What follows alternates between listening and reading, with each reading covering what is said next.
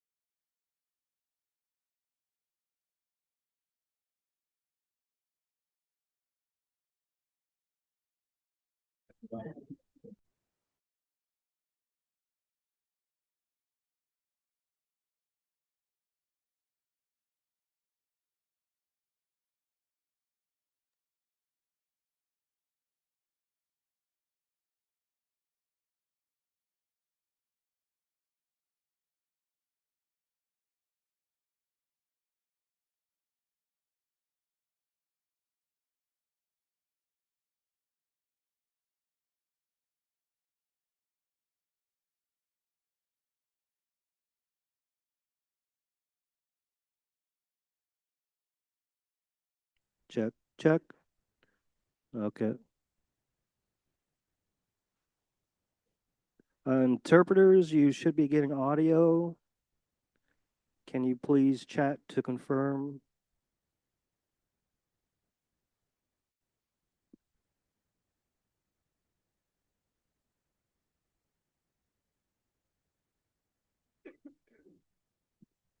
Check, check. 1, 2.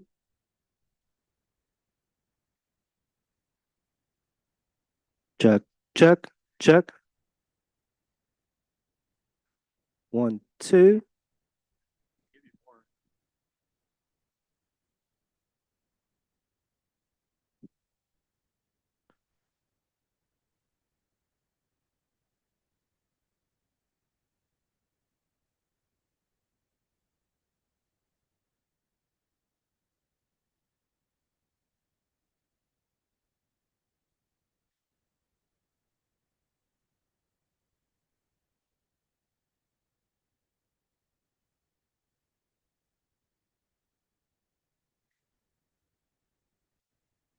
Check, check.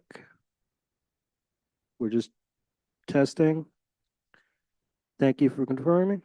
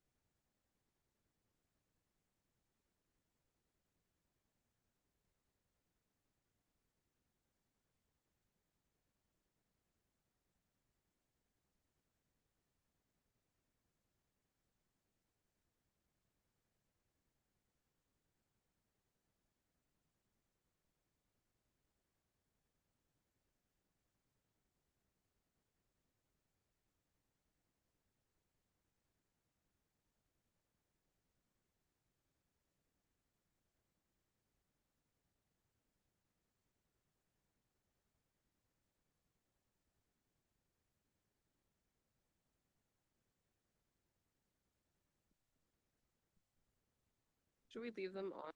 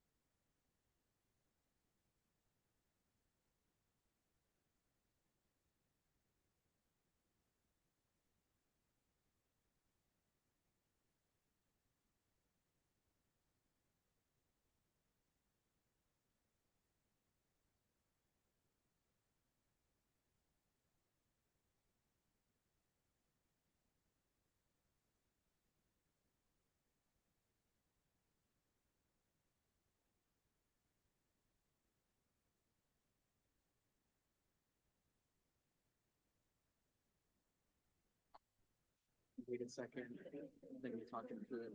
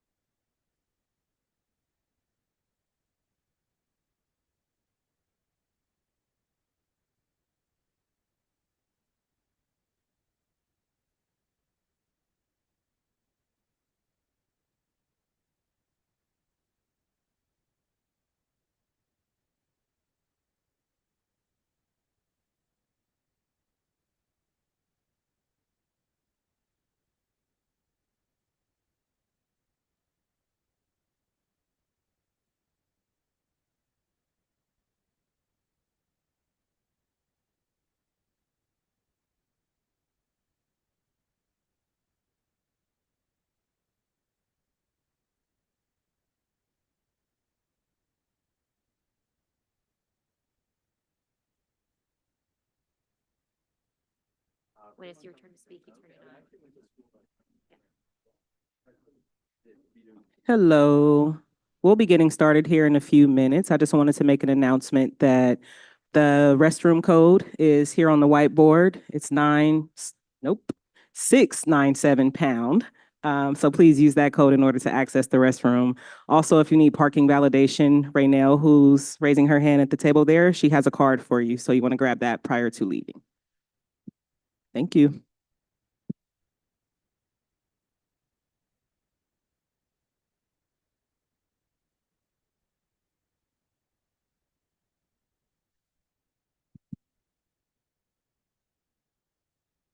All right, everyone. The California Youth Empowerment Commission meeting.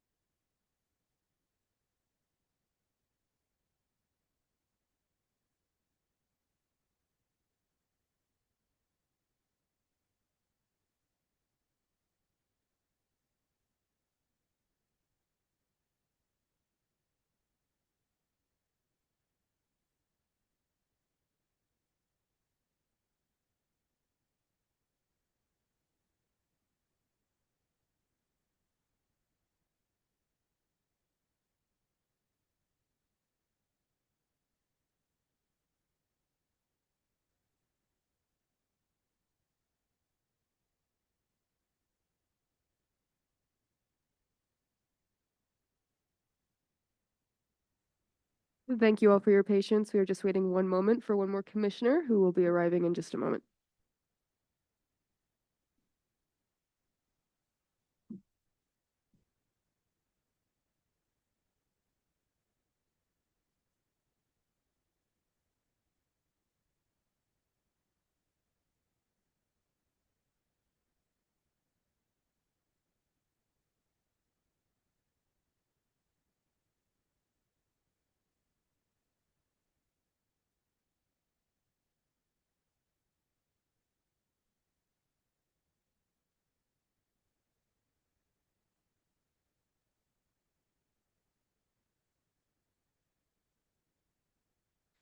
Alrighty. The California Youth Empowerment Commission meeting is called to order at this 10:19 a.m. on Saturday, November 23rd in San Diego, California. Really quickly, I would just like to make an announcement. I am navigating a cold, so in the event that I have to step out, we will momentarily pass it over to my vice chair, Aiden Lin, and we'll go from there. As we begin today's meeting, we do want to note a couple items. Let me double check to make sure that these slides have moved over. Okay. First, as we continue to engage guest speakers, presenters, and the public, we want to name that the information and opinions expressed by presenters or public commenters before the commission reflect the views of the speaker.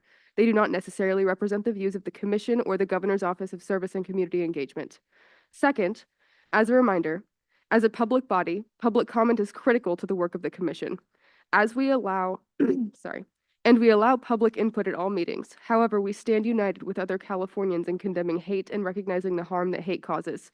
A hate act is a hostile expression or action committed in whole or in part because of a person's actual or perceived identities or characteristics, including race, color, disability, religion, national origin, sexual orientation, or gender, including gender identity, and or because that person is a part of a protected group. The rich diversity among our population in California is one of our state's greatest assets, and we are committed to supporting and protecting all people in California. As a reminder, if you are a victim or a witness to hate, racism, or bullying, you can report the incident and receive free support through the California versus Hate resource line. The hotline will help you identify next steps and help connect you to resources including legal, financial, mental health, and mediation services. Report hate by calling 833-8-NO-HATE or visiting californiavshate.org. The following land acknowledgement has been adapted from the San Diego State University Acknowledgement of the Kumeyaay Nation. We acknowledge with gratitude that the city of San Diego is on the traditional and ancestral lands of the Kumeyaay Nation. We stand upon a land that carries the footsteps of millennia of Kumeyaay people. They are a people whose traditional lifeways intertwine with a worldview of earth and sky and a community of living beings. This land is a part of a relationship that has nourished, healed, protected, and embraced the Kumeyaay people to the present day. It is part of a worldview founded in the harmony of the cycles of the sky and balance in the forces of life.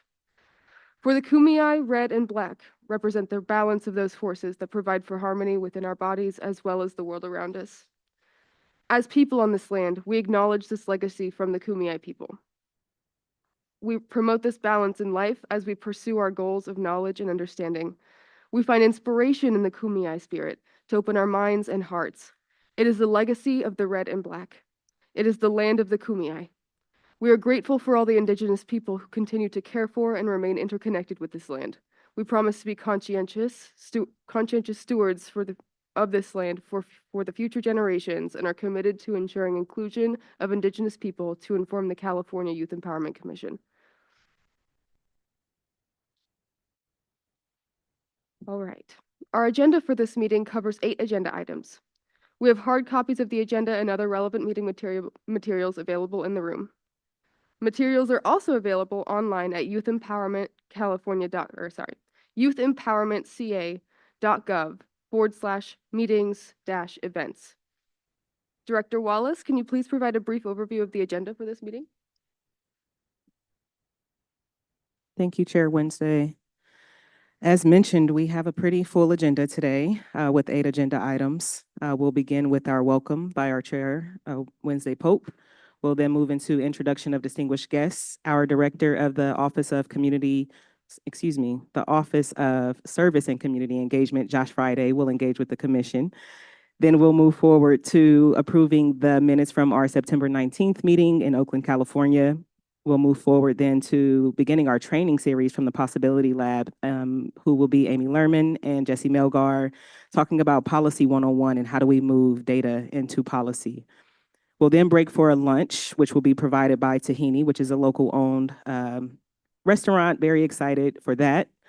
Following lunch, we'll have a panel facilitated by our Vice Chair, Aiden Los Tosido, on San Diego's approach of and how do we tell stories about the intersectional problem approach and solution to youth homelessness, and our unsheltered youth.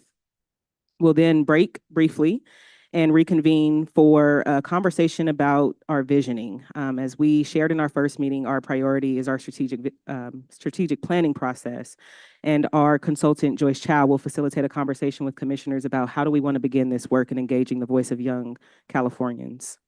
We'll then end with next steps for staff action after considering all information shared during today's meeting about how do our staff move forward this work. We'll then close with adjournment.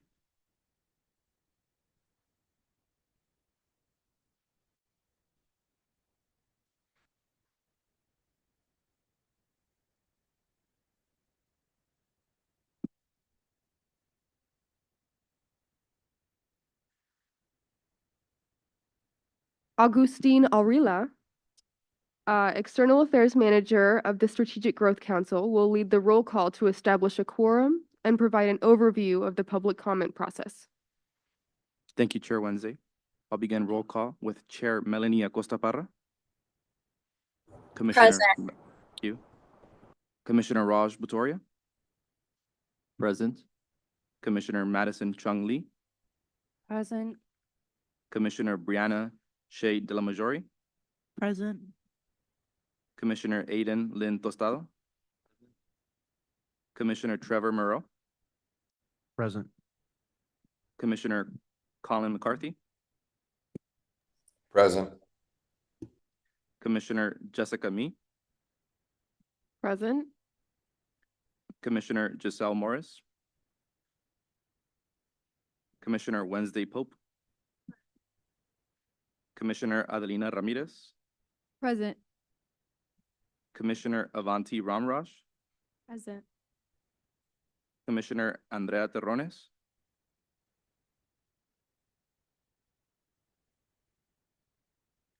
Commissioner Jocelyn Weinstock. Present. Commissioner Sarah Yee. Present. Thank you. We have achieved quorum. I'm here to provide some information to help us guide through the processes for this hybrid meeting, which we have designed with the intention of maximizing access by members of the public. Please note, we are providing interpretation services to Spanish, in person, and online for this meeting. If you are joining us by Zoom, locate the toolbar at the bottom of the Zoom window. Look for the interpretation button, which may appear as a globe icon. Click on the interpretation button to access language interpretation options. A pop-up window will appear with the list of available languages for interpretation. You can select your preferred language from that list by clicking on it. Estamos proporcionando servicios de interpretación en español, tanto en persona como en línea para esta junta. Si nos acompaña a través de Zoom, localice la barra de herramientas en la parte inferior de la ventana de Zoom. Busque el botón que dice Interpretación, que puede aparecer como un icono de globo terráqueo. Haga clic en el botón Interpretación para acceder a las opciones de interpretación de idiomas. Aparecerá una ventana emergente con una lista de idiomas disponibles para interpretación. Ahí puede seleccionar español. For those joining the webinar online via Zoom or by phone, please note that your microphone is automatically muted when you join. In order to minimize the risk of background noise, you will not be able to unmute your phone yourself. For those joining online via Zoom, please note that the webinar platform doesn't enable video for attendees, so we will not be able to see you. If you need technical assistance during the meeting or have a question about the meeting process, there are a few ways to contact us. If you are using the online Zoom webinar, the best way is by using the Q&A function, with several members of the Youth Empowerment Commission team monitoring it. If you have joined us by phone and you have access to email, please email youthem.empowermentcommission@opr.ca.gov. To submit in-person public comment, you can pick up a public comment card by the sign-in table, and you can return it to us at the back of the room. If you plan to make public comment virtually, you must be joining the meeting via Zoom, either through the webinar or phone option. You can visit youthempowerment.ca.gov/meetings-events and complete the public comment form linked there. You'll need to complete a separate form for each item on which you wish to speak. You may complete a form at any time during the meeting. When Chair Wednesday opens the public comment period for your item, we will call on your name. When you hear your name in that list, please raise your hand. To do this online in the Zoom webinar, click Raise Hand under the Participants menu. You can find that at the bottom of your screen. To raise your hand by phone, press *9. When it is your turn to speak, a member of our team will unmute your microphone. If you are online, you will see a window pop up alerting you that the host is unmuting you. You need to click the option to approve unmute. After that, you can begin to speak. Each speaker will have a maximum of 2 minutes to make their remarks. Speakers requiring or using translation services are allotted 4 minutes to facilitate full participation. If you're online, you'll see a timer pop up on your screen. Please monitor that and wrap up your remarks accordingly. Whether you are online or on the phone, Chair Wednesday or staff will notify you when your time is up. If you are unable to complete the online form but would like to make a public comment, please email youthempowermentcommission@opr.ca.gov. Thank you. Back to you, Chair Wednesday.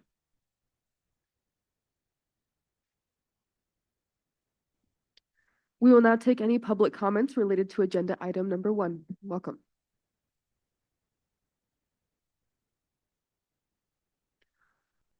There is no public comment for this item.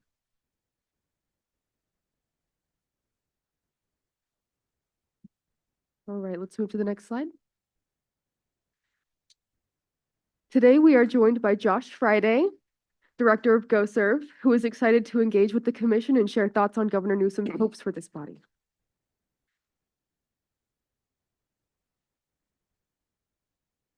Director Friday, thanks so much for being here and showing your support of this commission's work. I will turn it over to you. Well, thank you. I'm excited to be here as well in sunny San Diego. How lucky are we? We get to hang out in beautiful places like this together. How fun is that? Especially as Northern California floods away. Can everyone see me? Can you guys see me? Are you looking in the back of my head? Or I just want to make sure online if I'm looking. I'll look forward and let me know if I should move around if I need to. This is exciting. This is exciting that we all get to be together. This is exciting that we get to talk about the issues that we're going to talk about today. And it's exciting that you all stepped up, every single one of you, to be part of this commission, to do something meaningful for your community and for our entire state. And the truth is I'm here sitting here in this position, with this title of Director of the Governor's Office of Service and Community Engagement, just rolls right off your tongue, which is a new agency that the governor created, honestly, for the same reason that you all are. And I think it comes down to this word that's in your title, empowerment. The governor created, after he got elected, a cabinet position for service and civic engagement because he believes in empowerment.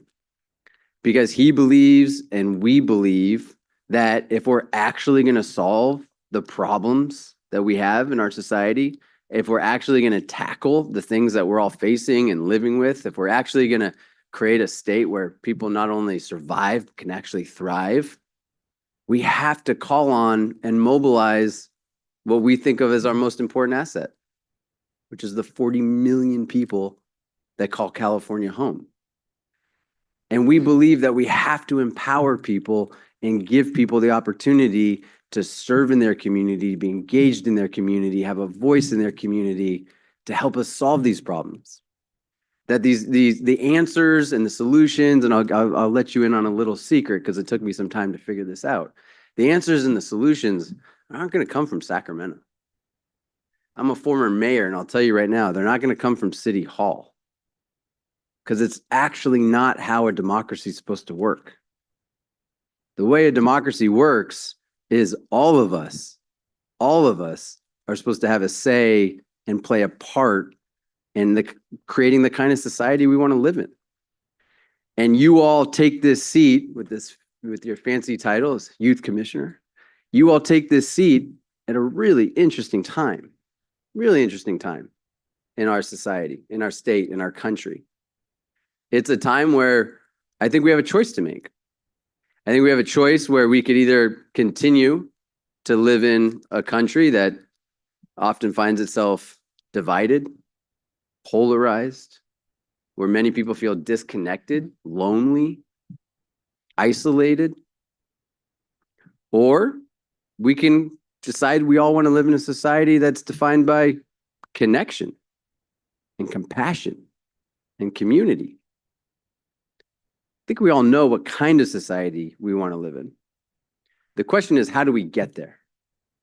How do we empower people, everyone, to be part of the solution in getting to that kind of society, the kind that we all want to live in? You all have a part now in helping us figure this out. Because I'll let you in on another little secret. We don't have it figured out. But you now, because you sit on this commission, have a seat at the table to help your state answer this question. Where do we go? Where do we go as a society? And that's an awesome opportunity, truly awesome opportunity that you have. It's also a responsibility. It's a huge responsibility. It's a responsibility to not just be a voice and a representative for your community, for people who've had similar experiences to you, but it's a responsibility to think and ask the hard questions and roll up your sleeves and do the hard work of figuring out how to make government work for people. How do we deliver for people? How do we make people's lives better? And we're also at this interesting point in time where we as a society have to figure out on the big issues, climate change, housing, homelessness, education, on the big issues, how are we going to deliver? How are we going to make people's lives better every single day? You all now have a seat at the table to help us figure this out. And that's cool. That's super cool. And we're super glad that you're here. And we're super glad that you're in this seat. And we need your help. We need your help to figure this out. So as we go through this, as we all start this journey together, and we all start thinking about and talking about some of the programs, for instance, that are run out of GoServe around a youth service corps designed to provide jobs and opportunities for young people to serve in their community, get paid. We talk about College Corps, which gives people the opportunity to serve their community and get a debt-free pathway to college, including our dreamers for the first time.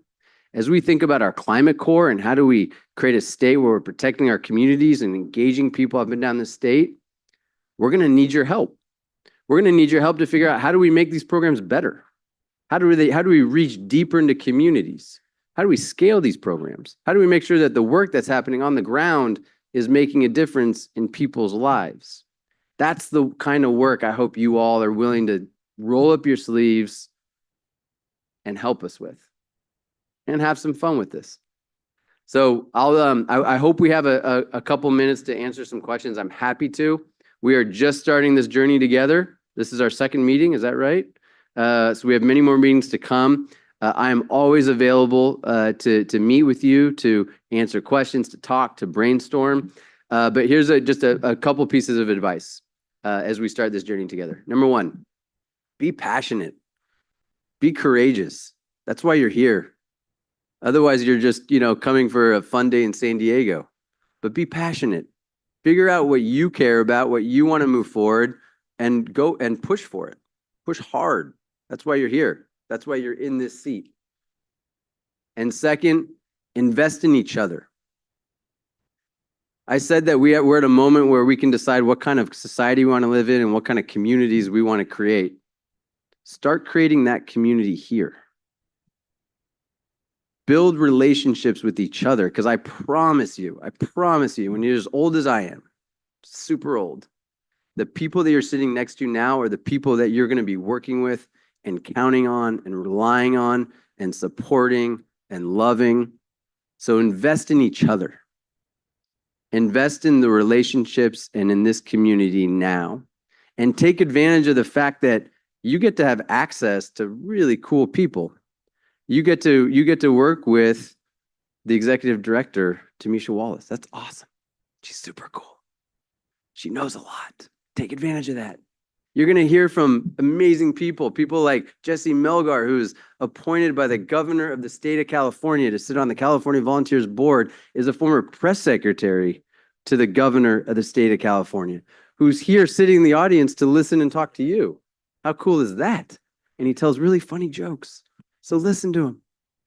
So take advantage of the fact that you get to be around people that share your passion, that want to see California move forward, want to see California be a place that's connected, that's compassionate, and makes this the kind of state where everyone thrives. So I look forward to working with you. This is going to be super fun. We have a lot of work to do, but you all are the model, honestly, the model of how we think about how we move our state forward, which is by empowering the people in the state of California. So thank you so much. Thank you for stepping up. We're super proud of you. Can't wait to work with you and happy to answer any questions if we have time. I don't want to get us off schedule though.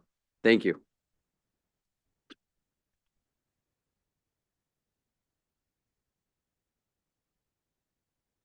Thank you, Director Friday.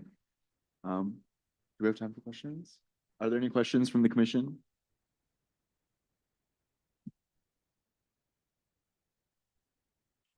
Any questions for Jesse? You can. Hello. Hi. I first of all, thank you for your talk. Very, very passionate, very empowering. I really appreciate you coming to speak with us. I wanted to ask what got you interested in this work and what really started your passion in this work? Yeah, I appreciate that. I think maybe probably similar to many of you, which is I always had this question, even since I was a little kid, of how do you make the world a better place? How do you improve society? And I sort of quickly or early came to the conclusion that that policy mattered, but that service is really how we create change. That we have this fortunate gift that we get to live in a democracy where we get to have a say. We get to help shape the world around us. But that only works when people step up to serve. And so I had a chance when I was young, when I was 17, I had my first service experience. I got to live in the Dominican Republic in a small village with no running water, no electricity. And it was a very formative experience because what I learned from service, where I was bringing clean drinking water to a community for the first time and doing community health work. But what I learned through service was that it gave me meaning and purpose in life. That it's where I found my purpose. Mahatma Gandhi has this great line where he says, "Find yourself by losing yourself in the service of others." And that I sort of found myself in service. And so I was very lucky where I got a chance to serve our country as an officer in the military. And through that experience, I got to see that the power of what can happen when people from very different backgrounds, very different perspectives, people who think differently, I guarantee vote differently, come together around a common purpose, a common mission to help others. It's really powerful.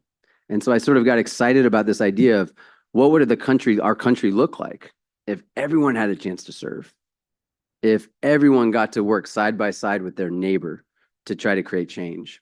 And so I'm very fortunate that Governor Newsom has this vision of empowerment, wants to see people empowered to serve across the state, and that now I get to hopefully try to give others the opportunity to find themselves by losing themselves in the service of others. Thank you. Thank you. Are there any other questions from the commission? Yes. Mic on? Hello, can you hear me? Okay. Thanks, Director Friday, for your great intro and for kicking us off here today. I wanted to hear a little more about your office and the other work that you manage. Can you give us a brief overview of the other programs that you work with in your office and where you see potential for a connection and collaboration with our commission? Yeah, thank you. I love that. I love that question. Now we're getting to work here. I like it. So we in our office, it has been California Volunteers. Now it's changed and it's grown. So we now have the Governor's Office of Service and Community Engagement, of which you all are part of. But the programs that we've built over the last 4 years, we call it the California Service Corps, which the governor loves to talk about, is now bigger than the Peace Corps. Has anyone here heard of the Peace Corps? Raise your hand if you've heard of the Peace Corps. Okay, all right. I actually did that at a college class once, and you'd be surprised how few people have heard of the Peace Corps. But so we now have over 10,000 paid positions throughout the state of California where you get paid just to serve your community, just to make a difference, just to help other people. So we created the first Climate Corps here in California, which has now become a model for 12 other states. And you may have heard recently last year, the White House created the American Climate Corps, which is cool, but that's based off of the California model.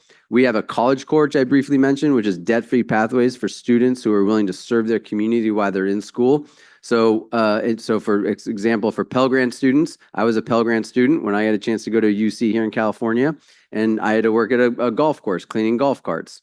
Now we have thousands of students across California who are serving in food banks, tutoring and mentoring in low-income schools, taking climate action, and getting paid up to $10,000 to be able to do that. We also have a Youth Jobs Corps program, which is focused on creating opportunities for low-income youth, foster youth, former incarcerated youth, low-income youth in our communities having a hard time getting in the labor market, but giving them the chance to realize that they have something really valuable to give back, that we actually need them to solve some of these challenges we've been talking about, and we give them a paid opportunity not just to make a difference, but to start their career.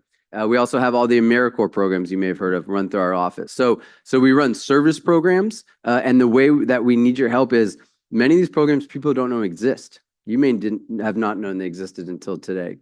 We need your help making sure young people know that these opportunities are there for them. We desperately need your help with that.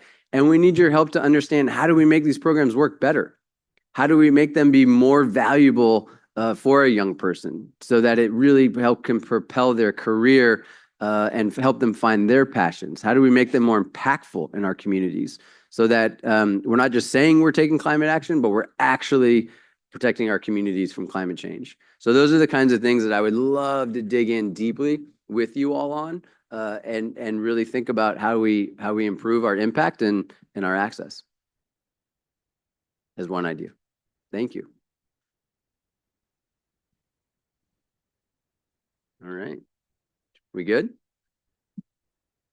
Are there any other questions in the commission? Yeah, one more. Hi, Director Friday, Yep. thank you so much for presentation, being here on behalf of the governor's office. I had a quick question. You've worked with tens of thousands of service volunteers, and I'm sure seen many youth across these communities. Curious to hear from your perspective, what are some of the biggest challenges that youth are facing right now and will face in the next few years? Yeah, it's a great question. And I'll answer with some humility that you all know better than I do. But what I'll share is some of the things that I hear. We have a mental health crisis in our country. And Harvard just came out recently with a study, which I can send you all, you can Google it, that talked about one of the biggest reasons that we have a mental health crisis is that, and one of the most important things we could do to address the mental health crisis in our youth is to give young people a sense of purpose and a sense of belonging. And so one of the things that I hear, and when I engage with our service members, is that by having the chance to serve, by having the chance to be part of something, for the first time they feel like they belong to a community. And they feel like they have a purpose by helping others, by giving back to others, by trying to create change. And that's new. And I think one of the things we need to, again, recognize is that can't be an anomaly in a democracy. Democracies won't function if that's the exception and not the rule. We need to make it the norm that as a young person, you are expected and given the opportunity to have an important role in your society, to be able to create change in your society, to serve, to know that you are valued, that you are needed. We have to create that norm. So I hear that from young people quite a bit. Hear the similar things everyone in California, I think, faces. College is very expensive. We need to make it more affordable. And the reality that not everyone's going to go to college. In fact, most Californians are not. So we have to think about pathways and opportunities and economic security for everyone, whether you're on your path to college or not. And that's something that we're thinking very hard about. And then we have to think about things like that's going to affect every single one of you. Every single one of you are going to be affected by the cost of living in California, housing. Something you should be talking very seriously about. At some point in your life, you're going to be, now you're thinking about how to pay rent. At some point, hopefully will be thinking about how to buy a house. And we've made it very difficult in California for working people to afford a place to live.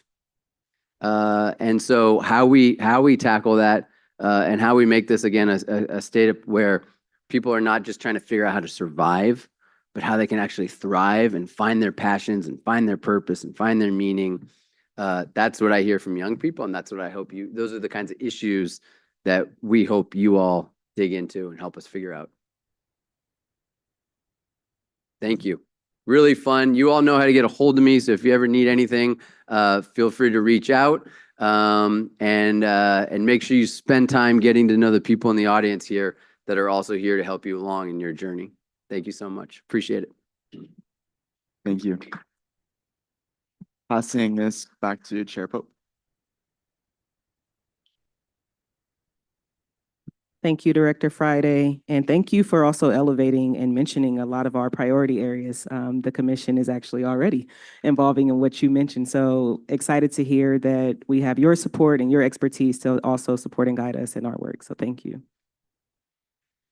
We've also invited a few elected officials to join us today. Unfortunately, we know that they have busy schedules and none are present now, but some may potentially join us throughout the meeting. If that does occur, we will invite them up to share any remarks that they may have. But for now, we'll move forward with our agenda. Thank you.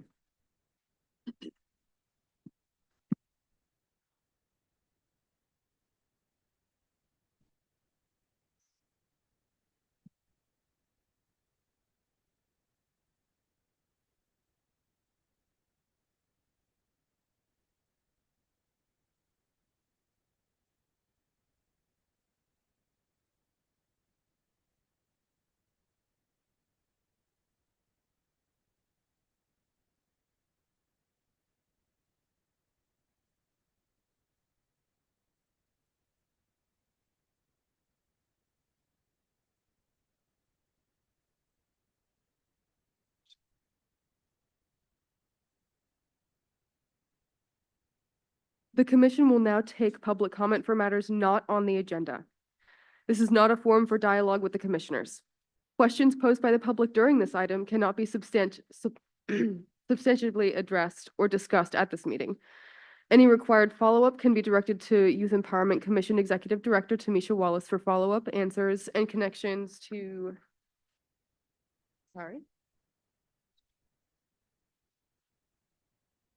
relevant staff. As a reminder, public comment will be limited to 2 minutes per speaker. Thank you. There are no public comments submitted for this item. All right. We will now transition to agenda item number 4, the consent agenda. For this meeting, our consent agenda consists of the approval of September 19th, 2024 meeting minutes. All right. Before we call for a motion, we will first take any public comment related to this agenda item, followed by discussion from the commission. There are no public comments submitted for this item. Are there any comments, questions, or discussion from the commission?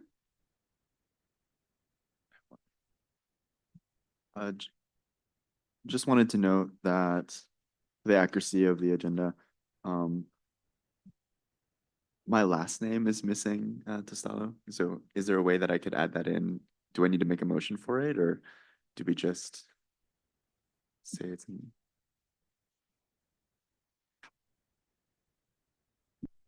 We have our legal counsel on. Shannon, are you able to weigh in on that if we have to make a motion to amend the meeting minutes prior to approval?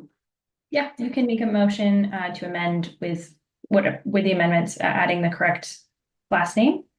And then second that motion, and take a vote for approval. Apologies, I'm just gonna make that motion really quick. I move to amend the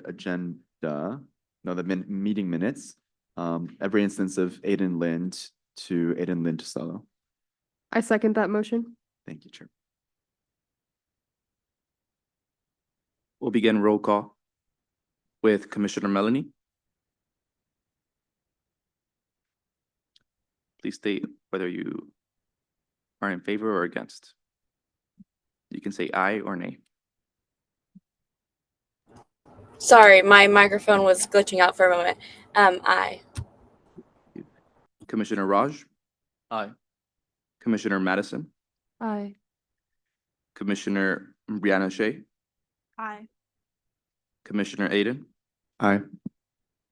Commissioner Trevor, Aye. Commissioner Colin,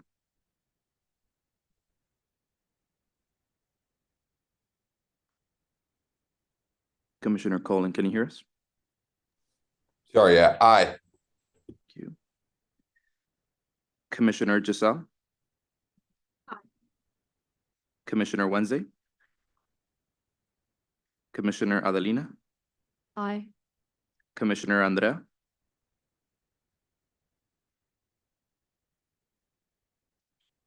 Commissioner Jocelyn? Aye. Motion passes unanimously. Sorry for making us do that, y'all.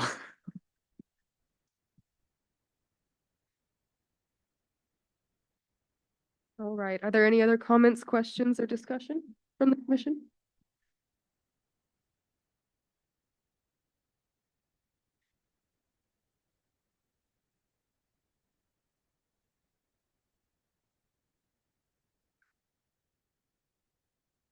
All right.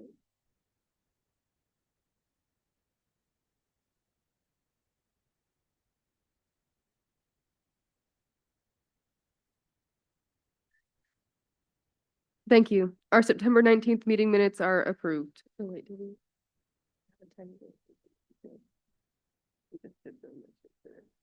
We just amended it. Okay.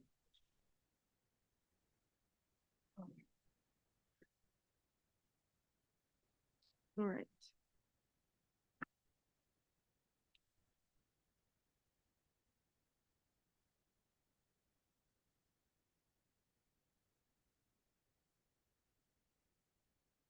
All right.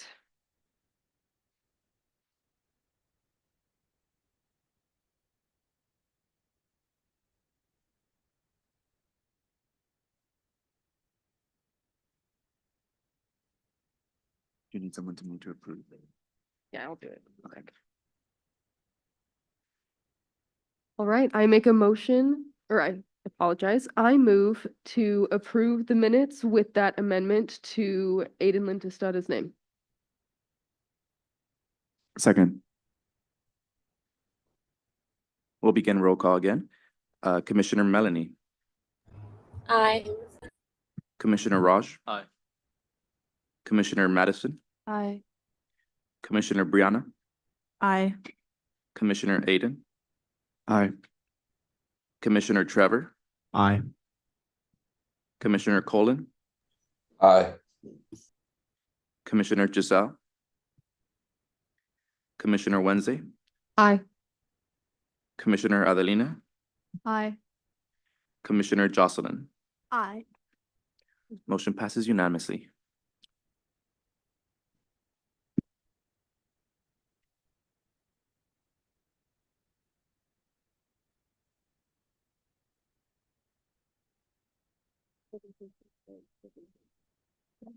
Thank you. Our September 19th meeting minutes are approved.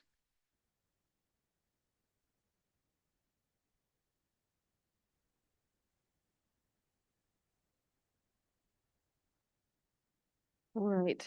Our next agenda item is Possibility Lab Training Policy 101. Thank you to the Possibility Lab for providing this support to the commission. I would like to invite Professor Amy Lerman, Executive Director, and Jesse Melgar, Senior Advisor for Strategy and Public Affairs from the Possibility Lab, to lead us through this training. Great. Thank you so much for having us today. Really a pleasure to be here with you all for your second meeting. Last meeting you heard from our lab director, Amy Lerman, who you'll hear from in a minute as well. But really excited to kick off this partnership with the commission to support through data, through research, through some of the resources we have at the Goldman School, at our lab, to advance some of the visioning and kind of, priorities that you all identify. Before we jump in, I wanted to share a little bit about myself, because it's somewhat relevant to the work you all are doing currently. And Josh stole my one joke that I had, which is that I'm also old and probably out of touch, but we're going to do what we can here today. I wanted to start by saying I actually was in high school the chair of the City of Riverside's Youth Council for the mayor of the city, and then I was a county chair for the Riverside County Youth Commission. When I went into college, I did my undergraduate at UCLA. I was also chair of the UC Student Association back in, and so it's really excited to be here and just know that a lot of the work that we do is informed by folks like me who have had similar seats at different points in our lives as you all have as well. Professionally, I spent about 10 years in state government. I worked as a communications director for the Latino Legislative Caucus and the State Senate. So I have experience on the legislative side, advancing some pieces of legislation and working on bills. I was a deputy secretary of state overseeing communications for Alex Padilla while he was California Secretary of State. You know him now as our United States Senator. And as Chief Service Officer Friday noted, I was also Governor Newsom's press secretary and communications director throughout the COVID-19 pandemic. So you can imagine it was a crazy time to be in state government. And in the last 3.5 years, my post-government life has been working alongside Professor Lerman at the Goldman School, first on a policy initiative, and then through the Possibility Lab.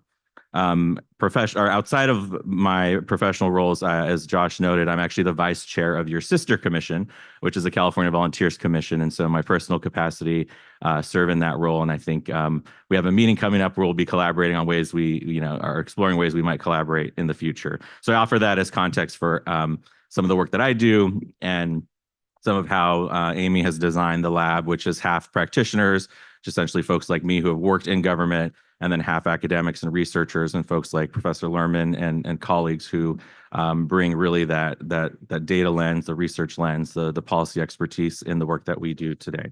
So with that, I'm going to provide an overview, which is probably going to be, not news to many of you who are astute and well-informed about how government works, but we're going to start with just kind of an overview of government in California, the different branches, which is, just a good place to start before I hand it off to our lab director, Dr. Lerman, to talk about policy analysis, what makes good policy as you all start thinking about, how you're identifying your policy priorities. And I assume everyone can see the slide deck on the screen here, correct? Okay, great. We'll start very elementary, right? So there are 3 branches of government in California. There's the executive branch, the legislative branch, and the judicial branch. The executive branch, as you all know, proposes and implements policies. The legislative branch drafts, debates, and passes laws. So these are, we'll talk about the 2 legislative bodies in California in a minute. And the judicial branch ensures that policies align with established law. So first, we'll start with the executive branch. This is a branch I had the privilege of working in. This is a branch that you all are a part of as a commission within the office of the governor at GoServe. As you all know, our governor is Governor Gavin Newsom. His responsibility is to sign laws that are sent to him by the legislature.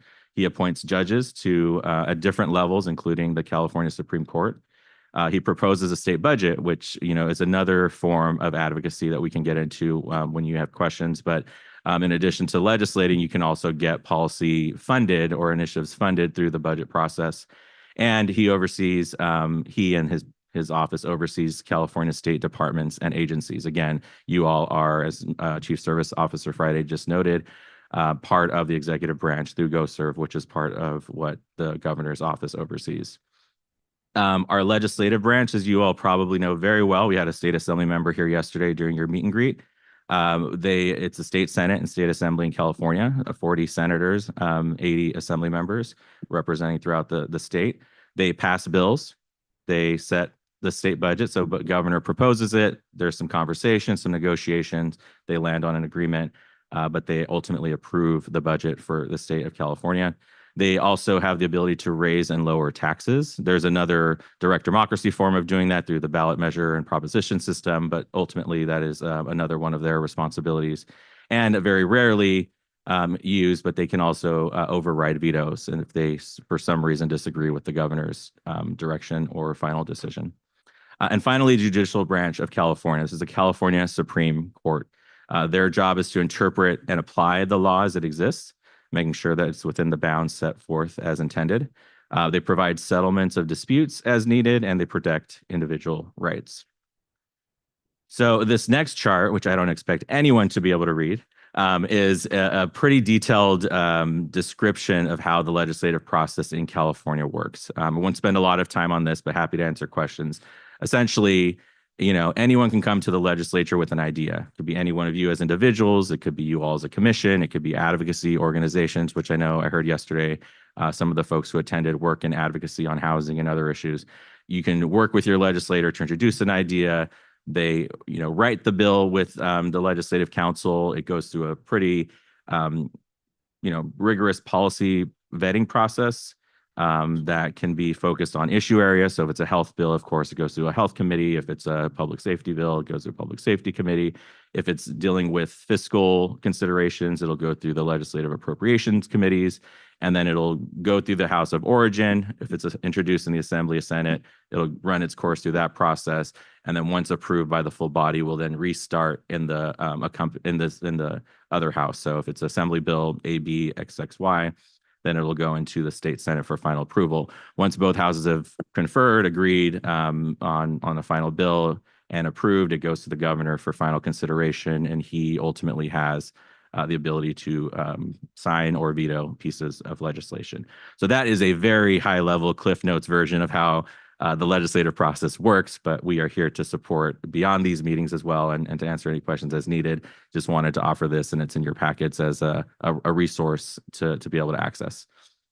And finally, as a commission, you all have the opportunity to engage in and with the three branches of government.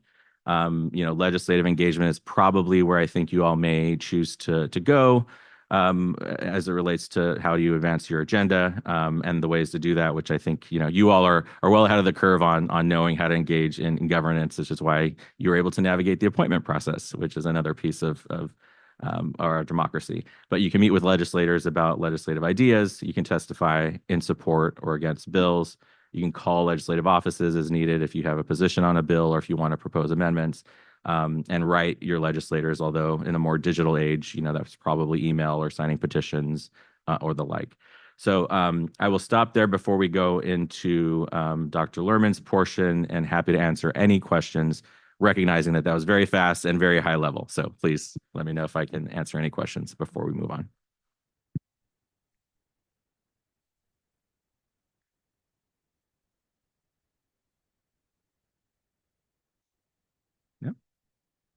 Okay, hearing none, we will pass it on to Dr. Lerman. How are you? It's nice to see you all again. So I've been thinking a lot about the question that came up at the meet and greet last night, sort of why are you excited about a Youth Empowerment Commission? And I clearly am excited because this is your second meeting and I have followed you around the state now. So I've been thinking about why I am excited about the Youth Empowerment Commission. I have been really fortunate in my career. I am surrounded by really smart people, people who've had high-level roles in government. I have taught courses alongside Nobel Prize winners. I have been surrounded by some of the smartest people and most educated people that in sort of the traditional sense. And I was thinking last night that, when I have a problem that I'm really stuck with and I really need just new ideas, the person that I go to is my 15-year-old. And he just because he's 15, he's not sort of constrained by the sort of traditional solutions or the way that we often think about these problems. And sometimes he just breaks me out of the kind of where I'm stuck. And that is why I am excited about a Youth Empowerment Commission. So I know this is called a training, which is not a word I love. Let's call it a co-learning workshop. One of the things that I say at the Possibility Lab really frequently is we're trying to do new things, right? That is our goal. We're trying to solve problems that haven't been solved in ways that haven't been tried. And there are no experts on how to do things that have never been tried. We all bring some expertise to the table, and hopefully the expertise that I bring in data and evidence and evaluation is useful to you all. But I'm not going to pretend that I know how to do the job that you all have signed up to do. If anything, the reason we need you is because I don't know. Josh Friday doesn't know. We need new ideas and new ways of doing things. And so one of the things I would urge you all is to not, to the extent that you cannot feel constrained by the sort of formality of all of this, we'll start with like, this is a really weird way to talk to a group of people. I feel like I can barely see you all at the end of the dais. So we will try and work around the constraints of having to make decisions through a very formal process. And we'll try and just pretend that we can talk to each other because that is how real work gets done. Let's start by just thinking about kind of where we start. And I'm hoping this will be really interactive, so feel free to interrupt me. I will ask you questions. Hopefully we can just start to think about what kind of work you all want to do and what role data and evidence might play in that process. So one of the things that I do and that I teach at Berkeley is policy analysis, which is really thinking about like, how do we know what is a good policy? How do we know what works, what is useful? If we're thinking about a policy that exists, how do we know if it's doing what it's supposed to do or doing something else, either positive or negative? And even harder is the problem of like, how do we know if a new thing we're considering is going to do what we want it to do, where we don't necessarily have evidence from the past because we're trying to decide, okay, we could move in two directions in terms of adopting policy. Like, how do we know what might be a plausibly good idea in the absence of being able to evaluate it in a traditional way? I mean, we could just pass it and see what happens and, hope for the best, but really trying to think systematically about what kind of evidence or data we might draw on, how we just think in a really careful way. So when I think about policy analysis, it's really, it starts with this question of like, how do we deeply understand a problem? How do we think really hard about what we're trying to do, what problem we're trying to solve? The problems that you all are talking about are really, really complicated. I don't have to tell you that. And they're all interconnected. There's sort of a web of systems that all work together. And so figuring out where in that system you can actually be effective requires thinking really carefully about the problem. Then it's thinking about like, what do we know about what the possible solutions are? And this is often what has been tried elsewhere? What have we heard about? What has been talked about? And sort of trying to think through how we would bring evidence to that question, right? So if we have 10 options that, I found this policy that's been tried in Sweden, and I heard a talking head on the radio talk about this other option. Then we think about how do we bring data and evidence to that so that we know which options to select, right, that we would want to support. And then if we get those policies passed, then we evaluate them and we say, did they do what we hoped or thought that they might do? So those are all pieces of how I think about policy analysis, and they're all really just about sort of thinking really systematically and carefully, taking the evidence that we have and sort of what is the best available evidence. And because often we're thinking about innovation, we need to think about evidence in a really broad way. Evidence can be data in the traditional sense. It can be talking to lots of people. It can be hearing from lots of people. It can be trying to think about kind of modeling something, which is really about sort of making some assumptions and trying to figure out what's likely to happen. So all of those pieces help us select and evaluate. This is a great, I actually don't know if Einstein really said this. I hope that he did. If I had an hour to solve a problem, I'd spend 55 minutes thinking about the problem and 5 minutes thinking about solutions. This is where problem definition comes in. And problem definition is really a sort of systematic way of thinking about what are we trying to accomplish? And I think for you all, no matter what set of policies you decide you want to focus on, really trying to get a handle on what we know about those problems, what you know from your experience, how you can draw on the experience of other young people across the state, what we know from existing data, what we know from sort of the history of the problem. And so when we teach sort of how to define a policy problem, we often think about it as taking a number of critical steps. And the first is, like, how do we frame the problem in a solvable way? And usually the way we do this is we think about too little of something that is good or too much of something that is bad, right? It's a really simple way of boiling the problem down to something that we need to change. And so we could think about, take homelessness. We could think about lots of frames for homelessness, right? Not enough affordable houses, too many people sleeping on the street, too big a disparity between racial groups, in terms of the homelessness rate. All of those are totally important problems to solve, but you want to know which one of those is the sort of the quantity that you're trying to move. And when you think about how to prioritize that quantity, think about the thing that would matter the most if you could change it, right? So I think homelessness is a really good example, because if we think about, like, if I could build more affordable housing, but there were still too many people sleeping on the street, would I feel like I did the thing I meant to do? Maybe, but probably not, right? Maybe right? So you want to think about what is the single quantity that, if you could move it, would be the solution to the problem that you care the most about. And then thinking about, okay, maybe then, building more affordable housing is not the problem. It's like a potential solution, because if I change that, it might change the problem I really care about, which is too many people sleeping on the street. So, spending some time brainstorming, like, what are all of the frames that you might focus on, and how do you identify the really critical things that you want to be able to move and measure and focus on, and you want to select solutions that are really aiming towards that goal, is going to help you really think carefully about the problem. Then there's quantify, right? So how big is the problem? And here it's sort of trying to think about how you just get a handle on the scope and scale of the problem, where it exists, for whom it exists.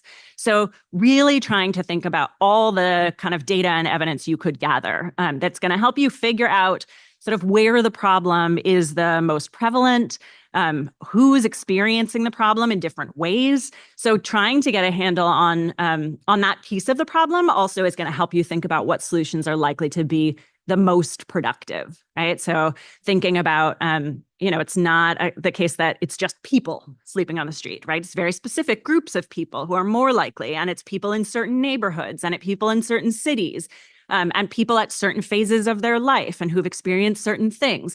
And so the more you can map the quantify piece, the more you can bring data to the problem, the more you're able to really target both the populations and the areas where the work is going to be the most effective. Then there's diagnosis, right? What causes the problem? And there's never one diagnosis to a complicated social problem. So again, this is a question of, how do we just do all of the data collection and sort of do all the reading and talk to people and really get a handle on why the problem exists, and try and document all of the different, I think of like points of intervention. So every cause of the problem is a place that you might target to solve the problem. So if you can make a master list of, like, this is the top 10 things we think are contributing to the problem, each of those might provide you with some jumping off point for brainstorming the kinds of solutions that you might want to think about. There's two more. I told you, solving the problem. This is why it takes 55 minutes out of every hour.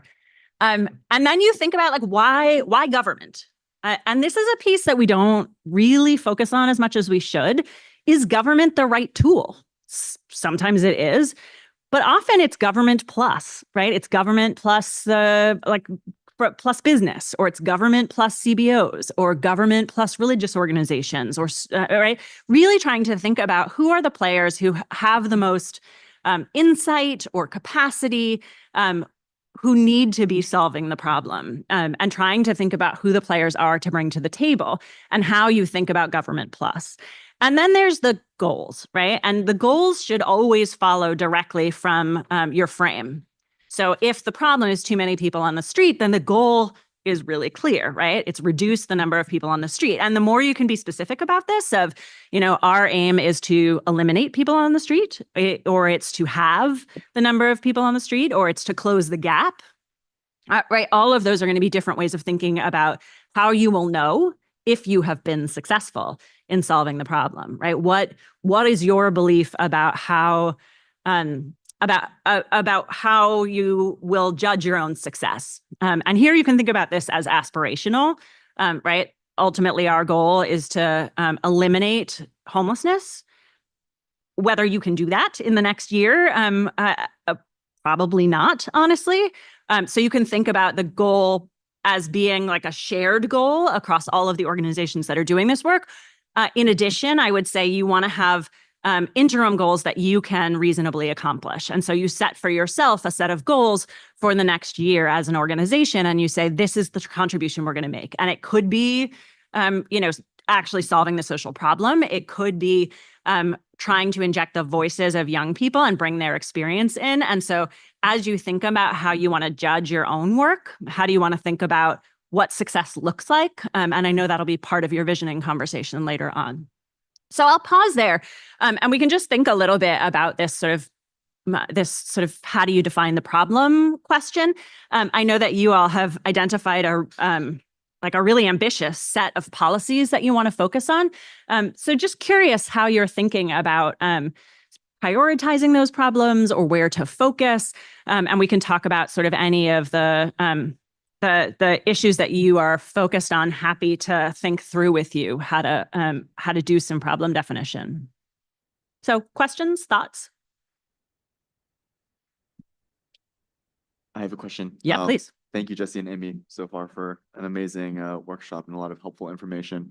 I think my question kind of both is about my approach to how this commission can work, and then what your thoughts are on balancing these things that I think the commission has a lot to balance, trying to address the holistic experience of youth. And we are only, 15 some people, even if we're supported by the state. So I think that for me, I know that we have a wide range of lived experience and expertise on our commission. And we also are balancing that against our limited capacity and resources. We have identified a very ambitious set of policy areas in key issue areas. How would you recommend basically balancing, leveraging our passions and lived experience with also, as a commission, being as effective and pointed as we need to be in order to meaningfully address these problems in the next 2 years? Yeah, that's a great question. That's a big question. I think it really is going to come down to what do you all want to accomplish, right? What is the hope? And I think the power that you have is to serve as a voice for young people, to really bring the perspectives and experience that you all have, and that is sort of the experience of youth across the state. So trying to think about what it looks like to really tap into youth experience, right? You all have a wealth, but even you all, despite how varied your experience is, doesn't represent the full range of experience of young people across the state. So one of the things we can talk about is, do you want to do some outreach, some data collection? We'd be happy to help you run a survey of young people to really think about some systematic, what are the experiences and preferences and priorities of young people? I think to the extent that you want to serve as a kind of connection to the state for local commissions, I think that's a role you could play, right? So that you can leverage not just your own capacity, but the capacity of all of these other organizations across the state that are doing this kind of representation of their communities, so that you don't have to feel like you speak for everyone. You can help be a conduit to the governor's office and the legislature for all of those local commissions who are really kind of going to be more tapped in than any of you will be to their own communities. And so that's a role you could play. I also think even at the state level, right? So in thinking about this as like a horizontal from the state and you to all these commissions, you could also serve a convening role across the organizations that Josh Friday was talking about, that there are all of these other kind of youth, empowered youth coalitions at the state level that you could bring together to think about some of these issues that you have identified that are really important and are clearly important to them as well. So I think there's lots of opportunity for you to really serve that role and to think about the measure of your own effectiveness being, if you can gather information and really represent the voices of young people across regions, across experience, across different preferences. And you can think about like your job is to represent those voices. And anytime a legislator or the governor is talking about an issue of concern to young people, they should be citing the work that you all are doing and saying, right, there was this survey by the Youth Empowerment Commission or this statement that got put out by one of the youth empowerment commissioners that, you know, represented commissions in this area, right? That if you can insert young people's preferences and needs and perspectives into the policy conversation, and make it so that any legislator who isn't thinking about those things when they are thinking about these issues that are directly affecting young people, like that the legislator is embarrassed to have forgotten that they were supposed to do that. And that like that would be a huge role that you could play and that you are uniquely situated to play.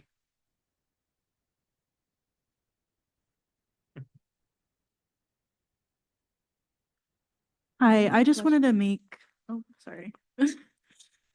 Okay. I just wanted to make a few comments. I was gonna say, like, I think that what you were talking about was very important. That I think that when you're working in just government work in general, thinking about such a huge community, it's hard to separate yourself from that. And a lot of times we get lost in our own experiences and our own just lived experiences of how is this gonna affect me. But ultimately, like, I've taken the thought and I'm realizing, yes, this is about me, this is about my experiences, but overall this is about youth all over the state that I could never even imagine what other youth have gone through. And so I think it's so important to collaborate with other youth. I want to make sure that that is something that we prioritize, is that we're working with youth themselves and not just experts that work with youth, but youth themselves, because it is such a privilege to be seated here at the table, to have a seat at the table, to have the opportunity to speak to people that are making change. But not all youth have that privilege to be here, to have the capacity to go and advocate, to make change. And so I want to make sure that we are going out to them and reaching those communities. I also think that when we're thinking about policies and legislation and just like big issues, I think that a good way to kind of tackle is to go back all the way, like keep going back until you find a root cause. Because I feel like there are a lot of issues that come down to basic needs, which is a lot of what we are prioritizing. Housing, education, mental health, like very basic needs. If you give somebody a stable home, a stable income, they're gonna thrive. You know, if you give somebody proper mental health support, they're gonna thrive. And so you can't just create all of these programs that are expecting you to already be doing better. You know, we need to meet people where they're at and meet those basic needs that youth all over the state are lacking. And so that's just kind of the way that I wanted to think about it. Yeah, thanks. So I'm a political psychologist by training, which essentially means like I am fascinated by how people think. And one of the reasons I became an academic is because I'm such a busybody. I want to know everything about everyone. And I find people fascinating. I am constantly amazed by how, if you sit down with anybody, you'll find something really interesting about them. And so being an academic just gives me an excuse to call people and show up at things and just like listen in on things. And I think the thing that has probably both gotten me into more trouble and made me fairly successful in my career is just I am endlessly curious. And I think to the extent that that is the perspective you all take through this work, not feeling like you need to be the expert, right, that sits at the fancy table. And if you sort of stay connected to young people across the state and you're really curious about how they're experiencing things and how you can be helpful and you're constantly trying to learn, like that is what will make you successful. And so like, you know, there's this thing called imposter syndrome, which maybe you all have heard of. It doesn't go away, right? And that's okay. It's good, right? Because if you feel like you know exactly how to do what you're doing, then go do something else because you're not going to learn anything new, right? You should always be a little uncomfortable and trying to do something that feels a little awkward because you're trying to learn it as you go.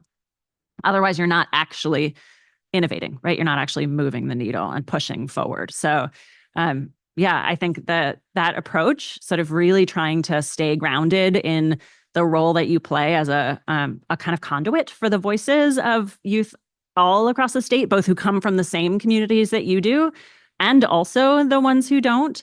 I think that's going to be where the real power is. Thank you again, Dr. Lerman.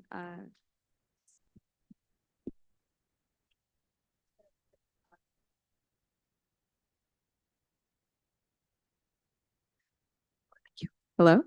Okay, that's Gotcha. better. I just wanted to quickly ask a question. Thank you for breaking down the policy kind of problem analysis. And I think this might be a little bit further in your agenda as well, or in your slides, as I've seen. But a lot of times, a lot of youth ideas are pushed down because it's really hard to implement something that just doesn't exist yet. So I was wondering what your approach would be to kind of combating the idea that like a lot of youth ideas are, of course, out of the box or whatever. But people tend to say like, oh, they don't realize like that requires taxpayer dollars, or like that requires something else. So it's very difficult to kind of try something that simply doesn't exist. I remember in my speech and debate journey, it would always be to compare it to like different countries already implementing certain solutions and giving those metrics. But that also gets met with the pushback of like the US being different. And so what is your kind of way of handling that? Are there predictive models we could use and that kind of thing? And what would our approach be to suggesting something that maybe has never been tried before? Yeah, it's a great question. I mean, I think you're exactly right? Know your stuff. Feel free to replace the word stuff with whatever other S word you want to put in there. Like, right? Know it. Sort of have the data ready. Have all of the evidence. Really think about, yes, I am aware that will take taxpayer dollars, and here's how I've thought through the budget implications and what that would look like. And yes, I realize that the US context is slightly different, and here are the 3 ways that the US context is different, demographically and politically and socially, and here's how I think it would translate into that context.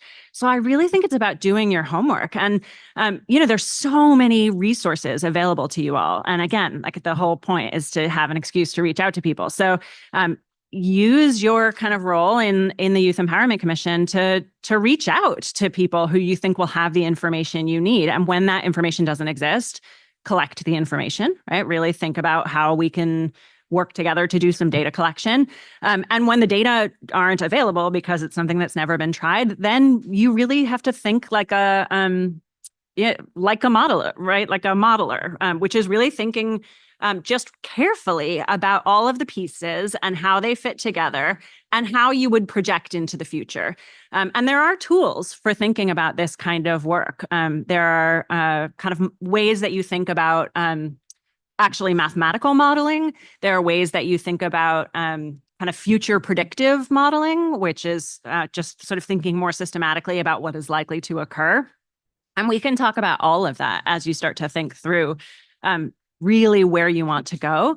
But I think, there's always going to be somebody who is trying to poke you back because it's hard. Right? Change is hard, and it does ask a lot of us, and it does require making people sort of think outside the box. And the more that you can preempt the criticism to say, yes, I have already thought that through, and here's how I am thinking about it, right? It's going into the room really prepared. Hi. I don't know if this is. Okay, perfect. I just want to thank you both, first of all, for coming and speaking to us first. And I also just want to make a comment about policy analysis. And there's this movement called effective altruism that's very similar to kind of what you're talking about, and viewing these big social issues from an analytical perspective and using data and evidence to tackle these issues. So I just wanted to add on to that. And something that we focus on in effective altruism is also how neglected the issue is. And when we have big complex issues like homelessness or mental health or education, there's bound to be smaller aspects of those that get overlooked. And so I think as a learning through you as a commission how to really find those problems that most people don't notice or don't talk about within these issues can have a big impact, because there are already so many people working on the broad issue. And just really focusing our goals on some things that just aren't talked about enough, and like finding ways to talk about those things and find those issues is really important. And I would love to learn from the both of you how exactly we can go about that. Yeah, hopefully we can learn that together. I think that's a great question. And I do think, so at the lab, we often talk about there's so many things we could do, right? We're really trying to bring data and innovation to policymaking, and there is no shortage of problems. So often when we're thinking about like, where should we focus our time? The question we ask is, why us? Right? Like who else could do this work? And if there's nobody else who could do this work, if we are best positioned to do it, then those are the places where we can have the biggest impact. So really trying to think about, what is your comparative advantage? What do you have to offer that is uniquely yours as an organization within state government? And how do you really lean into the places that only you can have an impact?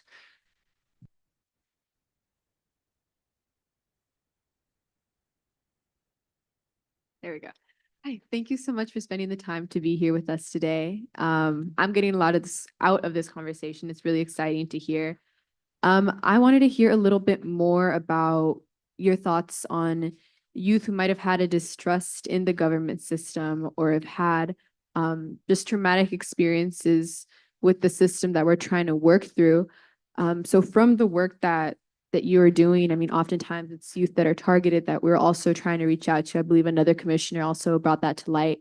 But from your perspective in the work that you do, what is your true like best practice to really tackle and being able to reach out to this youth who already just has a distrust of the same government system that we're working in?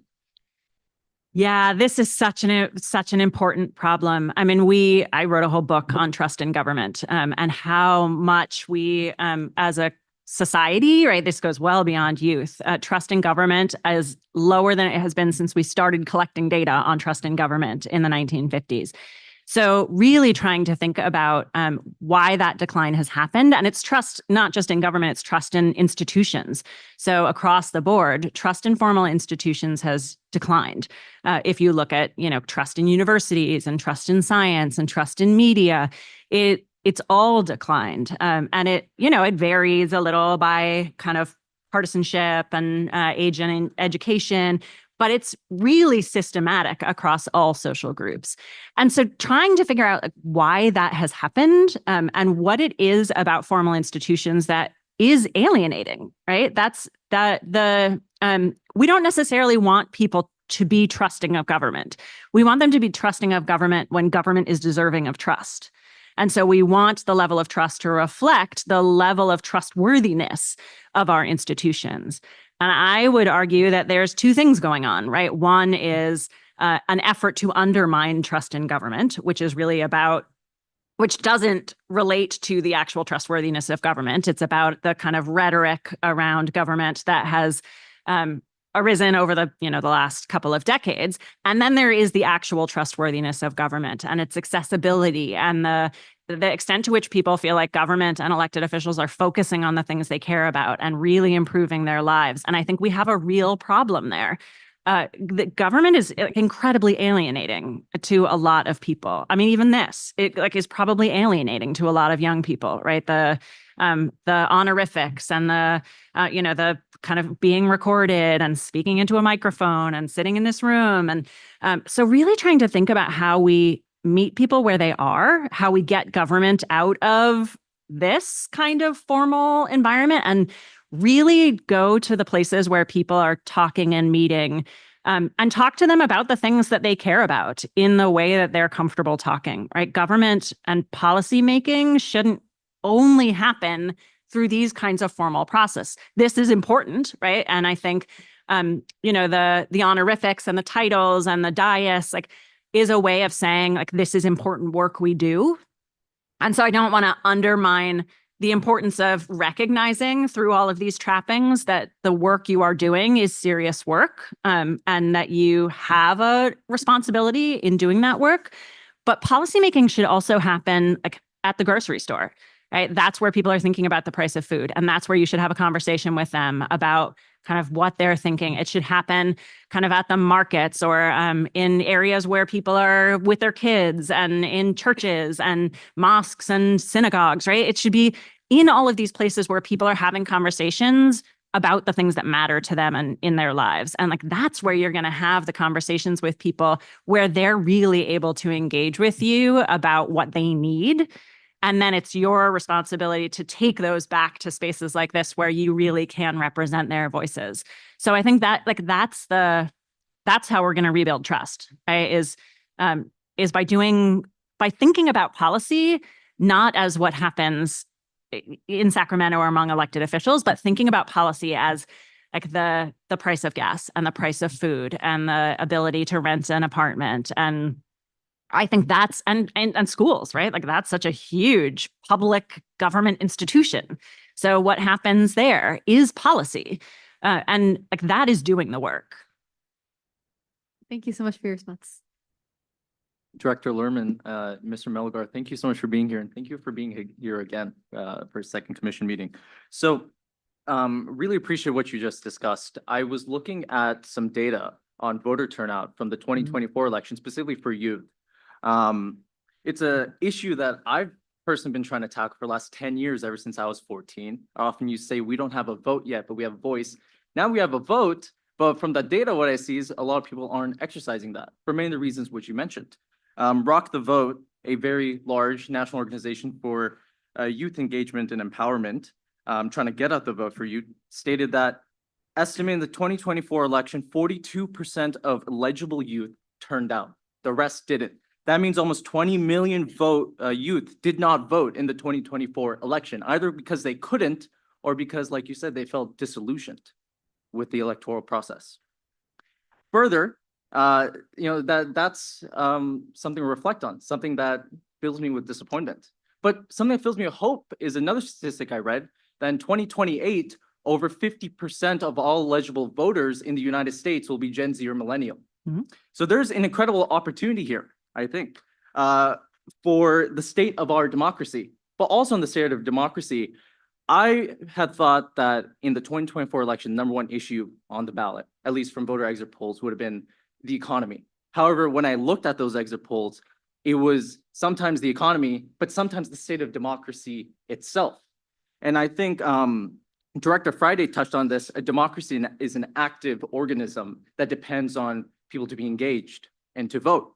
And two of the reasons that I found, as I've been speaking at different events, talking to youth who did and did not vote, is that one, they feel disillusioned in the process, in the system, and part of that is losing trust in institutions and the government, but also feeling like their voice doesn't matter. And the second thing they feel is there's incredible complexity in the current governmental system. It feels like a black box where their voices are heard, but not taken into account. So on that, I love one of the things you mentioned is that this commission is an incredible opportunity to be a conduit for the youth, to legislators and policymakers. So I actually had a specific question on that outside of formal recommendations, which, as you said, take a lot of time and often, are part of the issue for youth in how long it takes and how difficult it is to make change. What are some other ways that this commission can connect with policymakers and legislators to influence? And then second, outside of data, which I know you work with very closely and I really appreciate, what are some other ways that we can effectively influence and communicate to these policymakers? Yeah, that's great. Thank you. And I do, it isn't just young people who aren't turning out to vote. We have a voter turnout crisis. And I think, it would be one thing if people across the board weren't voting, but there are systematic differences in who is likely to vote that skews representation, right? So if young people are less likely to vote than older people, which they are, if people of color are less likely, which they are, if low-income people are less likely, which they are, then the people who vote have a disproportionate voice in who gets elected, and the people who get elected then have, some incentive to represent their voices more than others because they need to get reelected. So there's a pernicious cycle to the system. And I think, again, politics, it doesn't happen just at election time. It's not every 2 or 4 years. It's all about building capacity among communities to do this work and see where the everyday pieces of their lives connect to this kind of, to the kinds of policies that matter to them. So I think, there's a variety of things that this commission could do. I think storytelling is actually a really important one. And so I think of data and storytelling as being really connected. How do you help bring the voices of people who are experiencing things into the policymaking process? How do you introduce their stories? And that might be thinking really creatively about sort of how you think about narrative. It might be creating content, right? Videos and podcasts. It might really be thinking about how you not just symbolically bring the voices of young people, but actually bring their voices, right? How do you pull that together? And, we think a lot about how to match data with storytelling so that the data really remind you at every step that each data point is a person who has a story that is more complicated than you can represent. I would be curious too, Jesse, how you think about the communication question, and just sort of how you, given your experience, how you think about what moves legislators. Yeah, definitely. And I think there's a two approaches. So one is when I was at the Secretary of State's office, we actually passed or implemented pre-registration for 16 and 17-year-olds. We implemented the Voters' Choice Act, which increases more ways and more days that you can vote in California. And we did automatic voter registration, which is California Motor Voter. And so the logic there is like you implement these changes so that people can have easier access to voting. But as you're showing, the data is maybe showing that it's not as effective. I think so. On that point, what other policy interventions might we explore? Might youth explore to help encourage your fellow youth to turn out and vote? What are we doing wrong that could make it easier or better for folks to feel more like they're part of the process? As far as your question about what else you all could do, I think you all have a platform more than anything else. You are you are government, right? You are a commission of the state of California, and you have a platform, and that alone is a very powerful thing. The governor has a platform. So when he has a press conference, he can set agendas, he could set narratives, he could set public opinion on a number of things. So I think thinking about all the ways that Amy just mentioned, what other creative community engagement tactics might you use that are beyond formal meetings, but maybe more, do you bring a prominent speaker to come have a panel discussion on an issue of importance? You're not necessarily proposing a policy solution in that, but you're raising awareness on specific issues. So there's any number of ways you all might use your platform as power to influence some of these conversations, to get legislators to pay attention, and even including legislators in the process. One of the things that California Volunteers and Josh does really well is legislators and communities across the state feel ownership of College Corps, of Youth Jobs Corps, of Climate Action Corps, so that when we go back to the legislature and need support, they see the impact in the community. So what are those parallels that you all can start exploring to bring in some of the decision makers into the work so they also feel ownership in what you all are doing? How are we doing on time, by the way? Yeah. Okay. Yeah, there's so much to talk about. So let me just, I'm gonna just go through a couple more slides because some of it relates to some of what you've been asking, and then we'll have a little more time for a conversation. I think one of the things to think about is when you're thinking about what you're trying to accomplish is sort of trying to think backwards from the impact, which is this sort of big social, change the world kind of outcome, effect, to outcomes, which are really like the intended result of your work, to output, which is like things that you have control over, the things you do, and really trying to map that, right? Output is like, I did a thing, I held even this, right? This is your output. It is a public conversation that you are having that is sort of raising awareness. It is running a survey. It is hosting a conversation. It is creating a storytelling platform. It is bringing youth together across local commissions. It's all of the things that you can do that have impact. And then the hope is that those add up to an outcome, right? That they raise awareness, or they increase the likelihood that legislators will mention youth perspectives, or they move legislation. And then there's impact, which is the sort of big picture hope that your work plus the work of kind of CalVols plus the work of the Climate Corps, like all leads to impact, which is really moving the needle on these social problems. And when we're thinking about kind of what are the things that you would judge sort of policies on, you're really thinking about lots of things, right? You want to think about your effectiveness. So that is really like, how much are you doing the thing that you're hoping to do? So whatever you've defined as your output and your outcomes, whether it's too many people sleeping on the street, and that's how you're gonna, right, your effectiveness is changing that metric. And so the metrics you all focus on as a group might be, trying to increase the number of legislators that are mentioning youth voice, or it's increasing the number of people who are accessing data you collect, or it's increasing the number of youth who are contacting the Youth Empowerment Commission to share their stories. Right? It could be any number of things, but it's a metric that you can think about to judge your effectiveness. Then there's efficiency, right? Efficiency is thinking about effectiveness plus cost. So it's thinking about like, where can you have the biggest impact for the time that you're putting in? And so this is often, cost benefit. So it's thinking about, we have a limited number of dollars as a government. How do we make sure we get the biggest return on spending, right? Because we have to make choices, and we want, the biggest impact for the smallest number of dollars. And for you all, it might be thinking about, you have limited time, both in terms of how long you'll be serving on the commission, but also like in your actual daily lives. And so thinking about like, where can you have the biggest return on investment of your time? And so how do you allocate your time as a resource to get the biggest return, the biggest effectiveness from the value you put in? Then there's equity, right? So you might decide, we want to have a really big impact in bringing numbers closer together, right? And that the effectiveness might be about some kind of equitable return. So I might say, I can be really effective at reducing the number of people sleeping on the street, but in addition, I want to be able to judge the equity of the outcome, right? I want to reduce the number of young people specifically, and that's going to be a more specific form of effectiveness.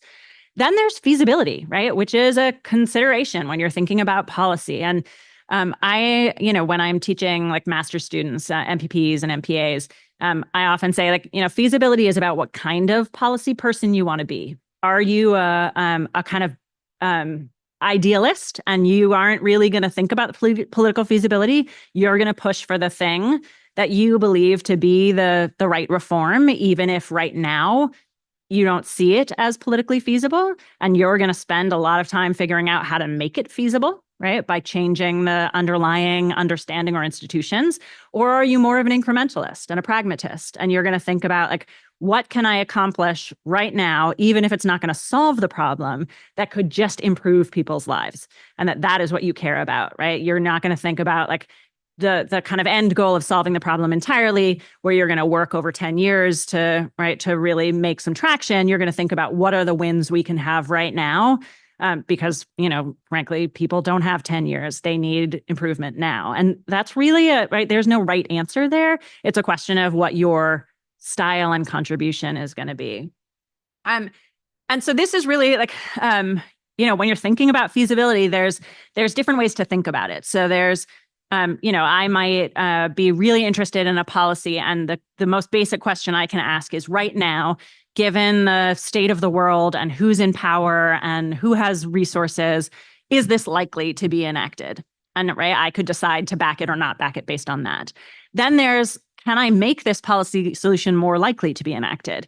And here's where I think you're really thinking about this sort of young people who are coming into the voter base. The more you can convince legislators that their voices are going to matter, and here's what they think, and here's the data that shows what they think, right? That can move the needle in what legislators are thinking about as being feasible for them to support. And then there's aspirational, which is like, I don't care if this policy could get passed right now. I believe this is where the world needs to go, and I'm going to kind of commit a longer period of time and more resources to doing the work to change the underlying systems that make things more feasible or not. The other thing to think about, and this is again trying to think about like what makes a policy feasible or not, is really the sort of distribution of costs and benefits. And this is a model that comes from kind of literature on trying to understand why some policies pass and some don't. And if we think about the distribution of costs and benefits, right, we can think about really concentrated costs and really concentrated benefits, things that affect small identifiable groups, right? Or we can think of really like widely distributed benefits and really widely distributed costs, things that affect lots of people. And we would think that the things that affect lots of people, right, that bring benefit to lots of people would be easier to get past. And in fact, that is not true.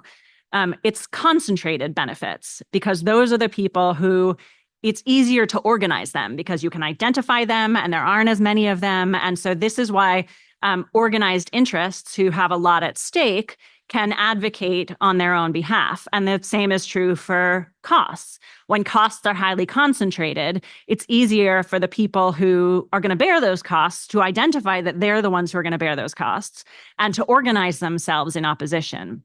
So when we think about what makes things feasible, right, and which policies are likely to pass, thinking about which sort of category we're in. Are the costs and benefits concentrated or distributed? And sort of how do we think about the landscape? And again, we can talk more about this as you're thinking about this question of kind of what policies are likely to pass and why some of them are sort of easier to organize around. But just know that when costs and benefits are concentrated, there's more likely to be organized interests that are going to work for and against those policies. Okay, so then this is sort of, I wanted to talk a little bit about this question specifically around like how do you go about aggregating the voices or preferences of young people or of any people?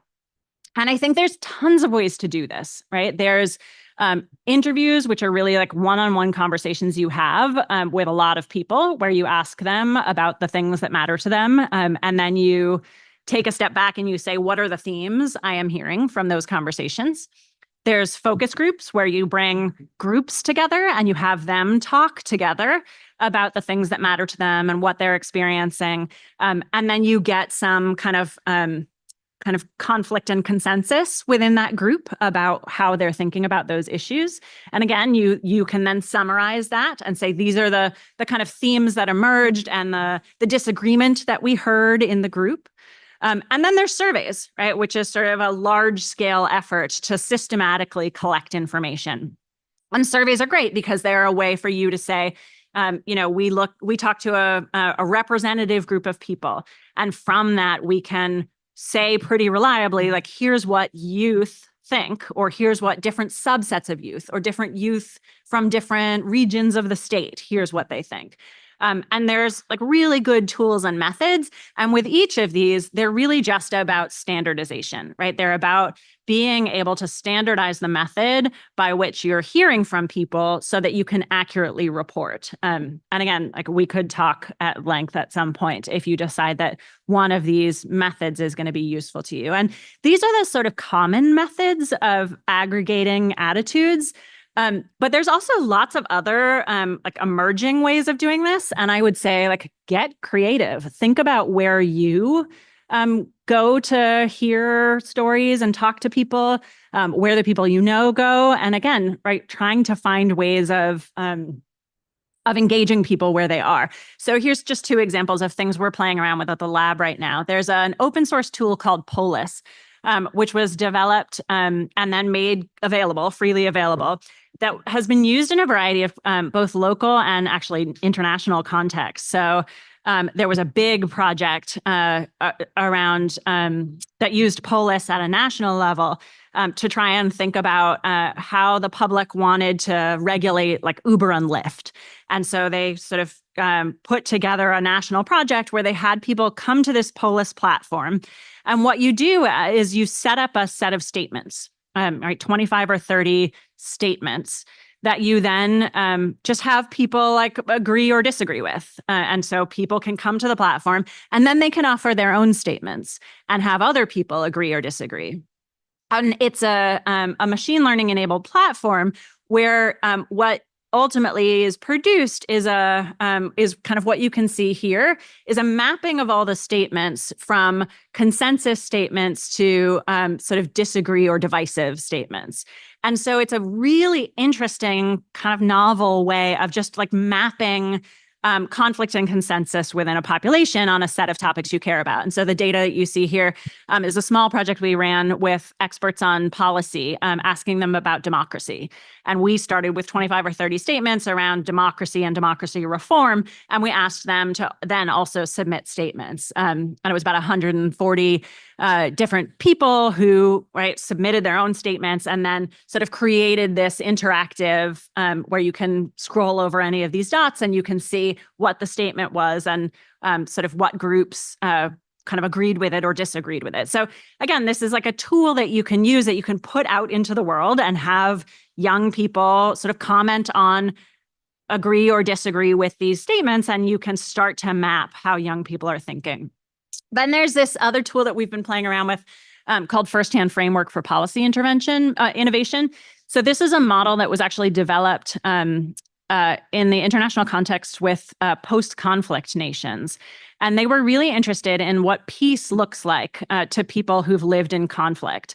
And the original model, which was called Everyday Peace Indicators, was developed by a guy who lived in Northern Ireland during the Troubles and who was thinking about like, what are the everyday signs and signals that people who live in those communities use to know whether their context is getting safer or less safe. And he was thinking about, like when there were all of these little kind of things like, the store closes an hour early, or they start to board up a window, right? Or there are fewer like kids out because their moms are keeping them home in case something happens. And these sort of subtle signs that they knew to look out for because they lived in the community, but that, somebody coming in from outside wouldn't necessarily interpret.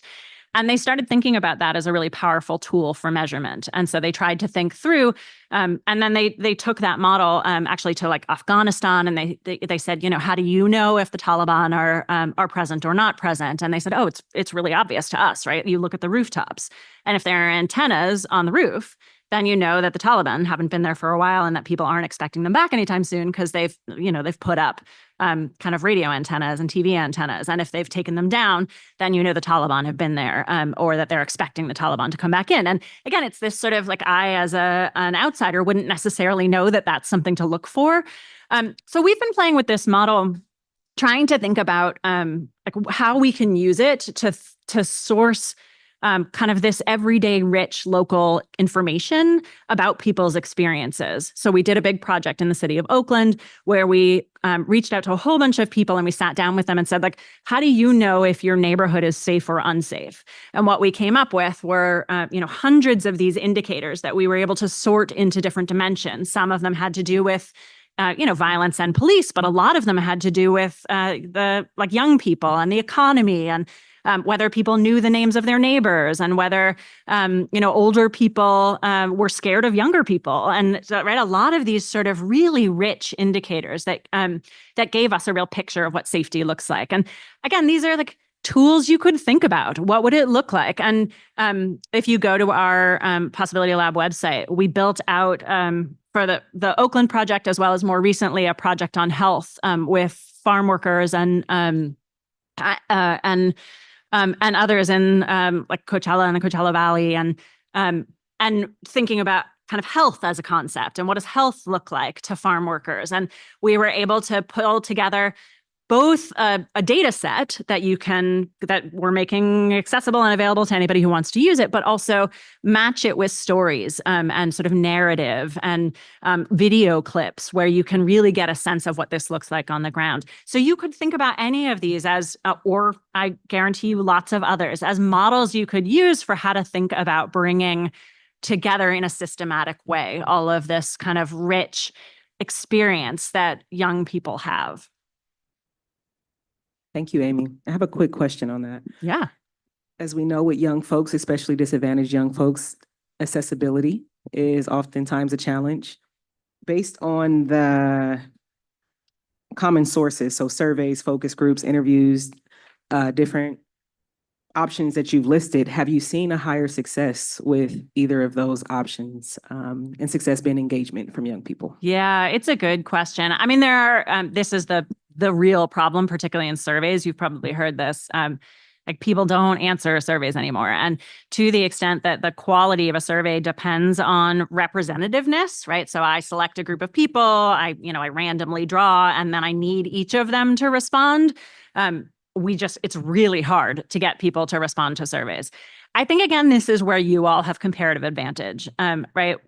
Young people are more likely to respond if it's the Youth Empowerment Commission, or if it's you, or if you can say, I am from your community, I am from San Diego, I am involved in these ways. Please answer these questions because I am going to bring your perspective to government, right?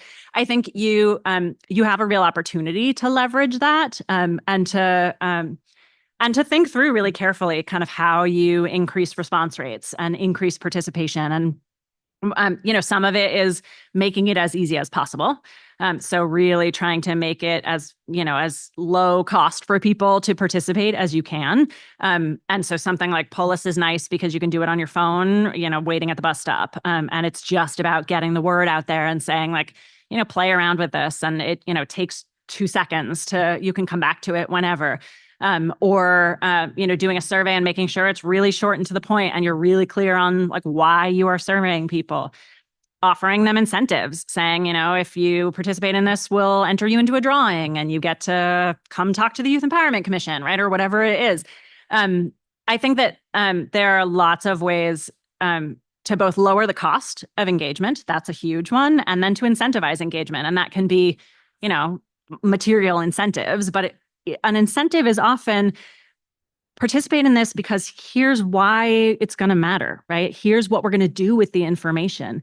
And often people don't engage for exactly the reasons you raised before, which is they don't think it matters. They don't think it's going to make any difference. And so it's incumbent on you all to figure out how to articulate why it's going to matter. And then even more importantly, making sure it does matter, right? And making sure that you take really seriously the responsibility of you've asked for their time. Now you have to do something with the information that you got.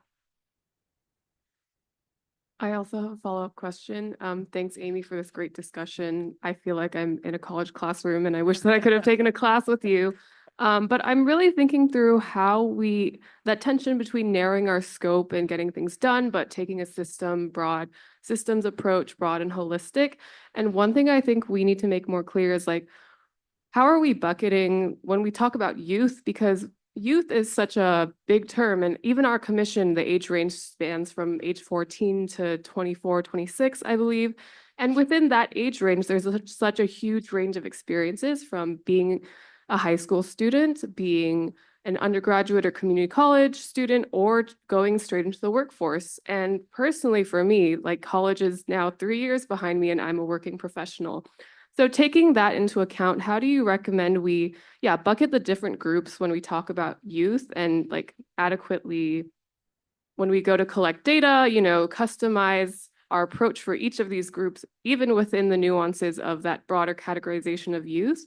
And also, when we talk about youth, are we also talking about children? Where does our scope stop and start? That's just a question I think that would really help inform our work moving forward. Yeah, I think those are decisions you all are going to have to make of sort of where you want to start. And it can be debilitating to feel like anywhere we start is never going to feel like it's big enough to solve the problem. I run into this in my work all the time, of just feeling like it's so easy to feel like anything I can accomplish today is such a small drop in the bucket of solving the problems that exist. And so I think, again, really thinking about how you are part of a broader whole. How do you draw not just on your own resources, but on the resources of other youth organizations in the state and other people who are thinking about these questions? And how do you serve as a convener of those voices and really try and network all of that activity so that you're really thinking about it as the combined effect of all of the people who are doing this sort of the same work. That's how the change is going to happen. You can't accomplish it on your own. And so figuring out what do you want to prioritize? And that's going to mean prioritizing some questions where you feel like either these are the things that matter personally to you or that matter the most to your community. Maybe it is actually running a survey and saying how are youth thinking about prioritizing? What do they want from you? Right. And sort of using that to guide your work. Maybe it's, just deciding amongst yourselves, this is what we're going to tackle in the coming year. And it's going to be some subset of issues that you could have tackled.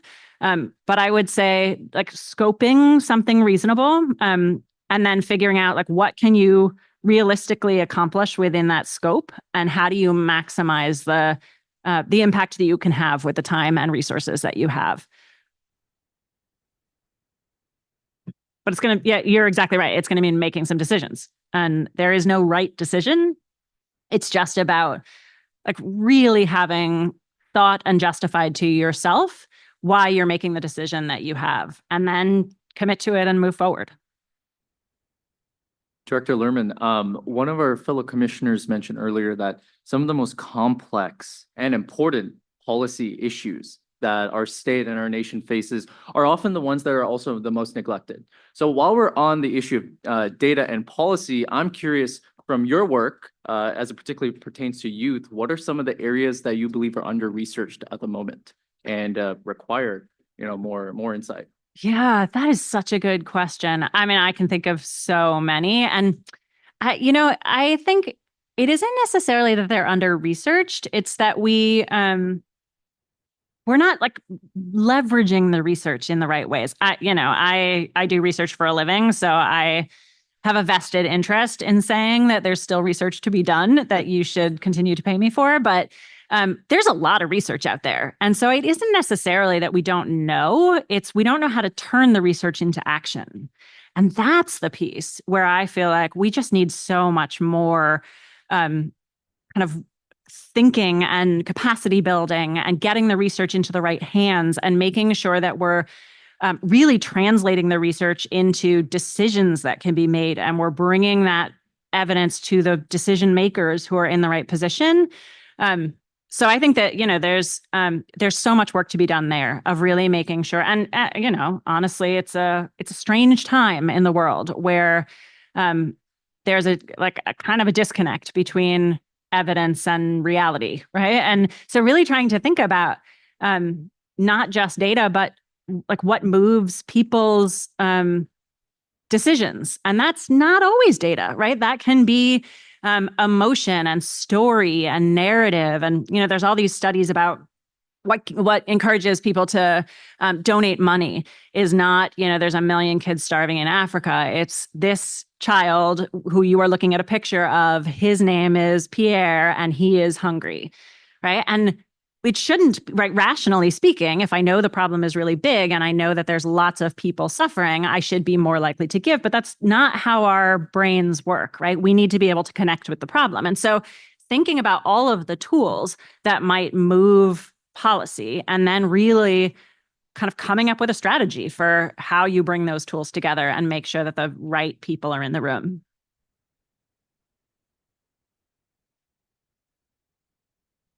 So I know you have a really robust agenda, some of which includes lunch. So we will be here for the rest of the afternoon. I think as you all spend some time thinking about where you go from here and what you want to prioritize, we would be more than happy to serve as a resource. And also, we'll certainly be in touch about how we can structure your work going forward so that you really can draw on us as a resource for any of this kind of activity that you want to plan, and sort of really thinking about how we can scaffold some implementation of some of this work in partnership. So thank you all for the work that you're doing. It's really exciting. Well, thank you, Professor Lerman and Jesse. We look forward to applying that training to our work as a commission. Really quickly, do we want to take any public comments related to this agenda item?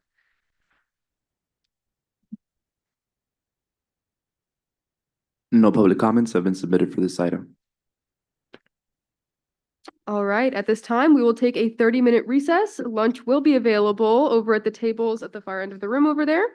We thank our host, Price Philanthropies, for providing this delicious food from Tahini today. We invite all of you in attendance to enjoy this lunch. We will return at, looks like 12:13. So let's say 43.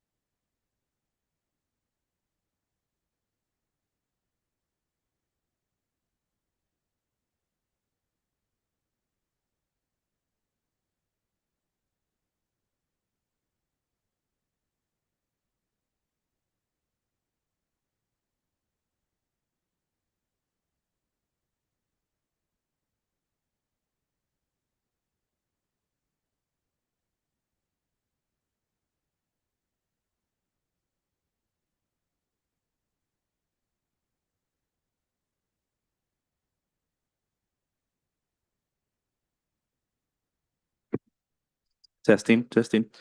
I know it's 12:43 and we said we'd be coming back at 12:43, but we're gonna extend our break for another 10 minutes. So we will be coming back promptly at 12:53. Thank you.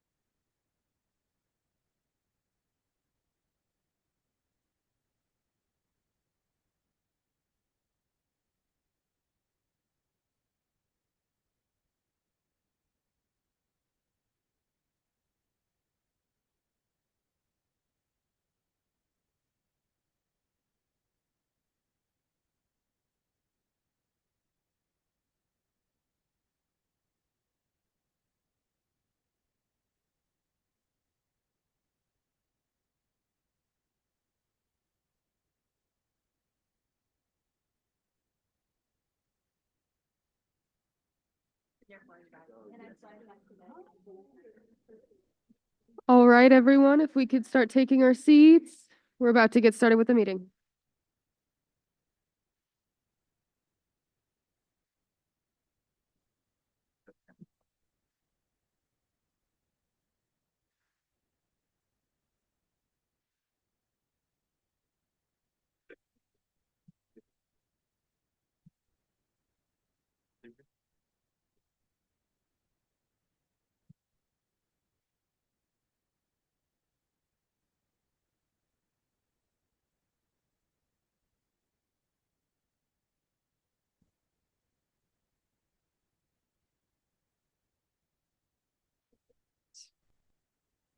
So many papers in here.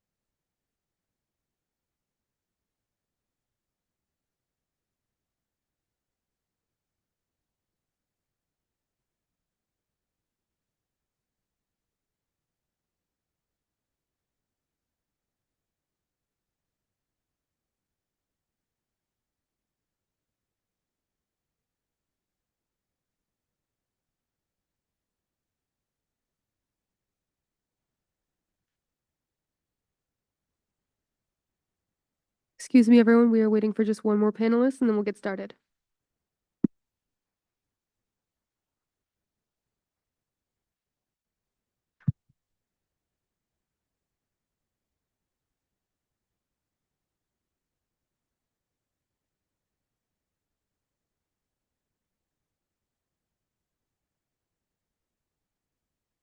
Okay.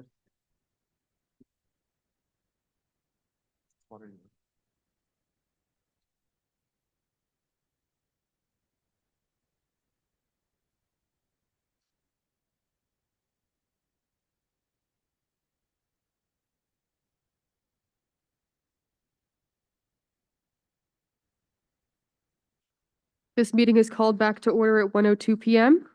Agenda item number 6 is a panel. San Diego's diverse approaches to youth housing and security and injustice, followed by a discussion among the commission. Moderated by Vice Chair Aiden Lintasado. Today's panel is an opportunity to learn from the different efforts to address housing insecurity and injustice impacting young people in San Diego. We are joined today by an amazing group of panelists to share their work and perspectives. Amy Denhart, Executive Director, Funders Together to End Homelessness San Diego. Nicole Lilly, Executive Director for Our Time to Act. David Baker, Youth Systems Director of the YMCA of San Diego County, and Z King, Community Leader. I would like to invite Vice Chair Lintasado and our esteemed panelists to the panel seats here in the room. You are already seated there.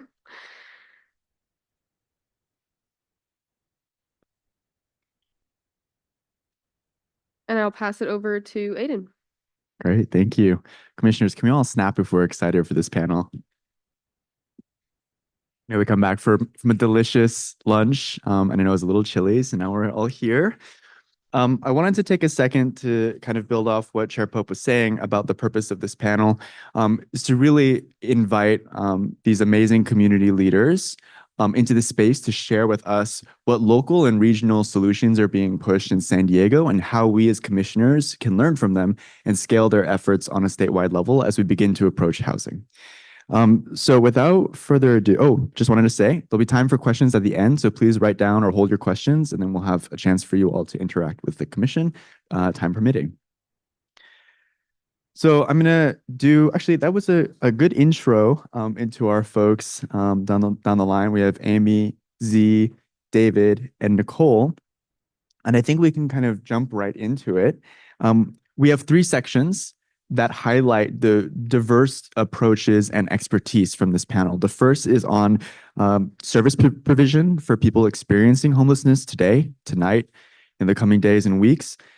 We have philanthropy and government, which is talking about how we sustain the work in San Diego.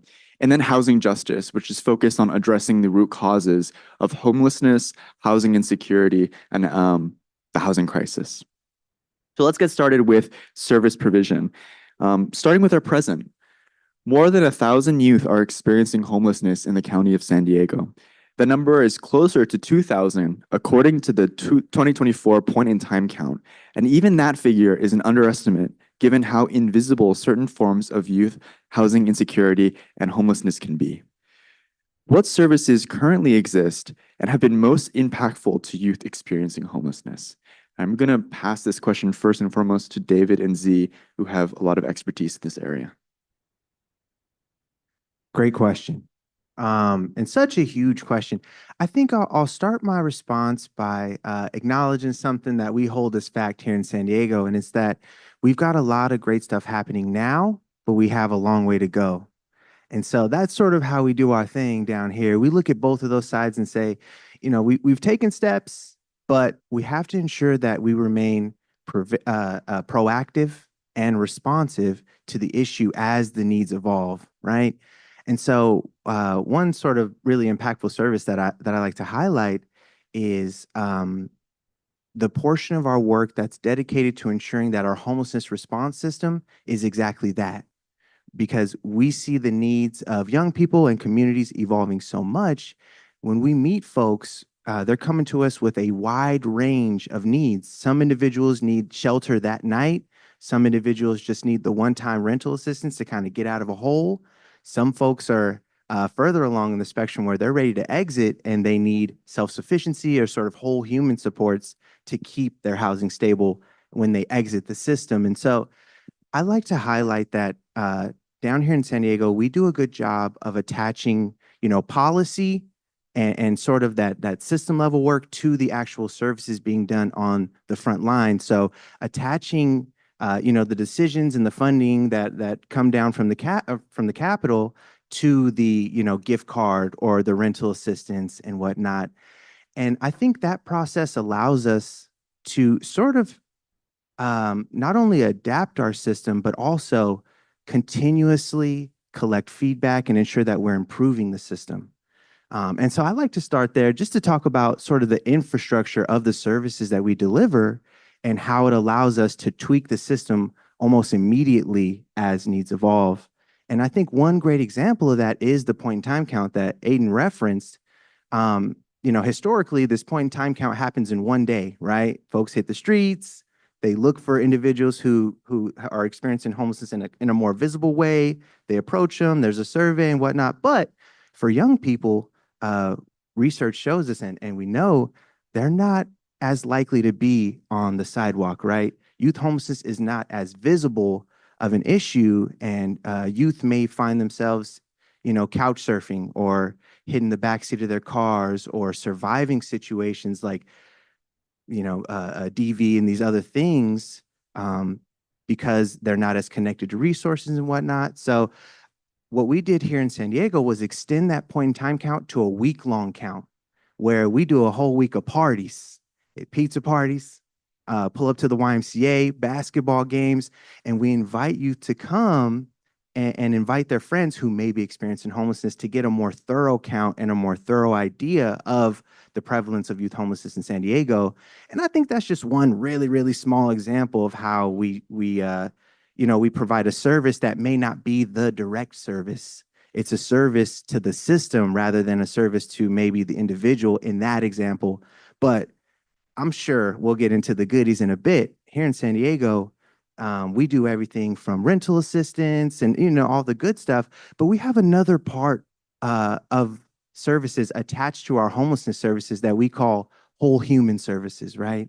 And that gives us an opportunity to connect individuals not only to housing, but the employment, the childcare, and all the other things that will help sustain that person, not only in their housing, but when they graduate from the system. So I think that's one good sort of glimpse into the umbrella of what we do here in San Diego. You kind of covered it all. Yeah. But yeah, I think the biggest one that I have, I come from the lived experience side as well as being as a community leader, has been the job readiness. Because as David said, homelessness for me, I wasn't out in the streets. I was in my car. I was couch surfing. I was doing all of that, but I still wanted to be a productive member of society. So that looked like me trying to figure out how to get job. I have little, so childcare. So what I have noticed with the youth that I've worked with is giving them back their power on that side. It gives them this like, I'm still a person, I'm gonna still go work, and then I still have the energy later on to figure out my housing. So job readiness has been a forefront, the internships, the San Diego Workforce Partnership, and not just internships in the community, but where they can be a part of things like this. So working with the County of San Diego, probation offices, and things like that is really important to them. Thank you, David and Z. Oh, so powerful. Yes, please, Nicole. Yeah, no, just obviously y'all are the experts. And I appreciate y'all sharing that out.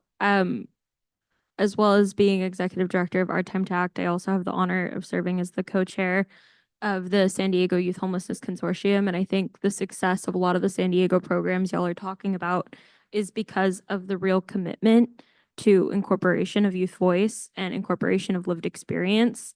I don't think we would have such successful like parties to bring into the point in time count if it wasn't informed by those who've actually experienced the system. And so I think that's a really powerful thing to note. I think that's really what contributes to San Diego's success in our service programs. I also want to note the fact that on the housing policy side, like I'm very excited to see in upcoming community coordinated plans, correct? Yeah. Okay. That there's attention being paid to policy as well as services, because our ultimate end goal is to eliminate the circumstances that create unsheltered and unhoused youth. And so that commitment is exciting to see. And also to note, like the San Diego Youth Homelessness Consortium is a really powerful tool as well, because it allows all of the service providers to be collaborating with one another, moving away from a scarcity mindset and into a collaborative mindset, which I think has also been really imperative to the success. Amazing. Thank you. So, chime in. No worries. Yeah. So what I'm hearing here is, Dave, one of the key elements is the holisticness of the services and the need and the ability to fulfill diverse needs from youth experiencing homelessness. And from Z, I'm really hearing the dignity of youth facing or experiencing houselessness combined with the agency and the power of being able to sustain yourself, right, with career preparation and support, right? And then from Nicole, I'm hearing as well the commitment from these service providers, not just to provide amazing services, but also to work collaboratively with one another and to have a commitment to policy change that goes beyond just the service provision as well. Okay, great. Keeping my head in the game. Y'all are giving really great answers. The second question here is, how do you and your organizations identify, address, and prioritize needs of youth experiencing homelessness while they are also navigating other traumatic experiences, marginalized identities, and compounding harm? That's a deep one. That's a deep question because it's a huge job, right? We want to ensure that our system is responsive to the different identities, the different needs, the different desires and goals that young people show up to our front doors sort of needing support with. And so when it comes to the identification and all the rest of the service delivery, there's two parts of the system that I'll highlight. The first one is relatively simple, and it's the technology that we use. So how many folks are familiar with HMIS, or Homeless Management Information Systems? It's a sort of homelessness, or a database that's designed to manage services and clients, and it's attached to the different COCs, or continuum of cares, that exist in each county. And so on that side, we have tools like a VI SPDAT, which is a vulnerability assessment that young people can, the case managers will administer to young people, and it'll help us sort of quantify their experience with a few different factors. So that's kind of the easy part, the technology part, the part that's more prescriptive from HUD and other entities. But there's this deeper conversation about who do we prioritize when there's only one bed left, right? Do we prioritize the mother with 3, 4 children? Do we prioritize the student? Do we prioritize the individual who may be working through substance use?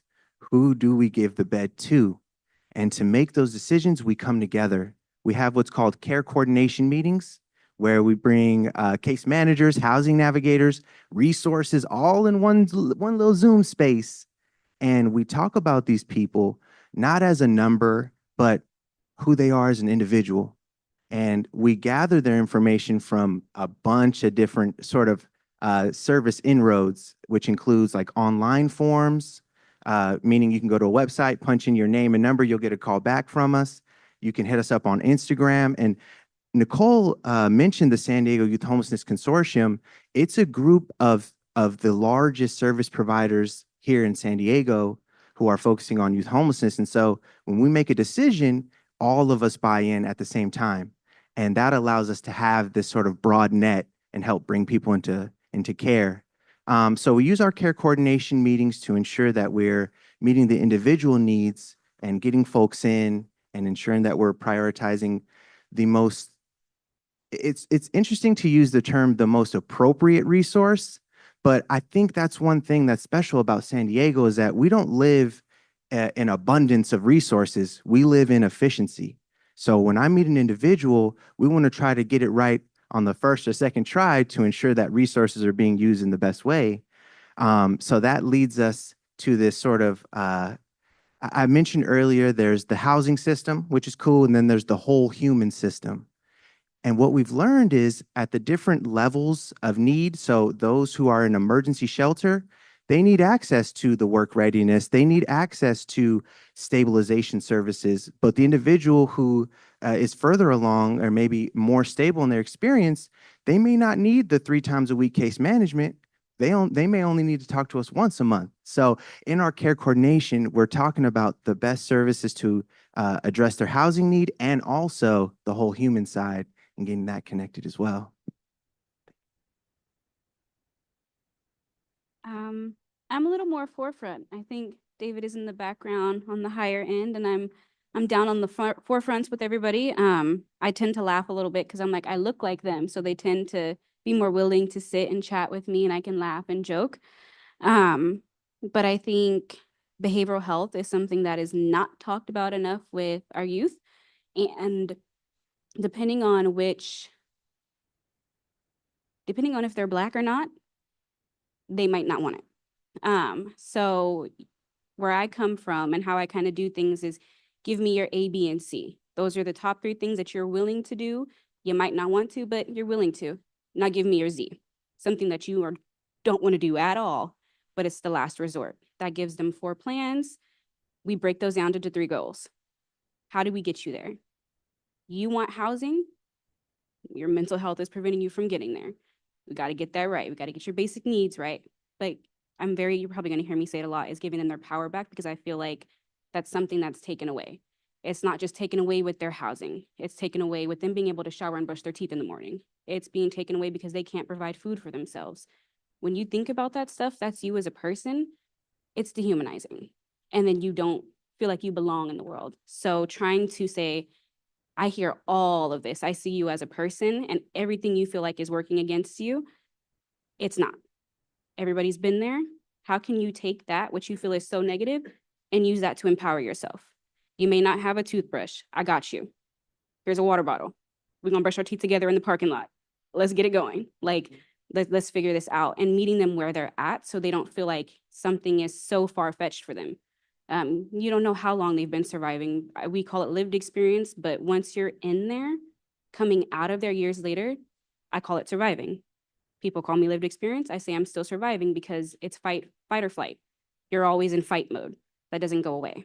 So you have to figure out how to meet them with their independent living, get their behavioral health taken care of, and then get them those skills for when the world is falling apart again, they don't catastrophize again. They've already gotten the tools and everything that they need, and hopefully the community.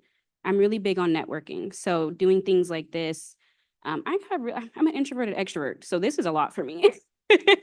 It's overwhelming, but this wasn't a thing when I was in foster care. I didn't have people to sit in a room and listen to what I'm saying. I had to scream, I had to fight. Advocacy now is a big deal for me because the people that come after me, I don't want them to scream and fight. I want them to be able to come to a room and say, this isn't working, like what I do with David. You're on the back end of HMIS, I'm out on the forefront doing it with HMIS. This isn't working in the app. This needs to be better because it's not actually getting the demographics that we need. And doing that without all the extra stuff. So that's how I do it.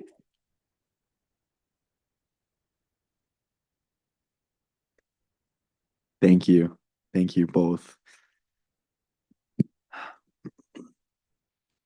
All right, let's move into the next section, which is focused once again on philanthropy, government, and funding.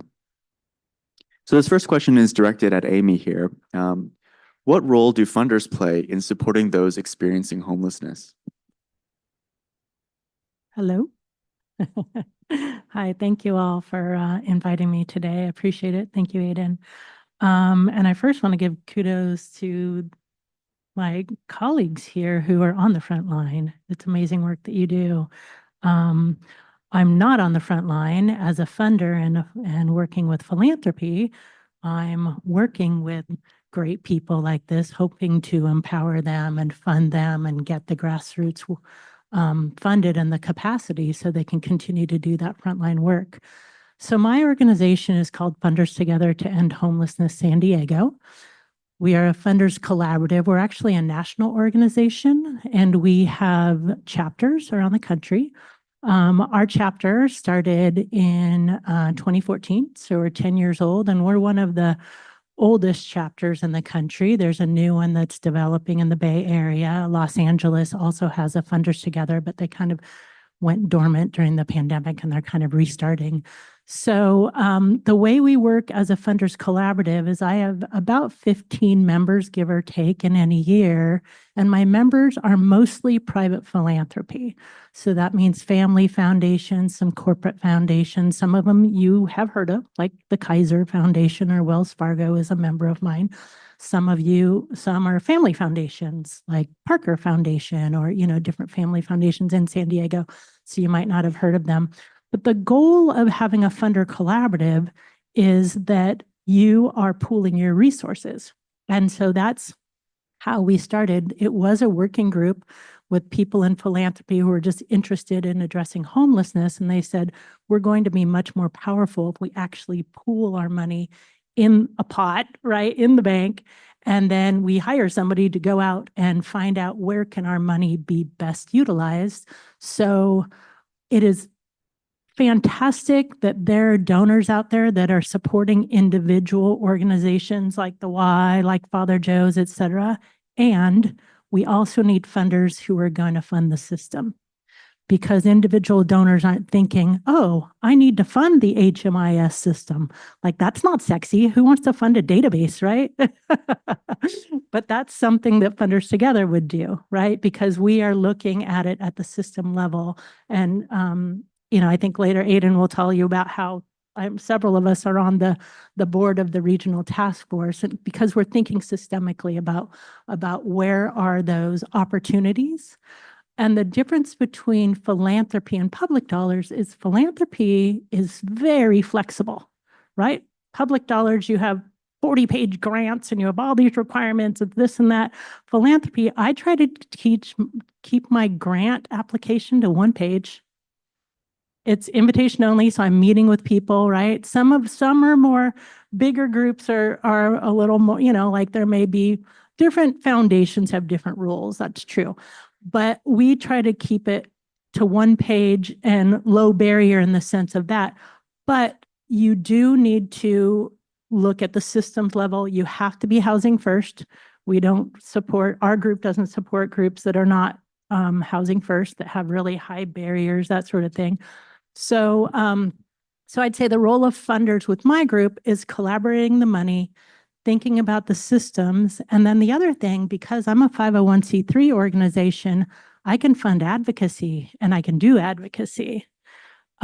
So we, about 5 years ago, actually longer, 7 years ago, we just got advocates together and said, let's all have lunch and brainstorm on what do you all need? Because you're testifying at City Hall and they're like, we need to be coordinated and we need money. I'm like, okay, let's do it.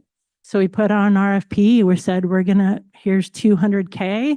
We're going to select 2 groups and you each get 100 grand. And the groups, it was interesting, they actually worked together to join together and they formed 2 groups and they all got funded. And so that created Lived Experience Advisors and the HEAL Network. So that seed funding actually created groups that are led by people with lived experience doing the advocacy work. And that's the kind of flexible funding, community engagement type of work that philanthropy can do. Thank you. Just a really quick follow-up question too, just to make sure everyone's on the same page. Would you mind briefly defining what Housing First is? Oh, yeah. So Housing First is something that was actually, it was a response to behavioral health issues that were seen by an advocate in New York 20 years ago. And it's the concept that people need to get housing and the stability of housing and get off the street and get into a safe place so then they can treat whatever it is they need to treat. They need the stability first. They need a roof over their heads. And then if they need mental health care, if they need physical health care, if they need substance use care, et cetera, that can be treated then. You can't treat your substance abuse living under a bridge. And it's also low barrier, which means the old system was you need to get into a shelter, you have 500 things on a rule list that you have to comply with or you get kicked out. That's not Housing First. So we don't have hoops you need to jump through, et cetera. They're reasonable things that one needs to do, but it's getting the stability of housing and then treating a person's needs. Thank you. Yeah, any of our other panelists want to jump in? Do you want to? Yeah, okay. I'll ask the next question then. And I think this is a good question for both Amy and also we have groups here and people and leaders here that have experience applying for funding and working with funders, right? So in what ways does the San Diego kind of philanthropic space differ from other regions, right? And this is not just about Funders Together, but also kind of the broader San Diego ecosystem as well. Yeah, sorry, that's my question. Yeah. What ways does this region differ from others? One of the things is the collaborative. There are not very many regions that have funders collaboratives. So I think that is a benefit that we do have here, having a collaborative. The other thing, which is on the detriment side, is we don't have a deep pocket foundation that is working in this space. We do not have a Gates Foundation. We do not have Chan Zuckerberg Initiative. We do not have Hilton Foundation. There are other regions that have these multi-million-dollar foundations. We have some of those multi-million-dollar foundations, but they're not working in housing and homelessness, unfortunately. So there are very few private foundations with deep pockets in San Diego that work in this space, which is too bad. So you don't get that capacity support. So we do have the collaborative. We don't have the really deep pockets here. One of the things we are doing better, and I'd like us to continue to do that, is public-private partnerships. Philanthropy alone is not going to solve this. We have to have government. And government has a lot more money than philanthropy. And so you really need to have those public-private partnerships in the work. So that is something that we are starting to do more of. My organization actually has 3 public members. We have the San Diego Housing Commission, the County of San Diego, and Regional Task Force are also my members. So we have been doing public-private, but I mean like deep investment in housing. Housing's the solution to homelessness. I don't care what anyone says, that's the solution. And we need more housing. And so there's something up in the Bay Area called the San Francisco Housing Accelerator Fund. And that's a great model. And we're doing a little bit of that here, but I would definitely want to see more. That was a investment by the City County of San Francisco, and private philanthropy pooled their dollars. And what they do is they fill the gaps on building affordable housing. And so if a housing, big housing development needs that extra 3 million of flexible dollars to get over the finish line, the Accelerator Fund is there to do that. And that's the kind of thing that I'd like to see. We have something at the San Diego Foundation that's starting to do that, but I really would love to see more of that. Thank you.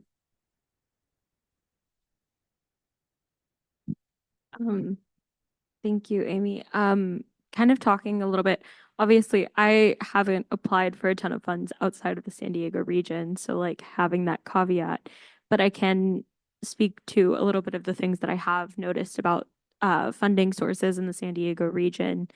As a youth-led nonprofit, it's been very difficult to break into the space. I feel like a lot of times the grant applications can be very inaccessible, very long, like we were discussing. I do notice that there are some smaller private like funders who are able to fund our work more often. And I think the San Diego community is very close knit. And I think it's representative by the fact that all 3 of you are involved with the RTFH and the public funding. And so I think we do look out for each other as a region. And I've also seen groups like Funders Together and Fund the People, like making an intentional effort to talk to nonprofits to see what the challenges are. There's really intentional work being done right now to discuss the difference between a lot of funders want to just fund programming and they don't want to pay staff.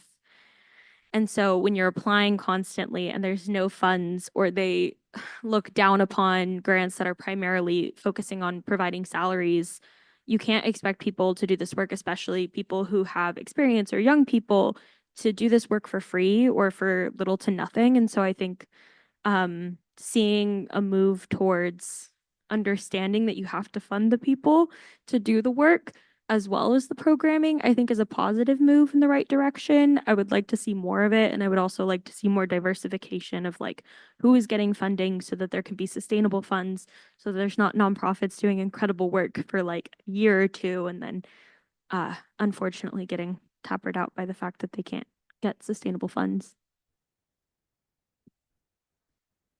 Thank you. Thank you both for sharing, Amy and Nicole. And like Amy mentioned, and Nicole mentioned, we have 3 folks who are 2, David and Amy are on the board of the RTFH, the Regional Task Force on Homelessness in San Diego. And Z is a member of the Continuum of Care, which is also under the RTFH. It's the more kind of practice and implementation side. But all 3 of you are leaders in that space that specializes, not just specializes, but is the state and federal declared convener of this money, right? And is then in charge of knowing where to put the money, right, to fund homelessness and housing solutions. So I'm curious what you 3 think about kind of the system, how it's structured, and maybe some pros and cons, things that may need to change or stay the same. Is it on? Yeah, okay.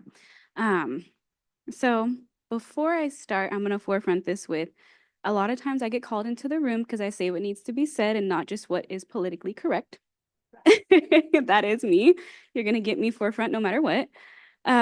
So what's not working right now is because, as I said, I'm a Dago native, so I'm a San Diego baby. I grew up in foster care here. However, right now my home base is North San Diego. So I'm technically the county of San Diego rather than the city, and we're separated. All of the funding that the city of San Diego gets, amazing. They're getting support, maybe the staff, not so much. But as far as the youth and all of that, they're getting what they need. In North County, they have somehow gotten the grants, but it's only specified to their city. So if Oceanside gets it, they'll only service Oceanside residents, and you have to show proof that you were an Oceanside resident. If we're a community and the goal is to get housed, we can't do that by having that. So my goal has been to continue to come back to the community that I grew up in and the one that I'm currently raising my children in, and try to get them to collaborate, because you're bouncing around to wherever the resources are. So if the city of Oceanside, like during COVID, was getting all of those emergency housing vouchers, I'm jumping to Oceanside to get an emergency housing voucher, but I can't get it because 3 years ago I was a resident of Encanto. So it's counterproductive. So I think that unfortunately in these grants, there has to be some type of, you can't do that. If you want to help, you're here to help. You don't get to pick and choose how you help them, or because the mayor of Escondido has an issue with the mayor of Oceanside. Like, we can't, because it's not affecting the mayor, it's affecting us. So there has to be some heavy hard work, some heavy advocacy, something heavy there to prevent that, because I feel like that's why numbers are also increasing. We have the resources, we have the money. Programs are being shut down because people aren't utilizing it, not because they don't want it, but they can't get access to it. So, and San Marcos has nothing. So they're just kind of chilling in the middle because they don't want to get involved in the politics. Thank you, Z, for shedding light on that. I'm going to give a chance for other panelists to speak, but I'm also going to say that there's a very heavy theme of collaboration, coordination on this panel, and that's one of the strong suits of certain areas in San Diego where that collaboration has been fostered. And I think that for the commission, perhaps there's also a lesson here about, like, we all come from so many regions, right, that are working in some ways very disconnected from one another, right? And we can see here in a microcosm of the state, but still millions of people in the county, that if we can't connect North County, San Diego, to the city of San Diego, to East County, then these are the same problems that are existing on the statewide level, perhaps, or at least lessons to be learned about how we can foster that coordination. So thank you, Z, for bringing that to light. You want to? Kind of following the theme of the collaboration, right? One thing I absolutely have to mention is the way that decisions are made, right? Most decisions are made in committees, in these smaller groups behind the closed doors. Maybe we can get a peek in, but there's still such a small group of people who are at the table. And one thing that we focus in on in San Diego is getting the right people to the table, right? And that means if I'm invited, I'm gonna bring my friends with me who are doing this work. For example, Z, I gotta tell y'all something hilarious about Z. When they're like building a new like apartment complex and they put up the wood and they start with the wood, Z's already knocking on the door to say, hey, how do I get people on this waiting list of this like affordable housing, right? And I think that's one example of why it's so crucial to bring Z to the table, somebody who is fully committed to this work, who can then inform how the system is designed, because it's unfortunate that these decisions happen in such small groups, but yet affect so many people. So when we talk about youth voice, it's not just inviting, a young person to a separate group, right, or a survey or whatnot. The young people are the table, and all of us folks who are legacy are sitting at the table. And that's sort of how we view this thing. Is we have a kind of for us, by us system, and we fully recognize when it's time to get out of the way. And then when we don't, Z tells us to get out of the way, and that's just how it goes. So I had to throw that little something in there. Amazing. Thank you, Dave, for sharing that. Okay, in the interest of time, we're going to move on to the next section, which is housing justice and addressing the root causes. And we've been, poking at that bear throughout this panel. And I can see that everyone here, from funders to service provision to people who are working in the housing justice space still have a very root cause and systemic approach to addressing homelessness, which personally I'm very grateful for. But specifically within addressing root causes, I want to ask the question, first and foremost, what is housing injustice and how does it relate to the issue of homelessness? I'm going to let Nicole answer this question. Hi. Okay. I have notes because housing is a very, very complicated issue, and so I'm going to try and remain concise. Housing justice is an extremely intersectional issue. I feel like it's not treated as one always, but it is. And first and foremost, housing is a human right, but in this country, it's treated as something that needs to be earned or as a measure of success or a tool to grow generational wealth. And a lot of that is because we live in a very exploitative and capitalistic society and country that really refuses to acknowledge its past and present wrongs and harms that it does to communities. Housing insecurity and houselessness is treated as a personal failure of individuals, rather, even to the point of criminalization, as we've seen in both local and state government, and as well as the federal level with the Supreme Court. And when in reality, it's really a failure of community and most and foremost a failure of government. And that misplaced blame is really indicative to me of how unjust housing currently is in this country. And I think people really falsely assume that we've resolved a lot of the like systemic harm that's been done, especially through racism. Recently, Berkeley researchers actually determined that 81% of major metropolitan areas in the United States were more segregated in 2021 than they were in 1990. They found this to be especially true on the West Coast in California cities.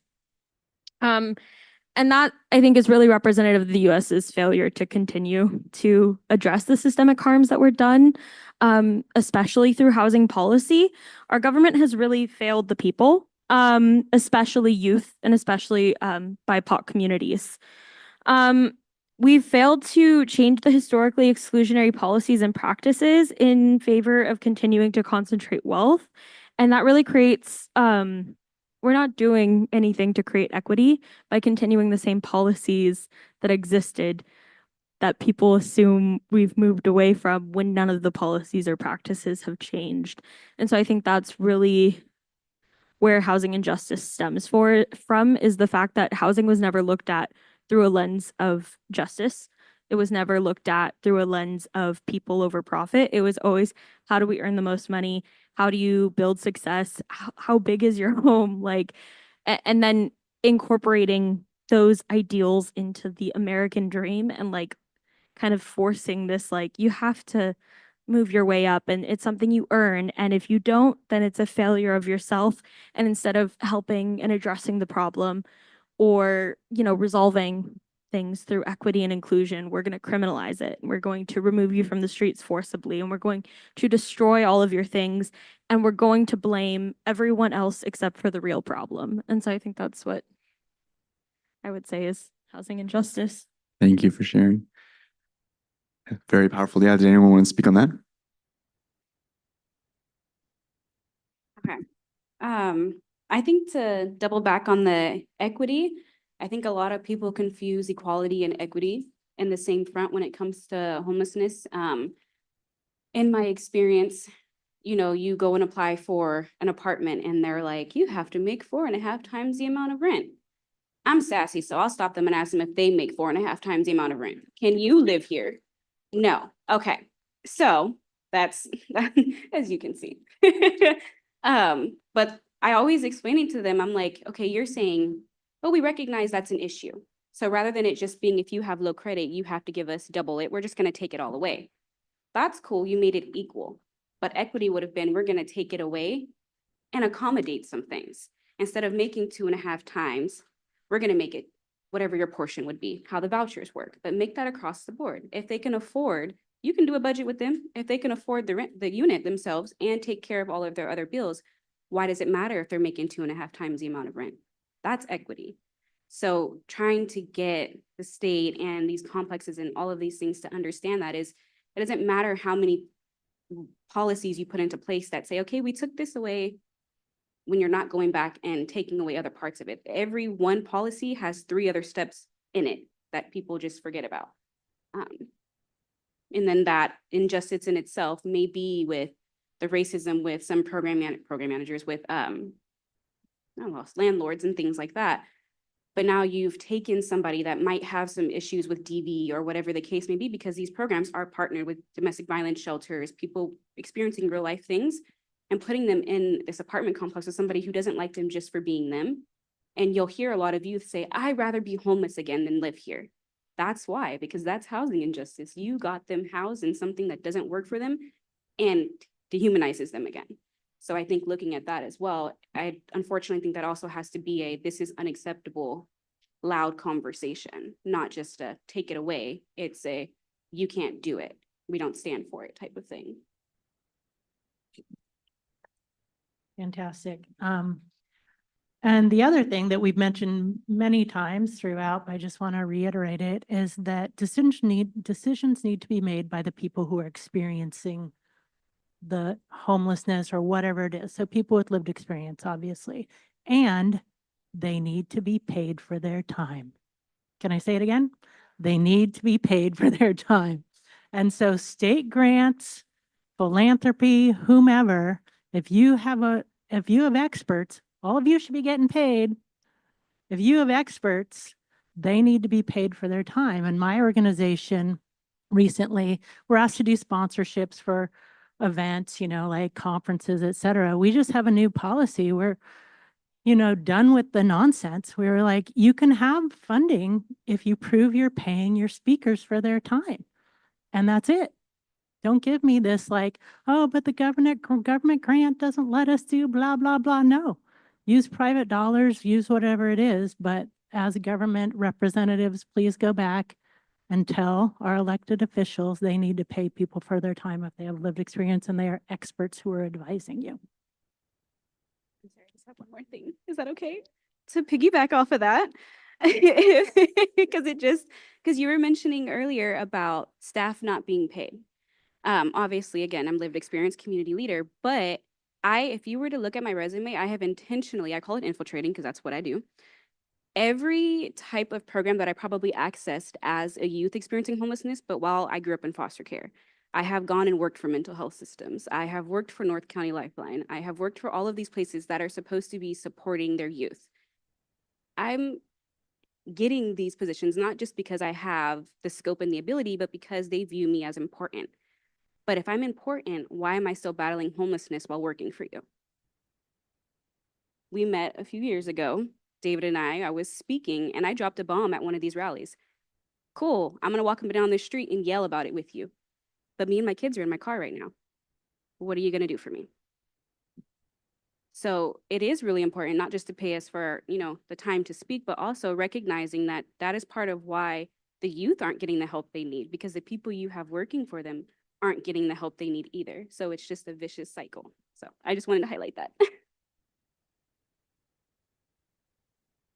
Yeah, definitely. I mean, a lot of recent conferences that even when the funders are trying to address the problem, it's like people in the room are talking about their staff need the services that they're providing almost always, because there's not attention to paying people what they deserve. And it's always the CEO has the largest salary and is helping no one, but the people who are on the streets doing the work are scraping by themselves.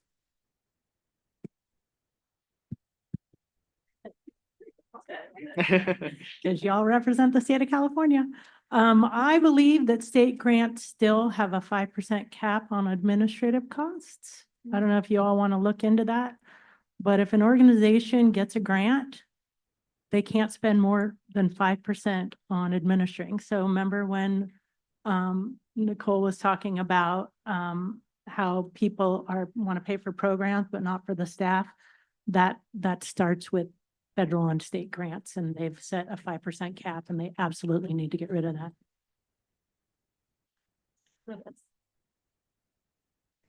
All right. I'm going to ask one last question from the housing justice section. I'm struggling to choose between them. Let's go with this one. Youth are often treated as the victims of housing insecurity whose likeness and narrative are used to advance solutions without youth input. What power do youth have in eradicating housing insecurity and injustice? We'll start with Nicole. Yeah. Youth are very often tokenized, or they are used kind of like they're further victimized. They are forced to kind of like re-traumatize themselves for attention, for like whatever they're being asked to do. I think a lot of times within housing insecurity and houselessness, youth are kind of just treated as like, oh, it would be so helpful if we had this like person talk about their experience. It'll make us look good, or it'll help us do whatever, instead of asking the youth what they want to say, what their experiences that they're comfortable sharing. And also sometimes I feel like it's asked of us to say things that it's like, I mean, as an executive director, I've been invited to a press conference to give the youth perspective on housing policy, and then was sent youth talking points. And it's like, I don't need talking points from you when you're inviting me to come and represent youth voice and youth power. And I feel like a lot of times it's youth need to be saved. It's a savior complex, and they need to be helped, and they need to be taught, and they need to be empowered. But youth are already powerful. Youth are already doing the work in their communities, and they don't need to be saved by you. They need to be respected, and they needed to be treated as equals and at the table. And we've talked about the fact that it's like youth are put in a separate room while they're talked to, instead of being included not only at the table, but throughout the entire process as well. I feel like a lot of times it's like you'll engage youth just to check a box off and say like, yeah, we talked to youth about it, but they don't see the final product. They're not able to give feedback. They don't see the impact. They don't see their work being compensated. They don't see their work also going through all the way, because it's just like a box to check off for the people that are being such allies. So yeah, I think a really important thing about like allyship and solidarity is it's not just like a thing that you say, it's a practice.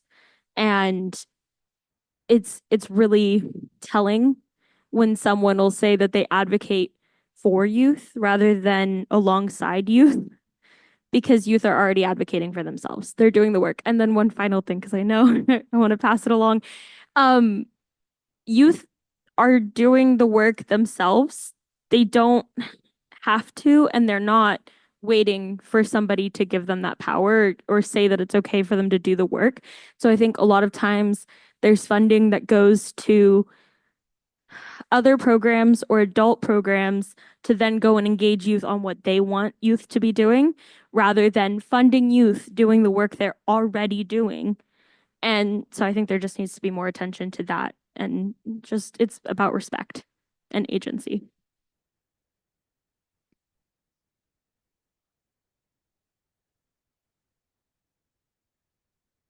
Are we back? Okay. I think to piggyback off that, I think that's how I feel is, as I clearly have shown, I'm gonna say what needs to be said. But that's the whole point in sharing my experience. I don't like being called to the room and being asked, can you explain how this process for you, but leave this section out? I'm not watering down my trauma for you. So if you want me to speak on how something can be better or how it can be worked alongside with you, I can do that, but don't give me talking points on my own trauma. It's my life. If you want funding, be honest with me.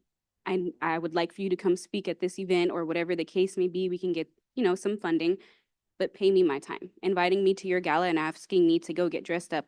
First of all, y'all don't pay me enough for that. So I don't have gala clothes. Now I have to go get a whole outfit. I'm uncomfortable. I got to get dolled up. And then I got to go shake hands with a bunch of your funders, and then go back home potentially to homelessness. That just doesn't work for me. I check off every box possible. I'm queer, I'm Black, I grew up in foster care. Like, we could go down the list of things, but if you're gonna call me into the room, respect me as your own. If you want me to talk to me the same way you talk to your funders, but don't silence me in the process. So that's pretty much where I stand with that.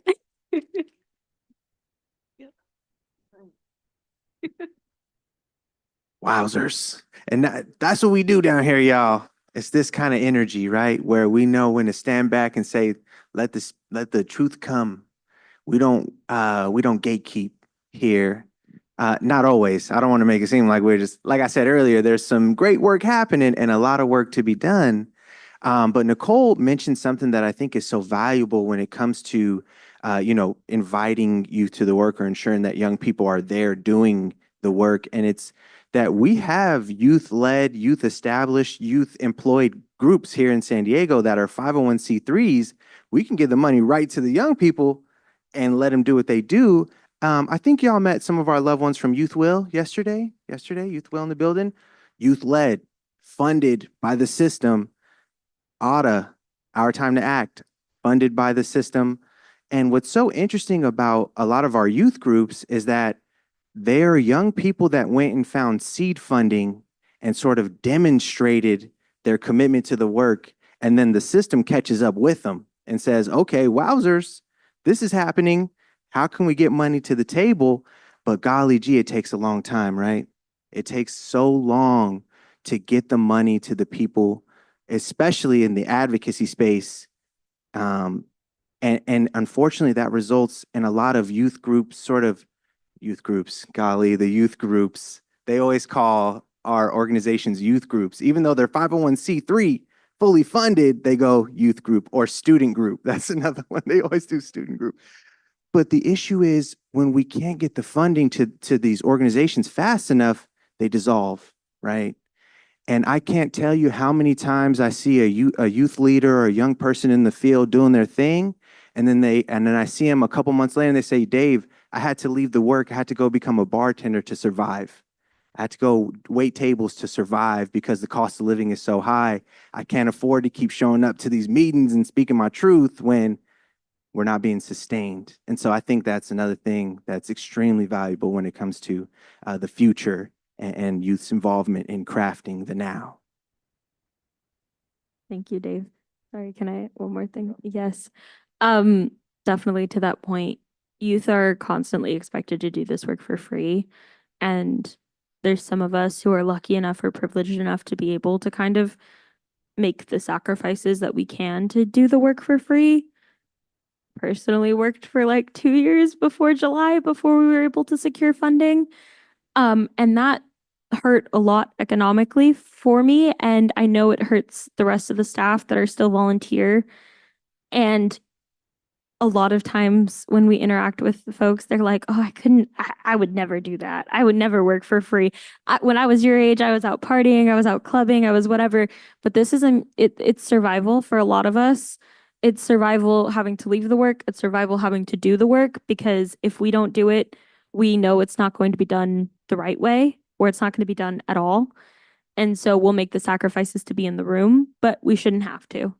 And so we need to transform the system so that we can actually serve the people, because the people who need the help are the people also doing the work. And yeah, not to beat the horse to death, but yeah. But that's unjust. I wanted to piggyback off of that because it made me think, like, if you think about it, these youth are our next group of leaders. We're not, yeah, they're leaders now, but we're not watering them. They cannot grow and get here because they're not being watered. And for me, I'm a little late to the game, but I'm sitting in rooms with people who didn't support me as a youth. I'm sitting on boards with people, I have imposter syndrome because I'm sitting here explaining why it's an issue, but you were a part of the issue. We can't get anywhere because the groups that need to be able to be uplifted are being held down by the same people that are already in the room. A, B, and C is how you get there, but we're skipping and going to J. We can't get anywhere until we remove the people that shouldn't be there to begin with. So. Yep. Powerful, powerful. All righty. I'm going to open up the space to commissioner questions and comments. Yes, Shay, Commissioner Shay. Oh, wow, multiple. Okay, I'm glad. Let's do this.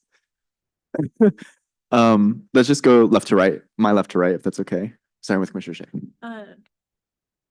Okay, sorry, I want to make sure I was the right person. I just want to thank you guys so much. Youth homelessness is very close to my heart. I've dealt with homelessness from a very young age. I'm gonna be real with you guys. I was in emergency transitional housing last commission meeting here in San Diego. And so I really appreciate the work that you guys are doing because it is a huge issue and it's a growing issue and it's something that's overlooked all the time. Because again, we're blaming the people who we are actively like hurting. One thing coming into college that I've seen is how big of homelessness is an issue in college and how normalized it is. Within my first month of college, I was in transitional housing. And I've had students and friends ask me if they can sleep on my couch. And it's like, and I'd love to hear you guys talk about it because I didn't know that was a thing until I got to college and everybody's like, yeah, I've had to couch surf. Yeah, I've had to live in a shelter. Yeah, I'm living out of my car. Like that's the college experience. But I'd love to hear your guys' thoughts and your guys' experience working with it because it's very new to me. But I am seeing now that it's a very existing issue. And it's a very prevalent issue, especially here in like bigger cities with UCSD, USD, SDSU, like every college out here. There's so much youth homelessness because of the colleges out here, and there's youth coming from all over the place to come to go to college and not getting resources. Thank you, Commissioner Shea. Yeah.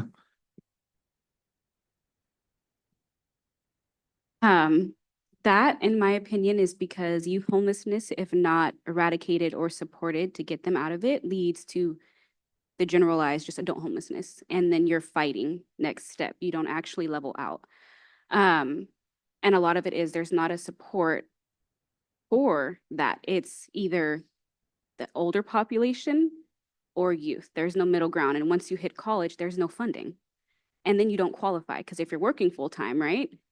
The numbers are different, so you don't qualify. So although you may be, for example, for myself, I'm gonna out myself, I work full time.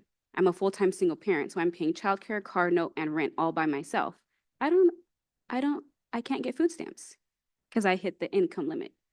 But if we look at a budget, that limit does not exist. Like it's not applicable. So it's like you're set up to fail from the beginning if you don't have the supports. So unfortunately, there's just a gap in funding. And not just a gap of awareness, but a gap of funding. And if it's not taken care of in that, there's like a sweet mark between 16 and like 20. If it's not hit then, you're going into survival mode, going into college, and takes you, I'm 29, so I'm getting ready to be 30, and I'm finally starting to mellow out. But there's a gap.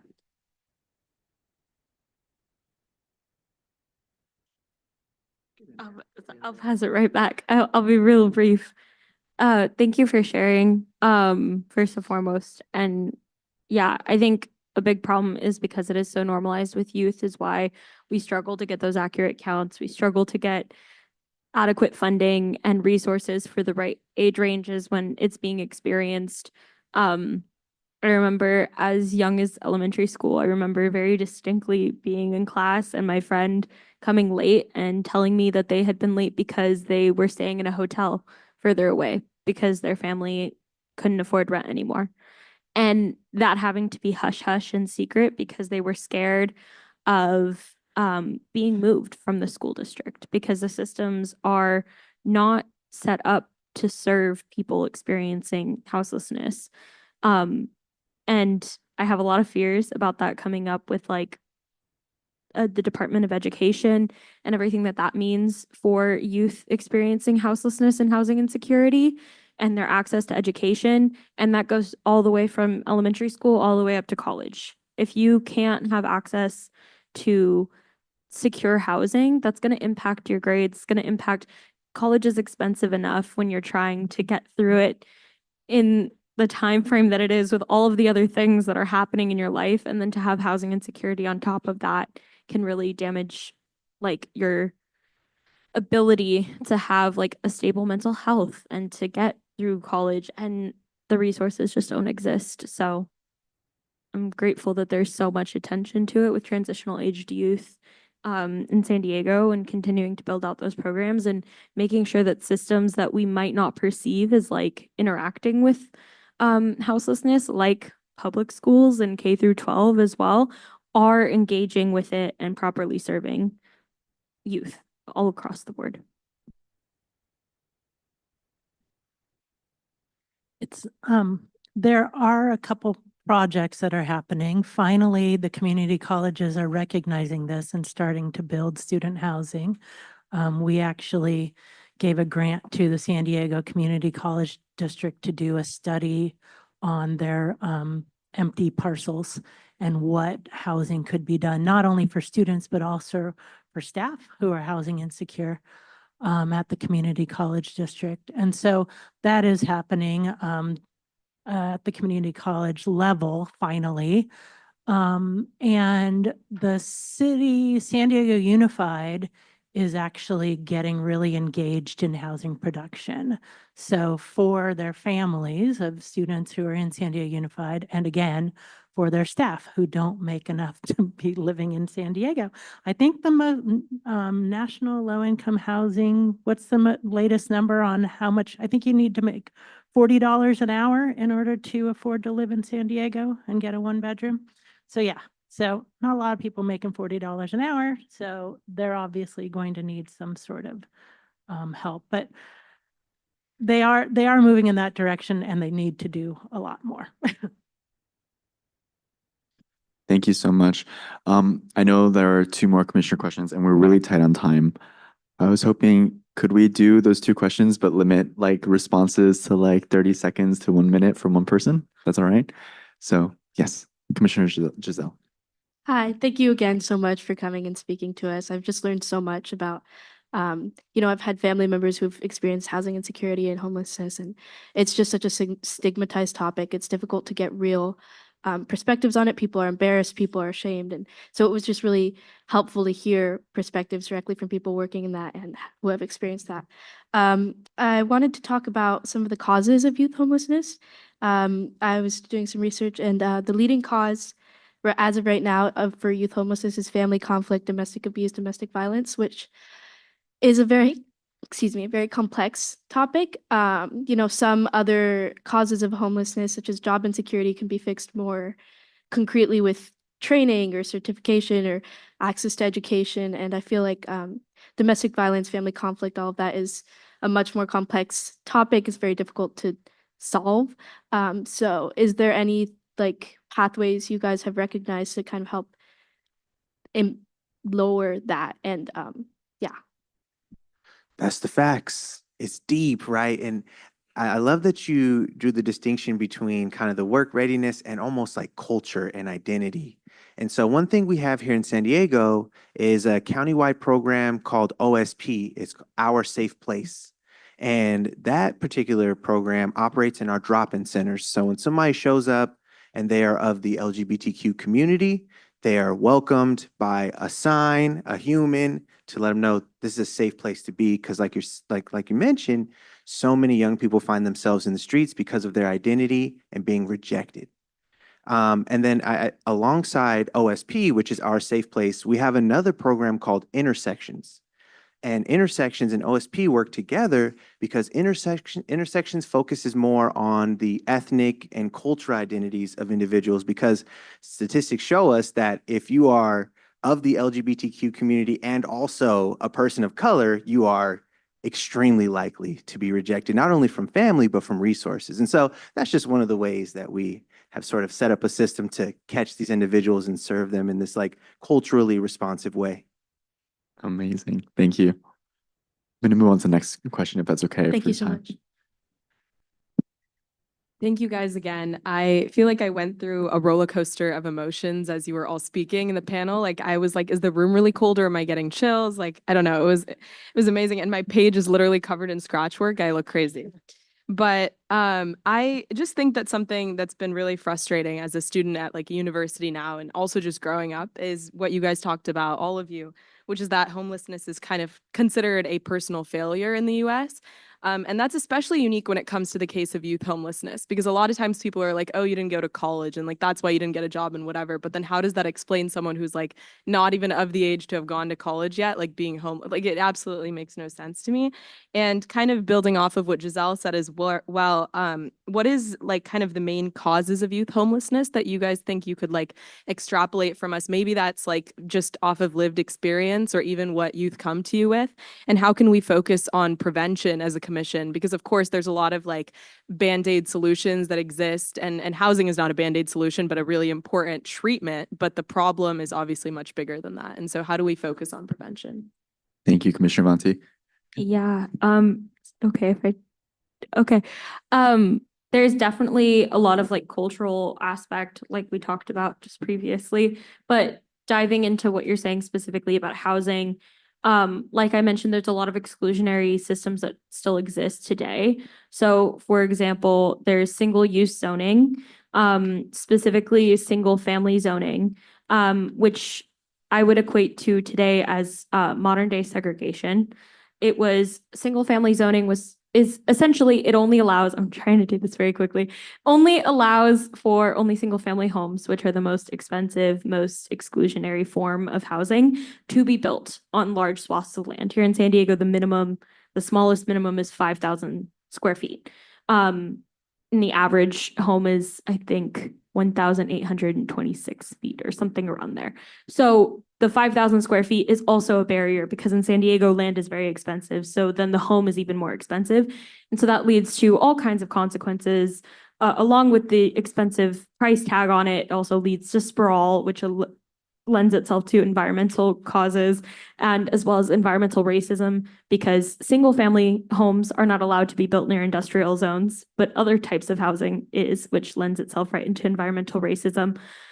And in San Diego specifically, 81% of our residentially zoned land is only for single family homes, which then when you do try to have other solutions to increase density, to have affordable housing projects, to create inclusive housing types, you can only do that on a very small percentage of our land, which leads to a lack of housing. But also specifically single family zoning is not just all of these consequences. It was quite literally created as an alternative to racially explicit zoning in 1916. And many places still have it to this day. There's no acknowledgement in most places, but there are solutions being made in Minnesota, in Minneapolis specifically. They had 50 to 60% of their land single family only. They eliminated that in 2018. Pew Research Studies did a study from 2017 to 2022, and they found that the housing supply increased by 12%. The rent in Minnesota across the board increased by 14% over the 5 years. But in Minneapolis, where they eliminated single family zoning and allowed for duplexes and triplexes to be built, they only saw a 1% increase in rent. And so that's a very significant non-raise in rent. And as we're talking about, if you have to have $40 an hour to be able to afford a home, you're not going to be as likely to be able to afford a home. And if we can start to combat the systemic root causes and zoning and policies and practices, then we can start to make progress. Sorry, that was probably longer than a minute. Thank you. Appreciate that. I'm actually going to add on just a tiny bit as well, because I also believe that like, in addition to the policy stuff, we also think about cultural. Sorry, I'm becoming a panelist. I just really quickly, just connecting what folks have said about the cultural to the housing justice and injustice, we also see how different communities respond to homelessness, right? The communities that live, the neighbors that live in single family homes that are in these like sprawling neighborhoods, they are the ones that are most likely to say, I don't want a housing shelter, to be the ones that want to like exclude these services from entering this community and who want to push housing and homelessness to other parts of the city, like downtown, right? Or to East County, North County, right? So just like push it out of sight, out of mind, right? So when we talk about the housing injustice, it's not, it's directly tied to the history, the segregation, the injustice, but it's also tied to the cultural component too, right? About how we as a society and community address homelessness. Is that fair? Yes. Oh, amazing. the same arguments being made by NIMBYs not in my backyard today are the same arguments or very, very similar to the ones being made during integration. So it's important to note the culture as well as the policies because they're what inform the policies. Thank you. Was there another commissioner that had a, Adelina? Do we have time? We have to go. Okay, all right. I'm so sorry. We have to wrap up, but we will hopefully have a discussion later. We'll see about it. The last agenda item. Wonderful. So we can talk about it then. Sorry.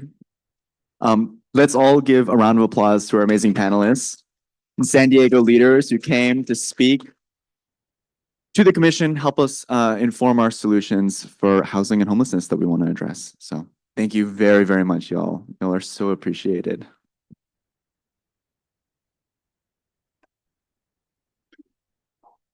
Floor back to Chair Pookbism. Thank you. Right.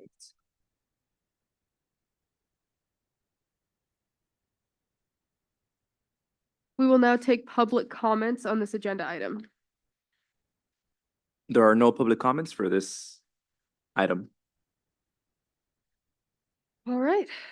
We are going to take a 5-minute break because we are a little bit short on time, and we will be back at, let's say, 2:20.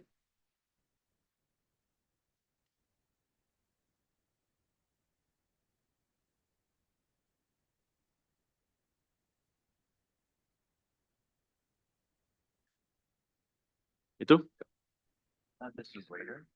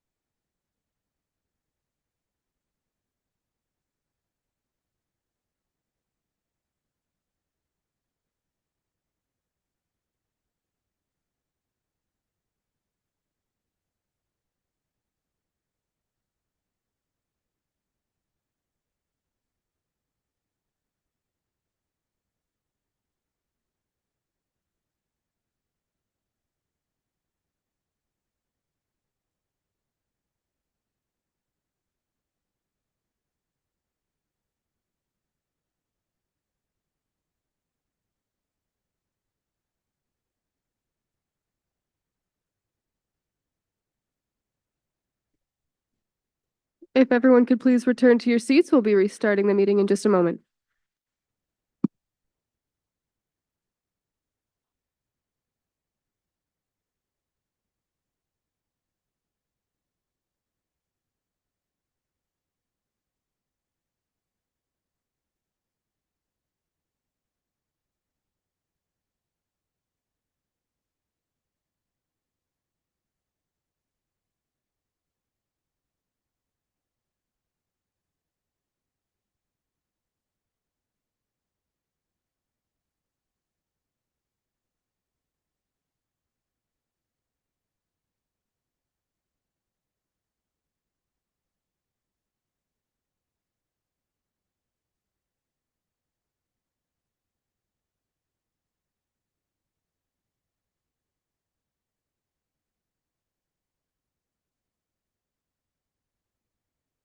Okay, great.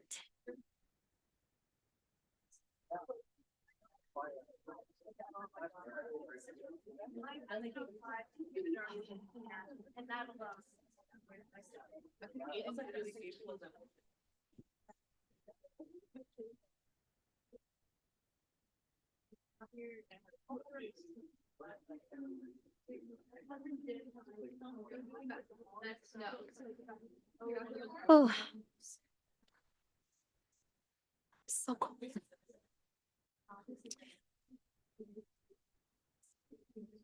I don't know how I'm going to facilitate this section, just shivering the whole time. Oh. Hmm.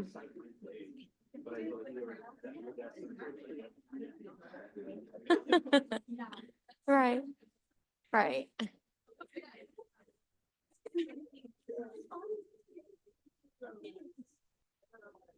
Hmm.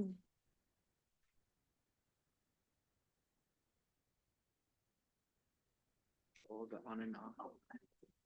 Or I have it off right now, but or I can keep it on.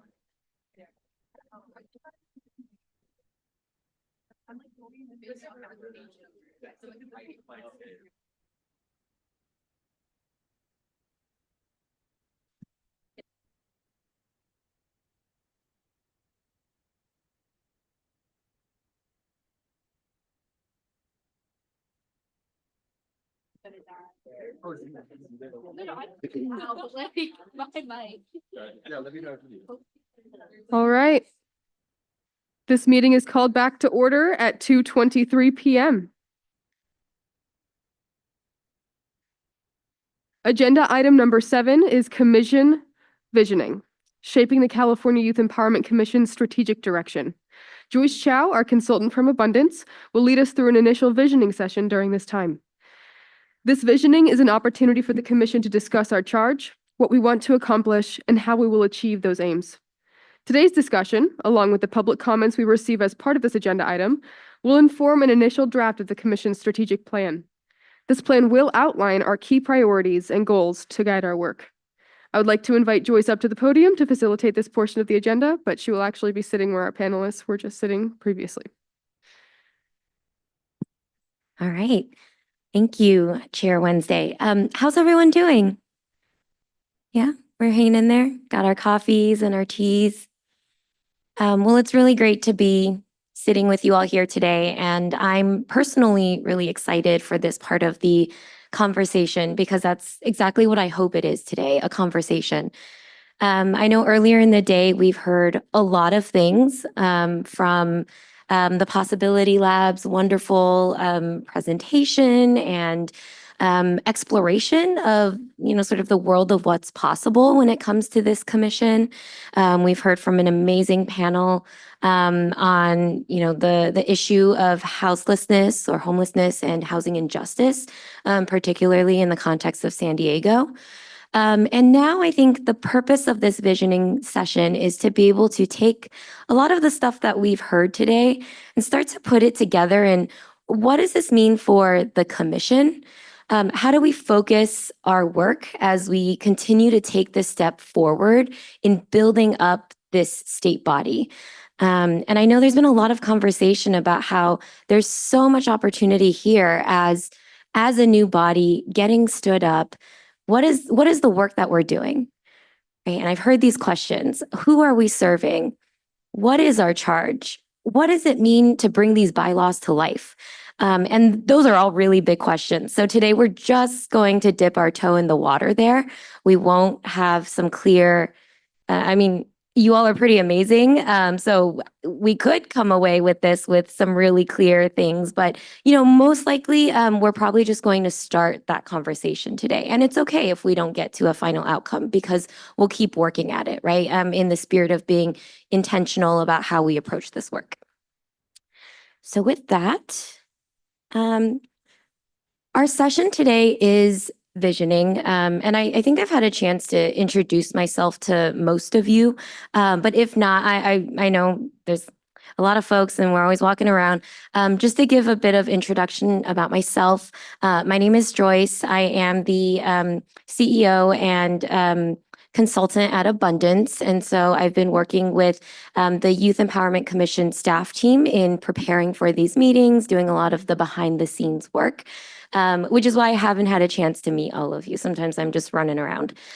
But in my work, I focus a lot on the intersection of sort of organizational development, just like how do organizations run? How do they function? What are the big picture strategies to the minutia of project management and details that need to happen and everything in between.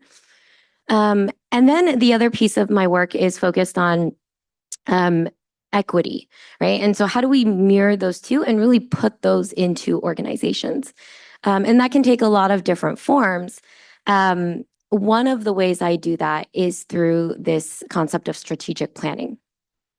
So just to get a sense of what we're talking about here, how we're entering this conversation, can I get a show of hands if folks are familiar with strategic planning?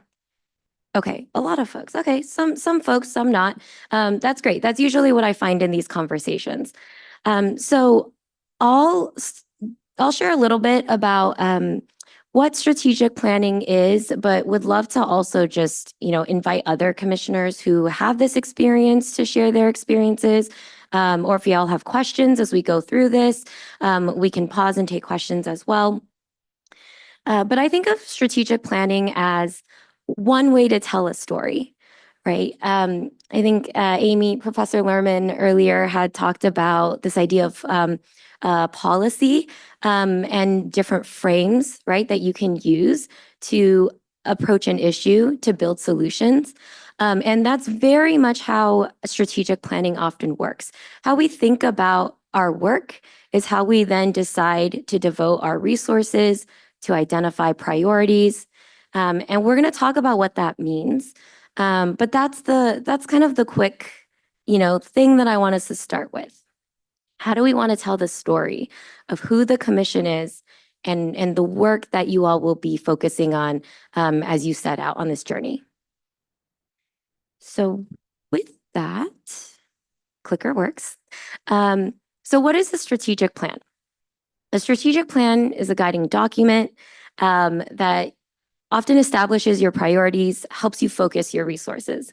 And document is a little misleading there because I actually think the process of strategic planning is really invaluable in and of itself.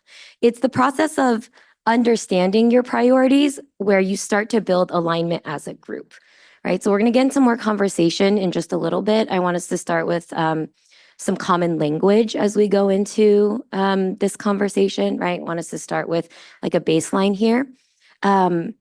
But yeah, we're basically looking at what are our priorities, and that'll inform how we devote the resources, our time, our meeting agendas, right, over the next X number of years. So a strategic plan usually has different layers to it. This is just one example of a strategic planning framework. There can be others. But the main thing I want us to take away here is that a strategic plan often starts very lofty, right? You can take your vision, the world that you want to be true through the work of the commission, for example, and then start to map backwards. Like if that's the world that we're working towards, this is our aspirations for this future that we think is possible, that we're imagining here. How do we then continue to work backwards and get increasingly concrete so that we can build that path forwards, right? So I started with the vision. That next tier in this pyramid here is the mission. The mission is the core purpose of the commission. Why do you all exist? What is the purpose? What is your charge? And then we can translate that again more tactically into what are your goals, right? What do you want to accomplish? And those goals then can become objectives, which is how you start to show the progress you're making towards your goals. Now, for the purpose of today's conversation, I just kind of want us to understand that we're working or sort of building that plan backwards right now, making things more concrete. We don't need to get bogged down in the terminology, right? I work with organizations across the country, and we can be 6 months into a process, and inevitably there's somebody who will be like, is this an objective or a goal? And it's always a really important question, right? We often have to go back and forth on that. So for today, just trying to understand the general structure of a strategic plan. And sometimes there's other things too around values, principles, like different things we can pull in, but that's the general idea. I don't know, Chair Wednesday, I'll defer to you on this. If we want to take questions or comments, or if you want us to keep going.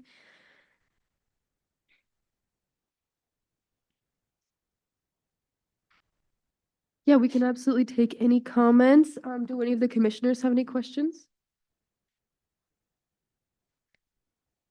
Yeah, or for commissioners who have had this experience before of strategic planning, who are familiar with it, I would also love to hear just like what has been really useful for you in that process, and some things that we might want to consider pulling forward into this strategic planning process.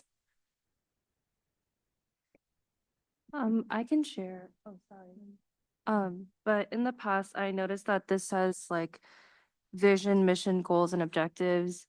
The ones that I've used in the past have like the acronym VGOAP. So it's like vision, goals, objectives, action, and planning. And there's also like the identification of potential obstacles in our strategic plan or like whatever planning process there is. And there's also like very clear timelines set throughout the planning, as well as a distribution of roles and responsibilities that need to go on. So I think that that's very helpful as well. And I see that there's like a building of like each step with the timeline in the future slides. But yeah, I just think that this is a very helpful tool. It's been helpful in the past for me. So I'm curious to see like how we can integrate this into our future planning with all the priorities that we have.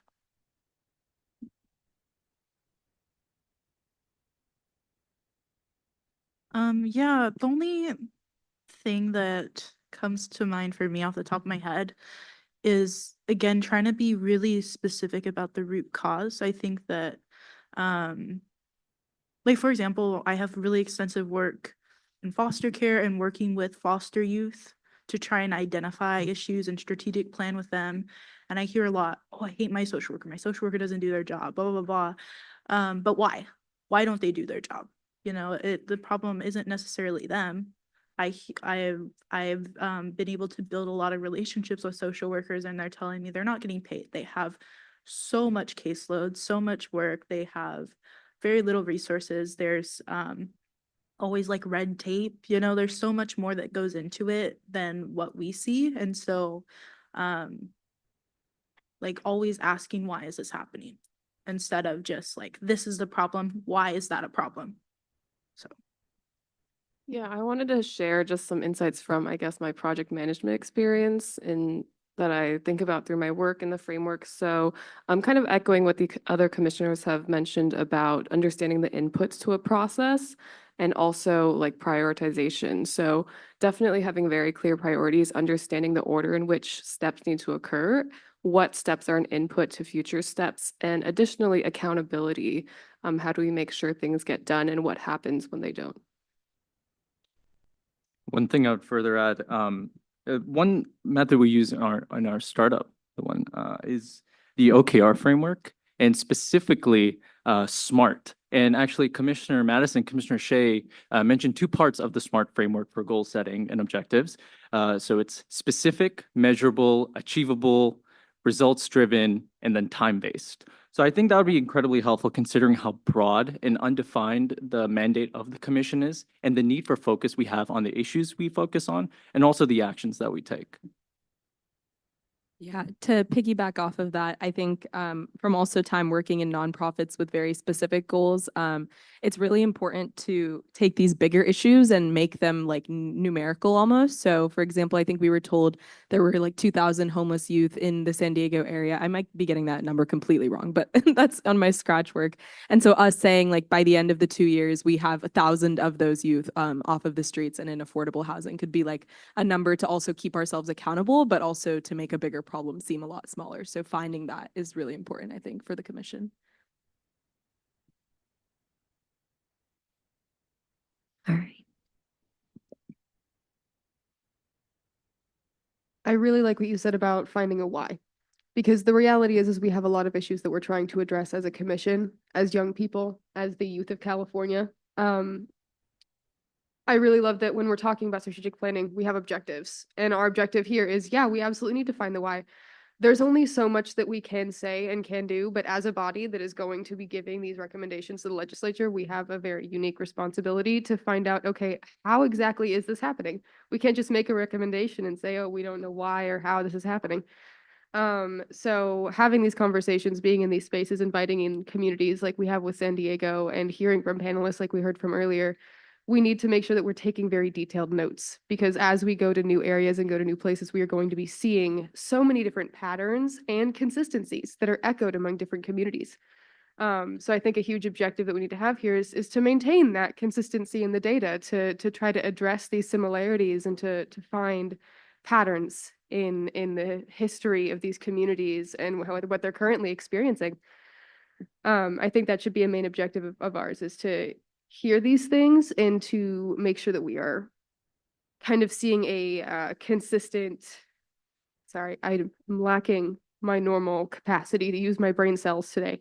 I lost my train of thought a little bit there, but I think that as we are kind of addressing the things that we can and we cannot do, we really need to maximize our ability to hear from young people and see what are they all echoing? What are they feeling? What are they thinking? Why do they think this is happening?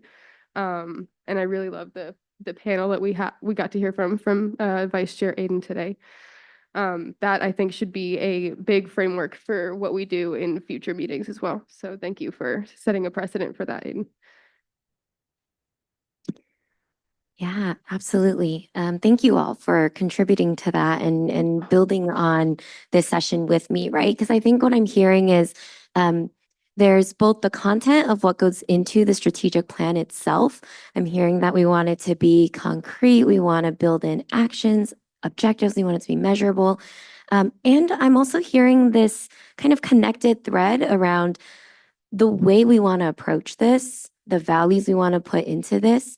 We want to be accountable. We need to be consistent. We need to be hearing from folks and making sure that young people have input as you all go and travel throughout the state. And then I'm also hearing that in this approach, we really want to be focused on root causes. So just really appreciate the intentionality and the analysis that's already coming into this conversation. And that's exactly what we want to achieve with this strategic plan, right? I think earlier when we were talking about affordable housing, for example, Professor Lerman had spent some time talking about what is your metric going to be the number of people who are no longer on the streets, right? Is it the number of beds that you build? Is it, how do you define this problem? And I think we started to talk about this idea of context, right? How you define the problem in different roles as a youth organizer, as a commission body, as a housing developer will look very different. So we're going to start thinking about that today, trying to sort of bring those different threads together. What is the root cause? What is your role? What is your hope and aspirations for this commission? I keep putting my clicker down and forgetting where it is. So how will we build this strategic plan? We've got some high-level steps here. There's probably going to be more in between. So in September, if you'll remember back to that inaugural meeting, we had started to talk about some key issues that folks were really invested in and bringing to this table. That started the conversation. Today, we're going to have this visioning exercise to start to put some shape around the commission's approach. And then in future meetings, eventually what we're working towards is this initial draft of the strategic plan, and there will be more time to refine and finalize. And depending on where the conversation goes today, I think, there may need to be some more steps in between, possibly a little bit more research, a little bit more, context that we need to build. But that's kind of the general path, right?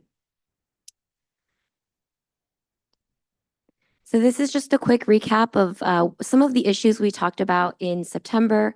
Mental health was really important to this commission, and it's a thread that's continued to come up in our conversations around houselessness today. We talked about educational inequity back in September, right? Housing and homelessness is up here again. Civic engagement and voting, right? Youth activation in civic engagement, as well as climate. So those are sort of those priority issue areas, domains, if you will. But as we just talked about, there were also a number of things about the approach of the commission that was really important. And I'm just sort of bringing this back so it's fresh in our minds as we go into the next part where we start to do that visioning. So in the approach, we talked about geography, right? We want to make sure we're reaching groups and communities across the state, knowing that California is such a diverse state. We talked about being strategic and how we go out and approach folks, talked about accessibility, which is disability, language access. How do we make these spaces accessible for young people? And then social media practices, right? How are we leveraging the tools of today at our disposal to be able to spread that outreach a little bit more? All right. As we look at this, I'm curious if there's anything else that's coming up for folks, and we'll kind of continue talking about this, but just want to make sure I recapped everything from September properly. So anything else that you all feel like is important to highlight and bring up to this page?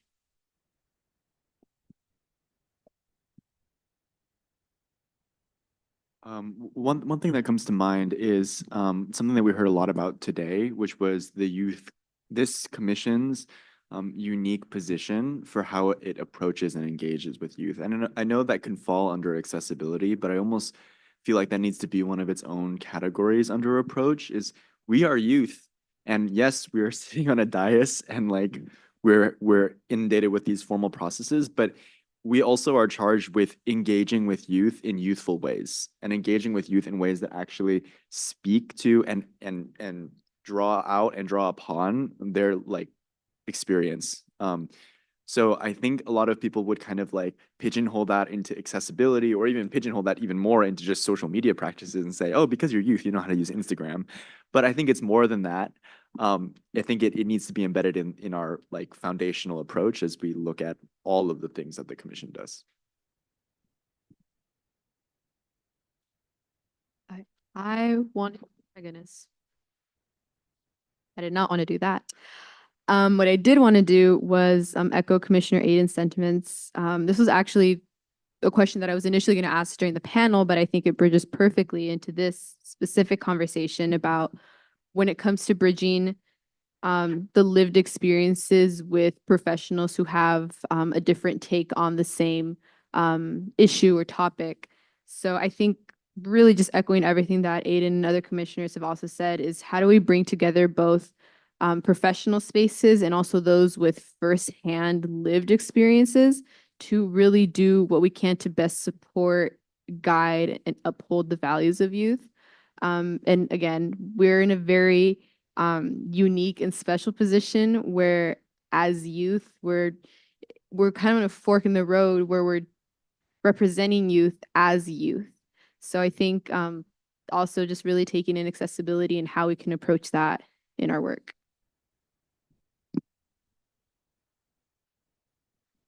Just one other thing that that can kind of go under accessibility. but just keeping culture in mind in every sense of the word, not just, I mean, like Black culture, queer culture, deaf culture, every sense of the word, making sure that we are accessible and tailoring to those cultures to make sure that we can connect with people of different cultures in a way that serves them.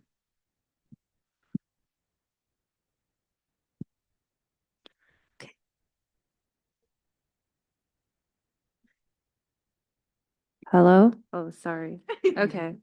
Well, if I also may add, I know that like a lot of the conversation today talked a lot about policy, existing policy, and also new policy that needs to be implemented. So I guess this would also fall under approach in like strategic outreach with partnerships with policymakers or strategic thinking in existing policy and like the gaps in policy that exist and potentially like implementing a different approach of like potentially proposing new policy or something pertaining to that and like analyzing what needs to be done better within the system or in order to reframe the system. One last thought to add. So under approach, I think acknowledging the diversity of youth experience and youth backgrounds, and even the, as I mentioned earlier, the age range of the youth that we're aiming to serve, maybe better learning how to structure our ideas around different, groups. And one more thing I want to add to that feeds into a lot of the key issue areas is technology. We live in a digital age. AI is really new, and that's affecting young people and their approach to education and their mental health and social media. And that's a new dimension for everyone, but I think for especially young people growing up in this new generation. I would just like to add really quickly, everything considered, this commission was formed mindfully with the intent of being inclusive to a very diverse background of people. As you can see from everyone we have here, we come from a lot of different backgrounds and lived experiences. We have a lot of different professional experience, and then my personal expertise is I have lived experience in a lot of different adverse childhood and adulthood events.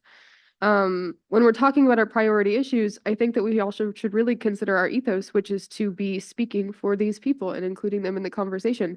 It is an issue that when we're talking about adversely affected populations that are minority populations, a big issue that they have is not being heard in government. So I do think that we need to make sure that we are keeping that as one of our priority issues in our ethos is including those conversations and making sure that they are heard. I know that we have like civic engagement and voting on there, but I do think that we should try to be more mindful and more intentional when we are talking about like making sure we're identifying and supporting different minority communities. I think that's a great point, and I want to touch a little more upon civic engagement, and especially adding on to what a lot of the commissioners said, to take a step back and think broadly about the context in which this commission exists. I think about what was the fundamental issue that this commission was created to solve. And I think that fundamental issue was the lack of youth involvement in government, the lack of youth voice in government, and the fact that there was really no platform for youth to advocate for in government. There have been great youth movements in American history, but all of that came by fighting for your position, fighting for voice, and there's very little institutional recognition or respect for the youth voice. So something that would be fundamental, is very important to me in our vision, in our priority area, is when we think of the word empowerment, we should also think about how we can amplify the impact of the creation of this commission beyond ourselves, something that is long-lasting, that will outlive us, that will be set up to address issues and unknowns that don't even exist here today, and something that we can take when one day we will not be youth and pass on to the next generation. So on that, I think on our first commission meeting, when many folks came and said, I was once a youth decades ago, and I worked so hard to make this possible, to have us here today. And I want us to take that into account and think about what we can do, not just 2 years from now when our term ends or is renewed, or 6 to 8 years from now when this commission itself term ends, and we will need to think about how we can renew the term of this commission itself, but also think beyond that and think how there are many localities and, counties within California itself that does not have a youth commission or a platform for youth voice. There's also other states on a national level that don't have a youth commission. California is a leader in that. So I would love to measure our impact by how many other commissions, how many other young elected officials we can bring into politics, and how we can kind of create a movement from this foothold that we have gained here in the California state government and take that further, both looking towards localities, but also looking nationally, looking to other states, looking how we can help movements in states surrounding California in their fight to create their own commissions in their states. So we'd love for us to think broadly about not just the impact we will have in this commission, but how we can help other commissions make their own impacts. One last thing to add is, I believe AB 46, which founded this commission, has almost 20 to 30 unique issues that this commission is tasked with addressing. And another question that came up is, what is youth? There are so many different segments of youth. We clearly, this single commission and despite the very skilled members we have here, cannot address all of them. Thus, we pick priority areas. So we should think about how we can empower other commissions to tackle those, because this fight is much larger than ourselves. Yeah, absolutely. That's actually a great segue into the main question we're going to start to explore today. So I know we're kind of approaching that 3 o'clock time. I'm going to keep us going, but appreciate that initial conversation that we're going to now dovetail into this next one. So let's talk about visioning, and just to get us going, I know there's been a lot of great conversation already. I'm just going to send a couple quick reminders. One, be bold, right? We're starting out, we can talk about budget, we can talk about implementation, there's always time, there is time to talk about those things. But I think for now, what we want to start with envisioning is what's possible. Number two, building on others, which I've seen folks already be doing today. Right. Number three, be curious. We all come from these different places and spaces and backgrounds and experiences, and we might not always fully understand exactly what someone else is saying, right? And that's okay. That's part of the discussion, right? What do you mean by that? Can you help me understand, what you're thinking in terms of XYZ? So be curious, welcome dissent, right? Let's push the conversation.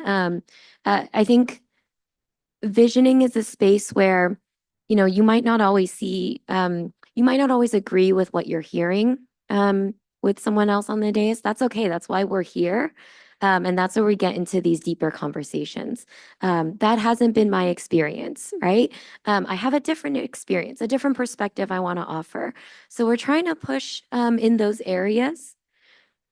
And then the final two, expect and accept non-closure. If we don't get to the end today, we won't, that's okay. We'll have more time. And then take space, make space. So just being mindful of, how much am I contributing to this conversation, and when do I want to take a step back and hear from others? Okay. So I know that was quick. Let's jump into it, because Commissioner Raj had started us off beautifully here. So Californian youth is a large community. Who are we serving? And how are they impacted by policy today? Curious for folks' thoughts. That is a very, very big, it's a big group. When we're talking about youth, especially in relation to the issues that they're having, what are some common things that we think of when we think of youth? We think of students. We think of people who are entering the workforce. But something that I really want to bring up as well is that we're talking about youth that are very diverse. So we're talking about disabled youth. We're talking about LGBTQ+ youth. We're talking about racially diverse youth. We are talking about,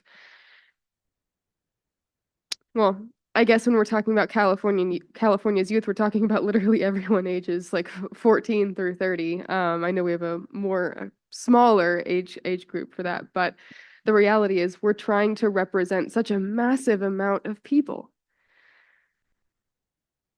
What we are serving are people, and there is no group that is too small to be represented. There's no community that is too small to be represented. There is no way for us to really put labels on these people. Of course, there's going to be common stereotypes and stigmas about what youth are and who they are and what their beliefs are. The reality is that it's going to be varying widely. I want to make sure that when we're representing people, we aren't representing them based on what we believe are easily generalized ideas of what we think youth are. Like I just said, no community is too small. No group of people are too small for us to listen because it's going to be big issues to them. If it's a community that, like, let's say we came to San Diego and they are very clearly dealing with a bunch of very, very specific crises. When we go to another area, the Bay Area, they're going to be dealing with very different ones there. So no issue is too small for us to address. I know we want to try to localize it to, you know, our specific issues, but I think that we should really be tailoring it to each area, both geographically and culturally and ethnically, and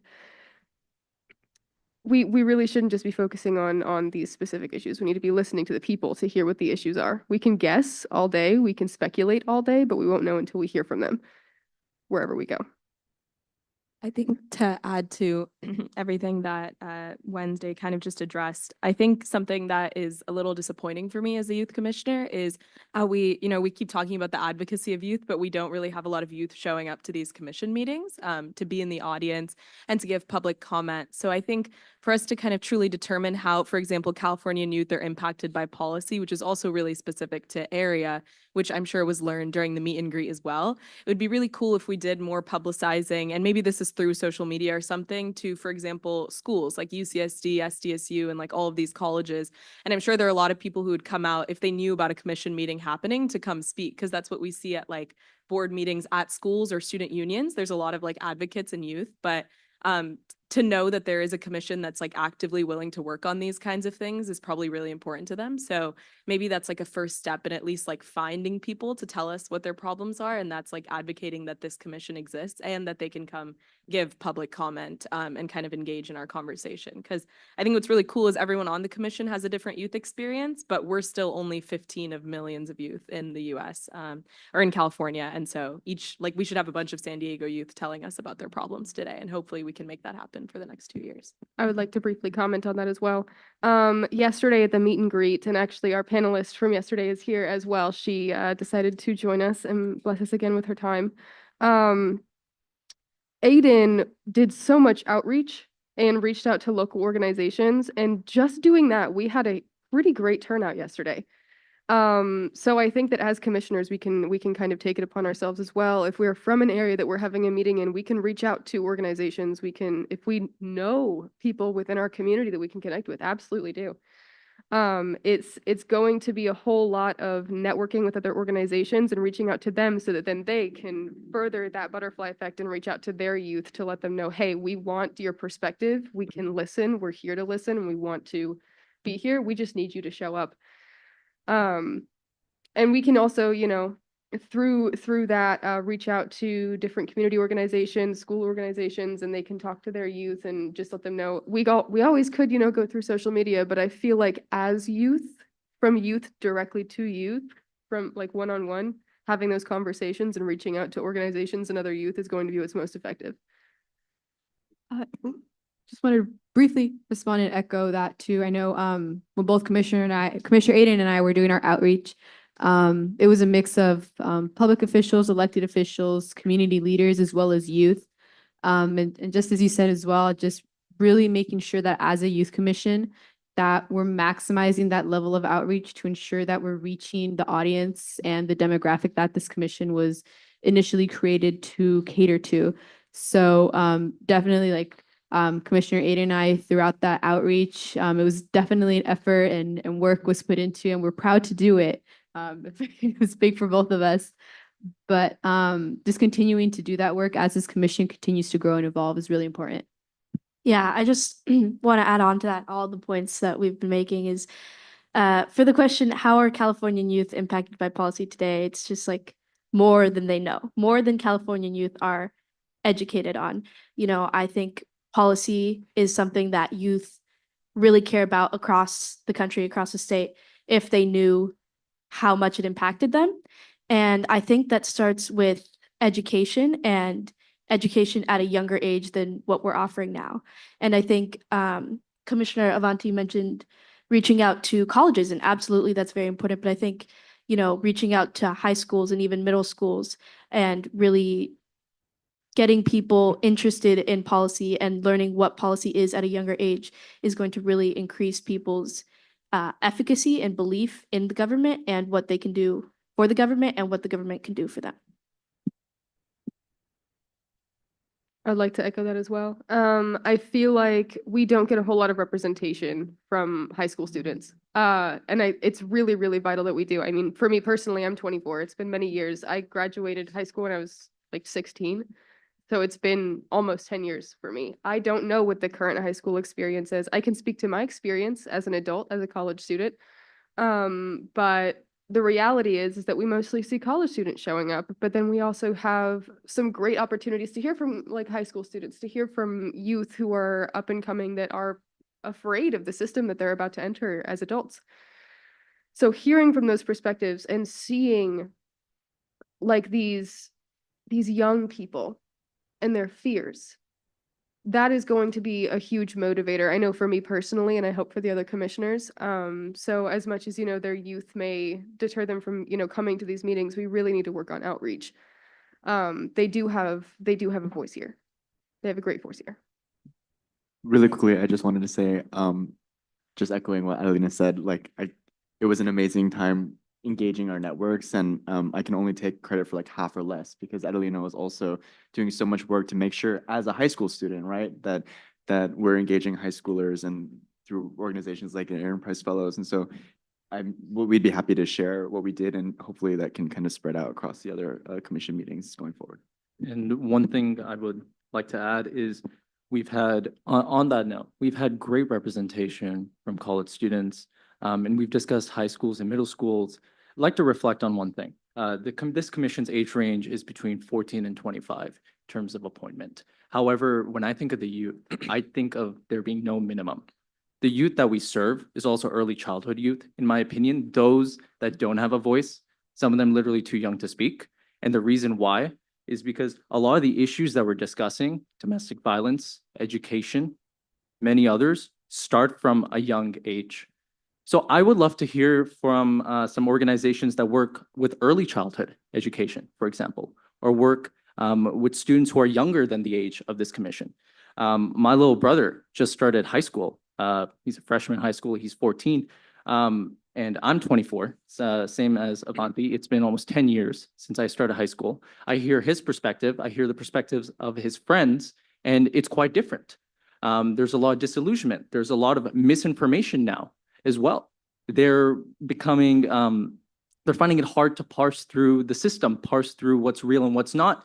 They don't know what to believe. They don't know if they can believe what they read or what they see. So I think it'd be really useful to hear a younger perspective. And I think my main point is maybe even younger than the age range of this commission.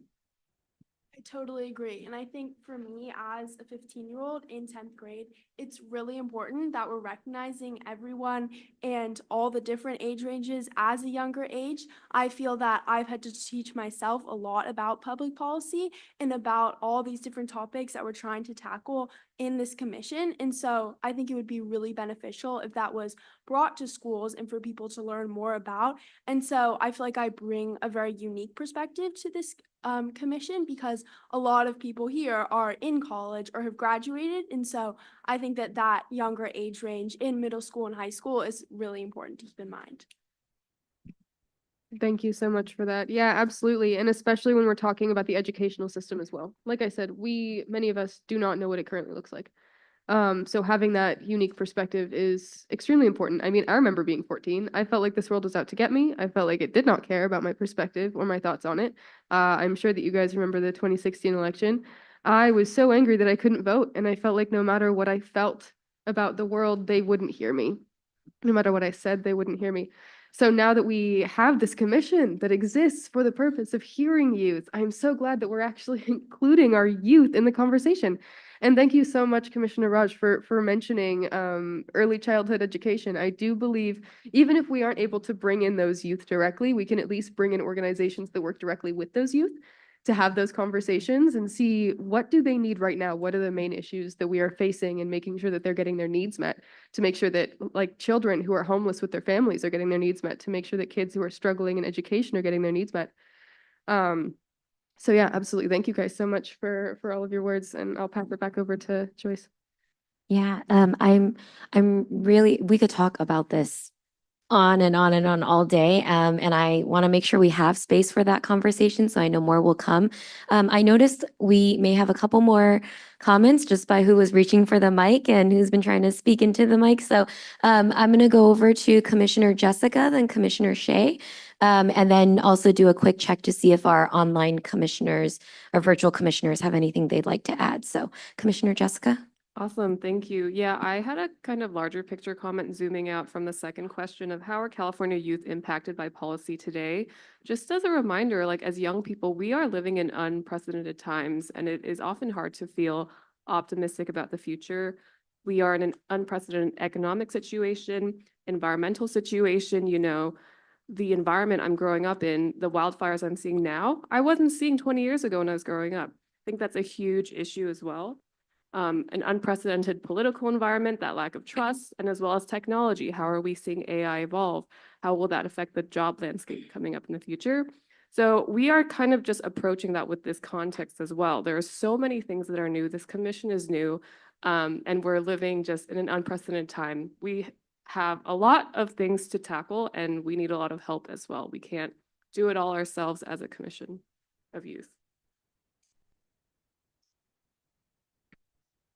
Yeah, I just wanted to emphasize the need for younger voices and younger stories. I think that a big kind of missing piece of the puzzle a lot of the times when it comes to youth, just anything, is the younger youth and their caregivers. I think that caregivers are a huge piece of the puzzle. I talk to my mom, my social workers, and everybody all the time about their struggles that they're having. Like my brothers are 3 and 6 years old. They've been through the foster care system.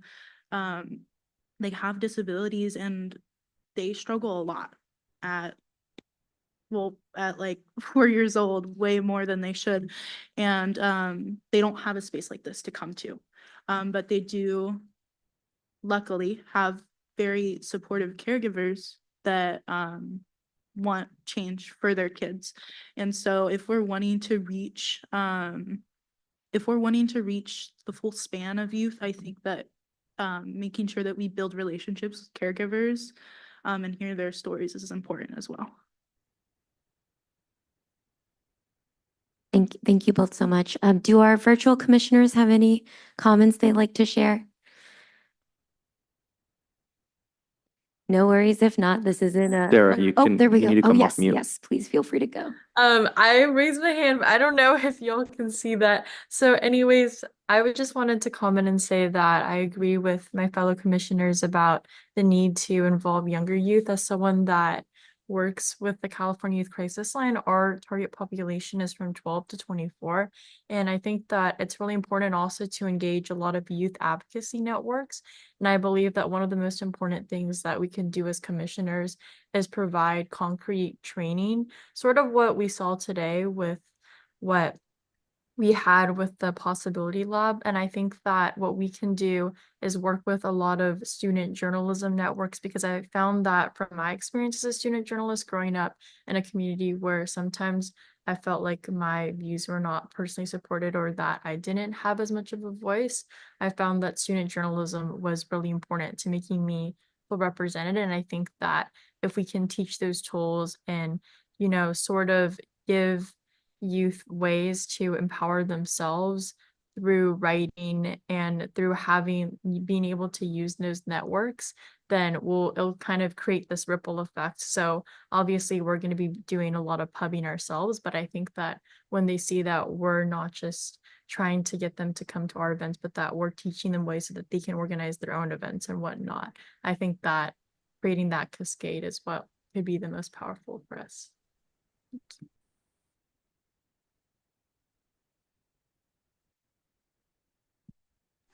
Yeah, I've got a couple of thoughts as well. I think two things for me is, first off, is what mobilizes the vote.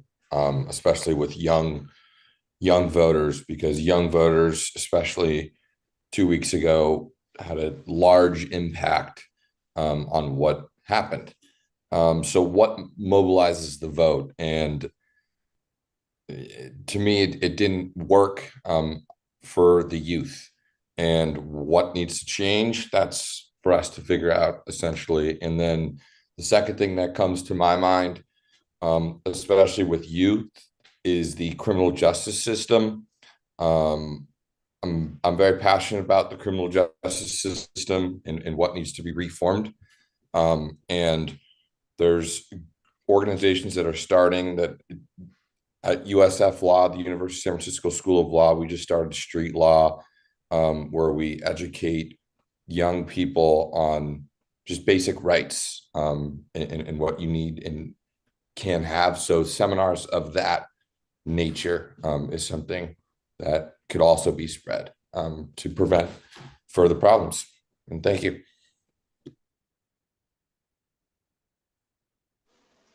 Yeah, and I just wanted to echo all of the fellow commissioners that mentioned reaching out to younger youth as well, that span from even younger than 14, because as Chair Wednesday mentioned, in the 2016 election, I wasn't allowed to vote. I was in 5th grade, but that's when I first noted, like, that's when I started getting interest in policy, just because I noticed some hateful rhetoric of people that looked like me or that came in a community like me. And that's when I started getting engaged. So I think it's really good to maybe try to reach out to even younger than 14, because in 5th grade, you're like 10. So it's also important to have their view as well, which I think a lot of the other commissioners mentioned. Okay. Very robust conversation just from these 2 questions. And I know we're just kind of scratching the surface. So some of the things that I heard today was, we really need to widen the age range that we're looking at, not just the experiences or the age ranges that are represented on this commission, but expanding beyond that, both in age range, in experiences, right? In how we're reaching out to folks. I also heard some things about this macro lens that I think has come up a couple of times. We're in a very specific time. There's a lot of change happening around AI. The youth experience going through K-12 education today is very different than folks who maybe went through the K-12 education system 10 years ago. So just kind of keeping a mind on what is the context that we are all bringing into these conversations, and who else do we need to hear from, or where else do we need to learn and continue to grow our capacities. So lots of different things, lots of different threads, I think, swimming around in my head, but we're going to continue this conversation in January in our next meeting. For today, one thing I do want to leave this commission with as we wrap up is starting to think about a little bit more brainstorming. I'll leave you all with 2 questions. And for folks who are looking at their slides, you can tell we're not going to cover all the slides we had planned for today. But the first question is, what do you want to be true for Californian youth? Right? So that's number 1. And then number 2, what might help create this future? So when we come back in January, we can continue to explore those questions some more. Right? Okay. All right. And with that, I'll turn it back to Chair Wednesday.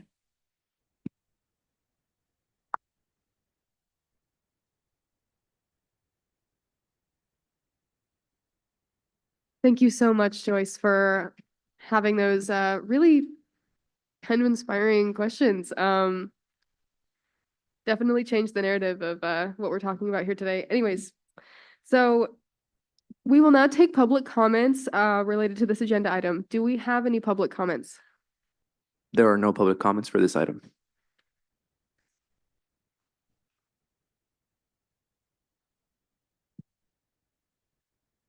Thank you, Augustin. And thank you to the commission and our attendees today for sharing their thoughts on the strategic direction of the commission. We look forward to continuing this discussion and reviewing an initial draft of the strategic plan in our January commission meeting. Now for agenda item number 8, our final item before adjournment, is next steps for staff action. Our discussion today covered a range of updates and ideas to move the work of the commission forward.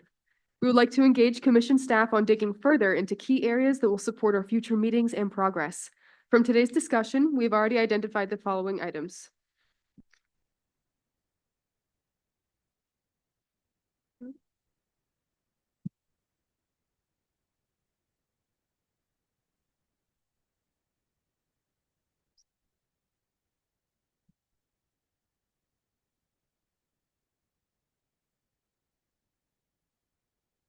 How do we want to move the discussion forward into action for staff?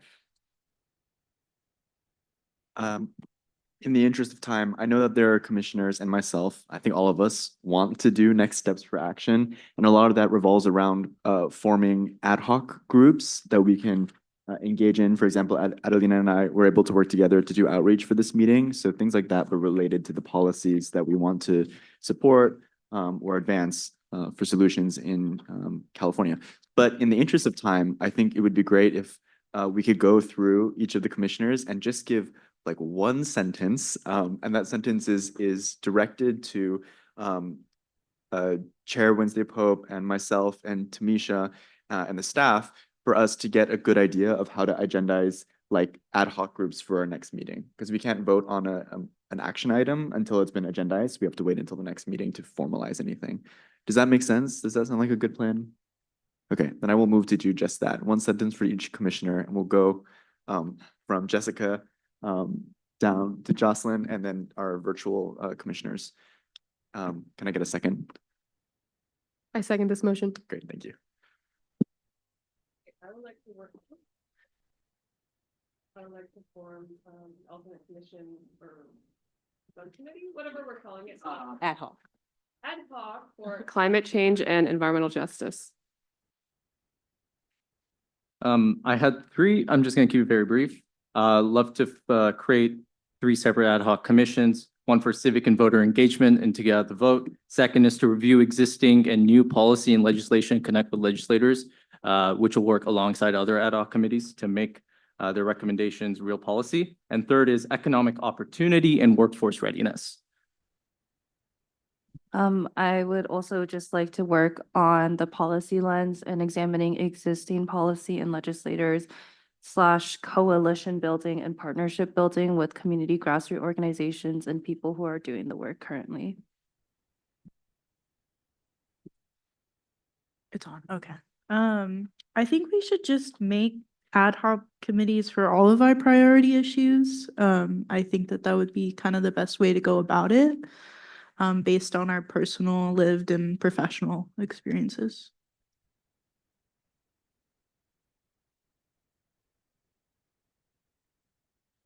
Personally, I have 2 things that I'd be really interested in seeing for housing. I'd like to see social housing as a potential solution that we explore as a commission. And then on the civic engagement side, some type of way to encourage or mandate youth commissions in all cities above a certain population. So we have way more youth that we can work with as a part of this commission. I would also like to work in civic engagement and specifically in political education and expanding our current curriculum to younger ages.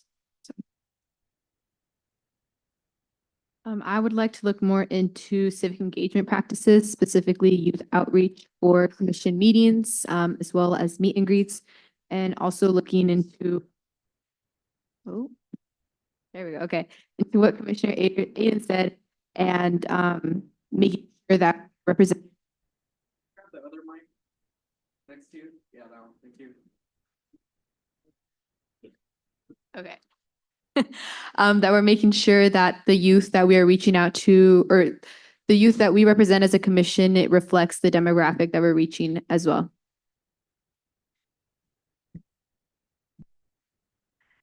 I think it would be really amazing to have an ad hoc commission or committee on educational inequality that has multiple prongs to it, but the first being issues like the digital divide that exists within schools and access to technology that's clearly divided across like city and county lines, and then also school programs like speech and debate and robotics that are giving youth a voice and that allow us to kind of learn. And then also the third being what Giselle just mentioned, which is curriculum in schools that should focus on how students can be be engaged in policy and like incentivize them to vote in civic engagement in elementary and high schools.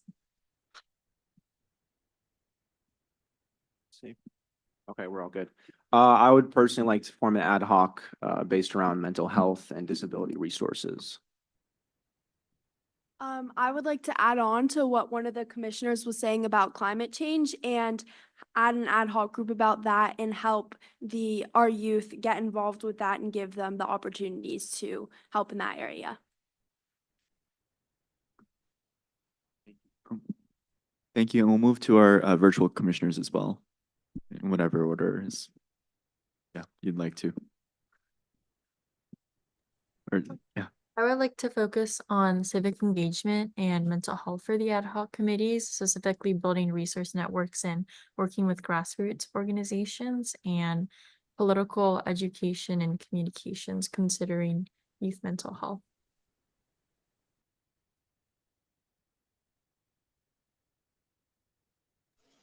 And I think some ad hoc committees that we could create would be civic engagement, as any other commissioner mentioned, and also just political education, letting them know how the system works and also how policies are made, as well as the educational inequalities, just seeing how we could bridge the gaps between all around the state. I think it's civic engagement. In specific, it would be news outlets. And the one I'm thinking of right now is Twitter. I think Twitter had a large impact on what occurred a couple weeks ago. So where are people receiving news from? And the second would be the balance between the criminal justice system and public safety.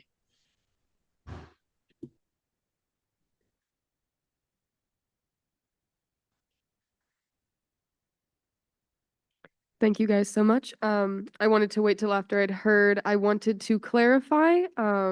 The goal here is to identify which ad hoc groups each person wants to be a part of, and less about which ones should be formed.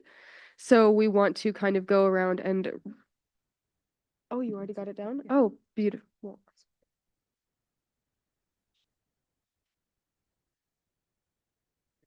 Yeah, I was confused too. So we will review this video and connect with commissioners who have their specific groups identified. I think I do want to distinguish the difference between an ad hoc group and a subcommittee. The ad hoc groups will allow us to convene in between meetings and not be subjected to Bagley-Keene laws. With Bagley-Keene, if 3 or more commissioners are meeting, then those conversations and meetings would have to be public, similar to this space. We're able to move these priority areas forward more quickly if there's 2 commissioners to each ad hoc group. So our hope, both chair and vice chair and myself, is to connect with individual commissioners to staff these ad hoc groups so that we can bring those conversations back forward to the meetings when we meet bi-monthly. Jessica. Is there already an established list of ad hoc groups? There's not. Oh. That what we just asked you guys to share is so that we can establish that group. Our takeaway now is to write out descriptions of what is the purpose of these groups and how will they function and how will they inform the overall goals of the commission. Further on that point, you'd mentioned subcommittees. I know right now we're discussing ad hoc groups. Will we also be discussing subcommittees at that same discussion, or is that a separate and further discussion? I think it's a further discussion down the line is to hopefully move some ad hoc groups into standing committees. Sure. Right now, full transparency due to staff capacity, hosting these meetings more frequently than we already are, I think it will prove difficult to get the work done in between time, honestly. All right, and I had kind of skipped over because I wanted to hear all of the commissioners' input. I personally would like to have ad hoc groups formed on all of our primary issues that we had talked about earlier with Joyce Chow. And I am willing to be a part of any of them if we notice that there are any issues with the groups being understaffed. All right. If there aren't any other thoughts, I can share. I began sharing about how myself and chair and vice chair will create descriptions of these ad hoc groups and present them in potential membership at the January meeting. There's so much that was shared today, and thank you for this amazing commission and your thoughts, your input, your expertise, your lived experience. I feel like you guys brought your full selves into the space, both last night and today, and I am very grateful to share space with you all on this journey. So I just want to acknowledge you all first. For next steps for staff, we have a lot of work to do. But as we started out with the approval of the minutes, our first action will be to update the meeting minutes and get those updated to our staff, updating Aiden's last name. Moving forward, I heard a lot about how do we have a centralized location for how do folks get engaged? How do community get engaged and understand what the commission is doing? You all may have saw some of our comms team members here recording throughout the earlier portion of the meeting. Our comms team have partnered with us to create a platform to share the story of the commission, and we're hoping to grow that into a campaign of sharing youth stories throughout the state.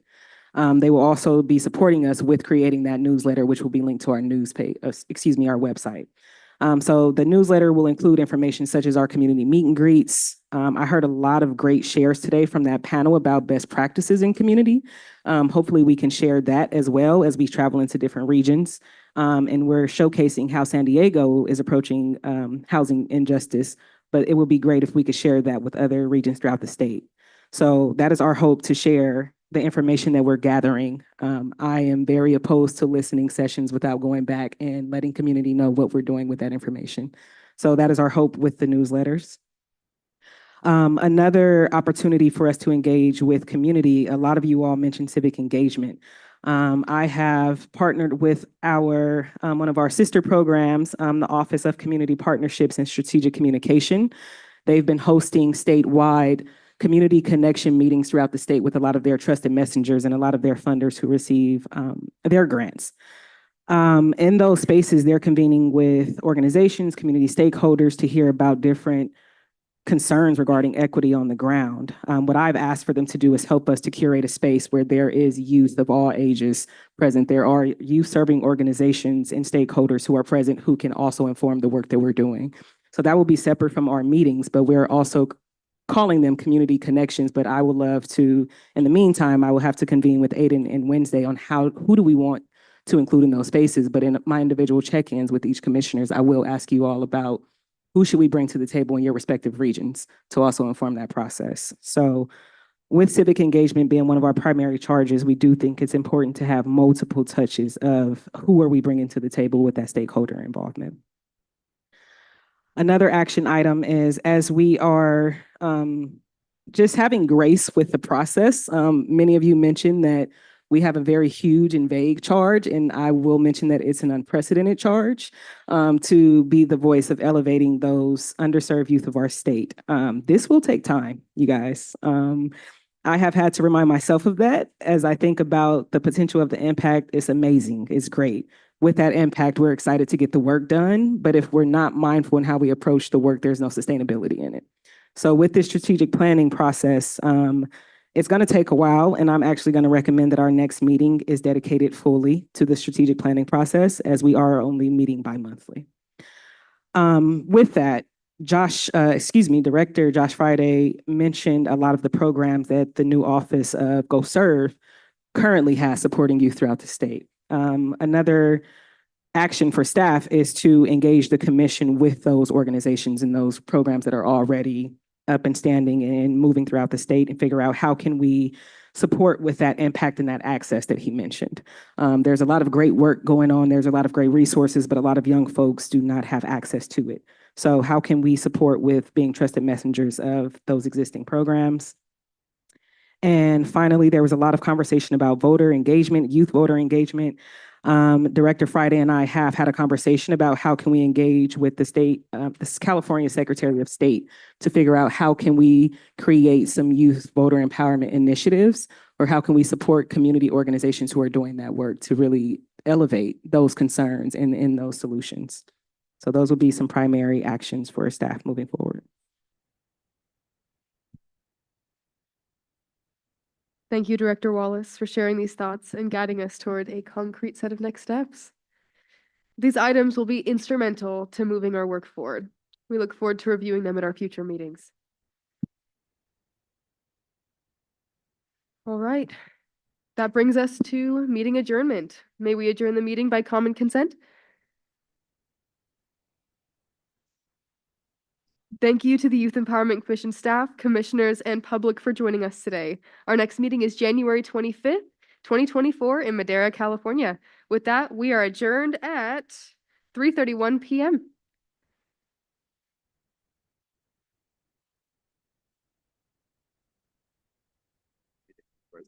Yeah, we are on top of it.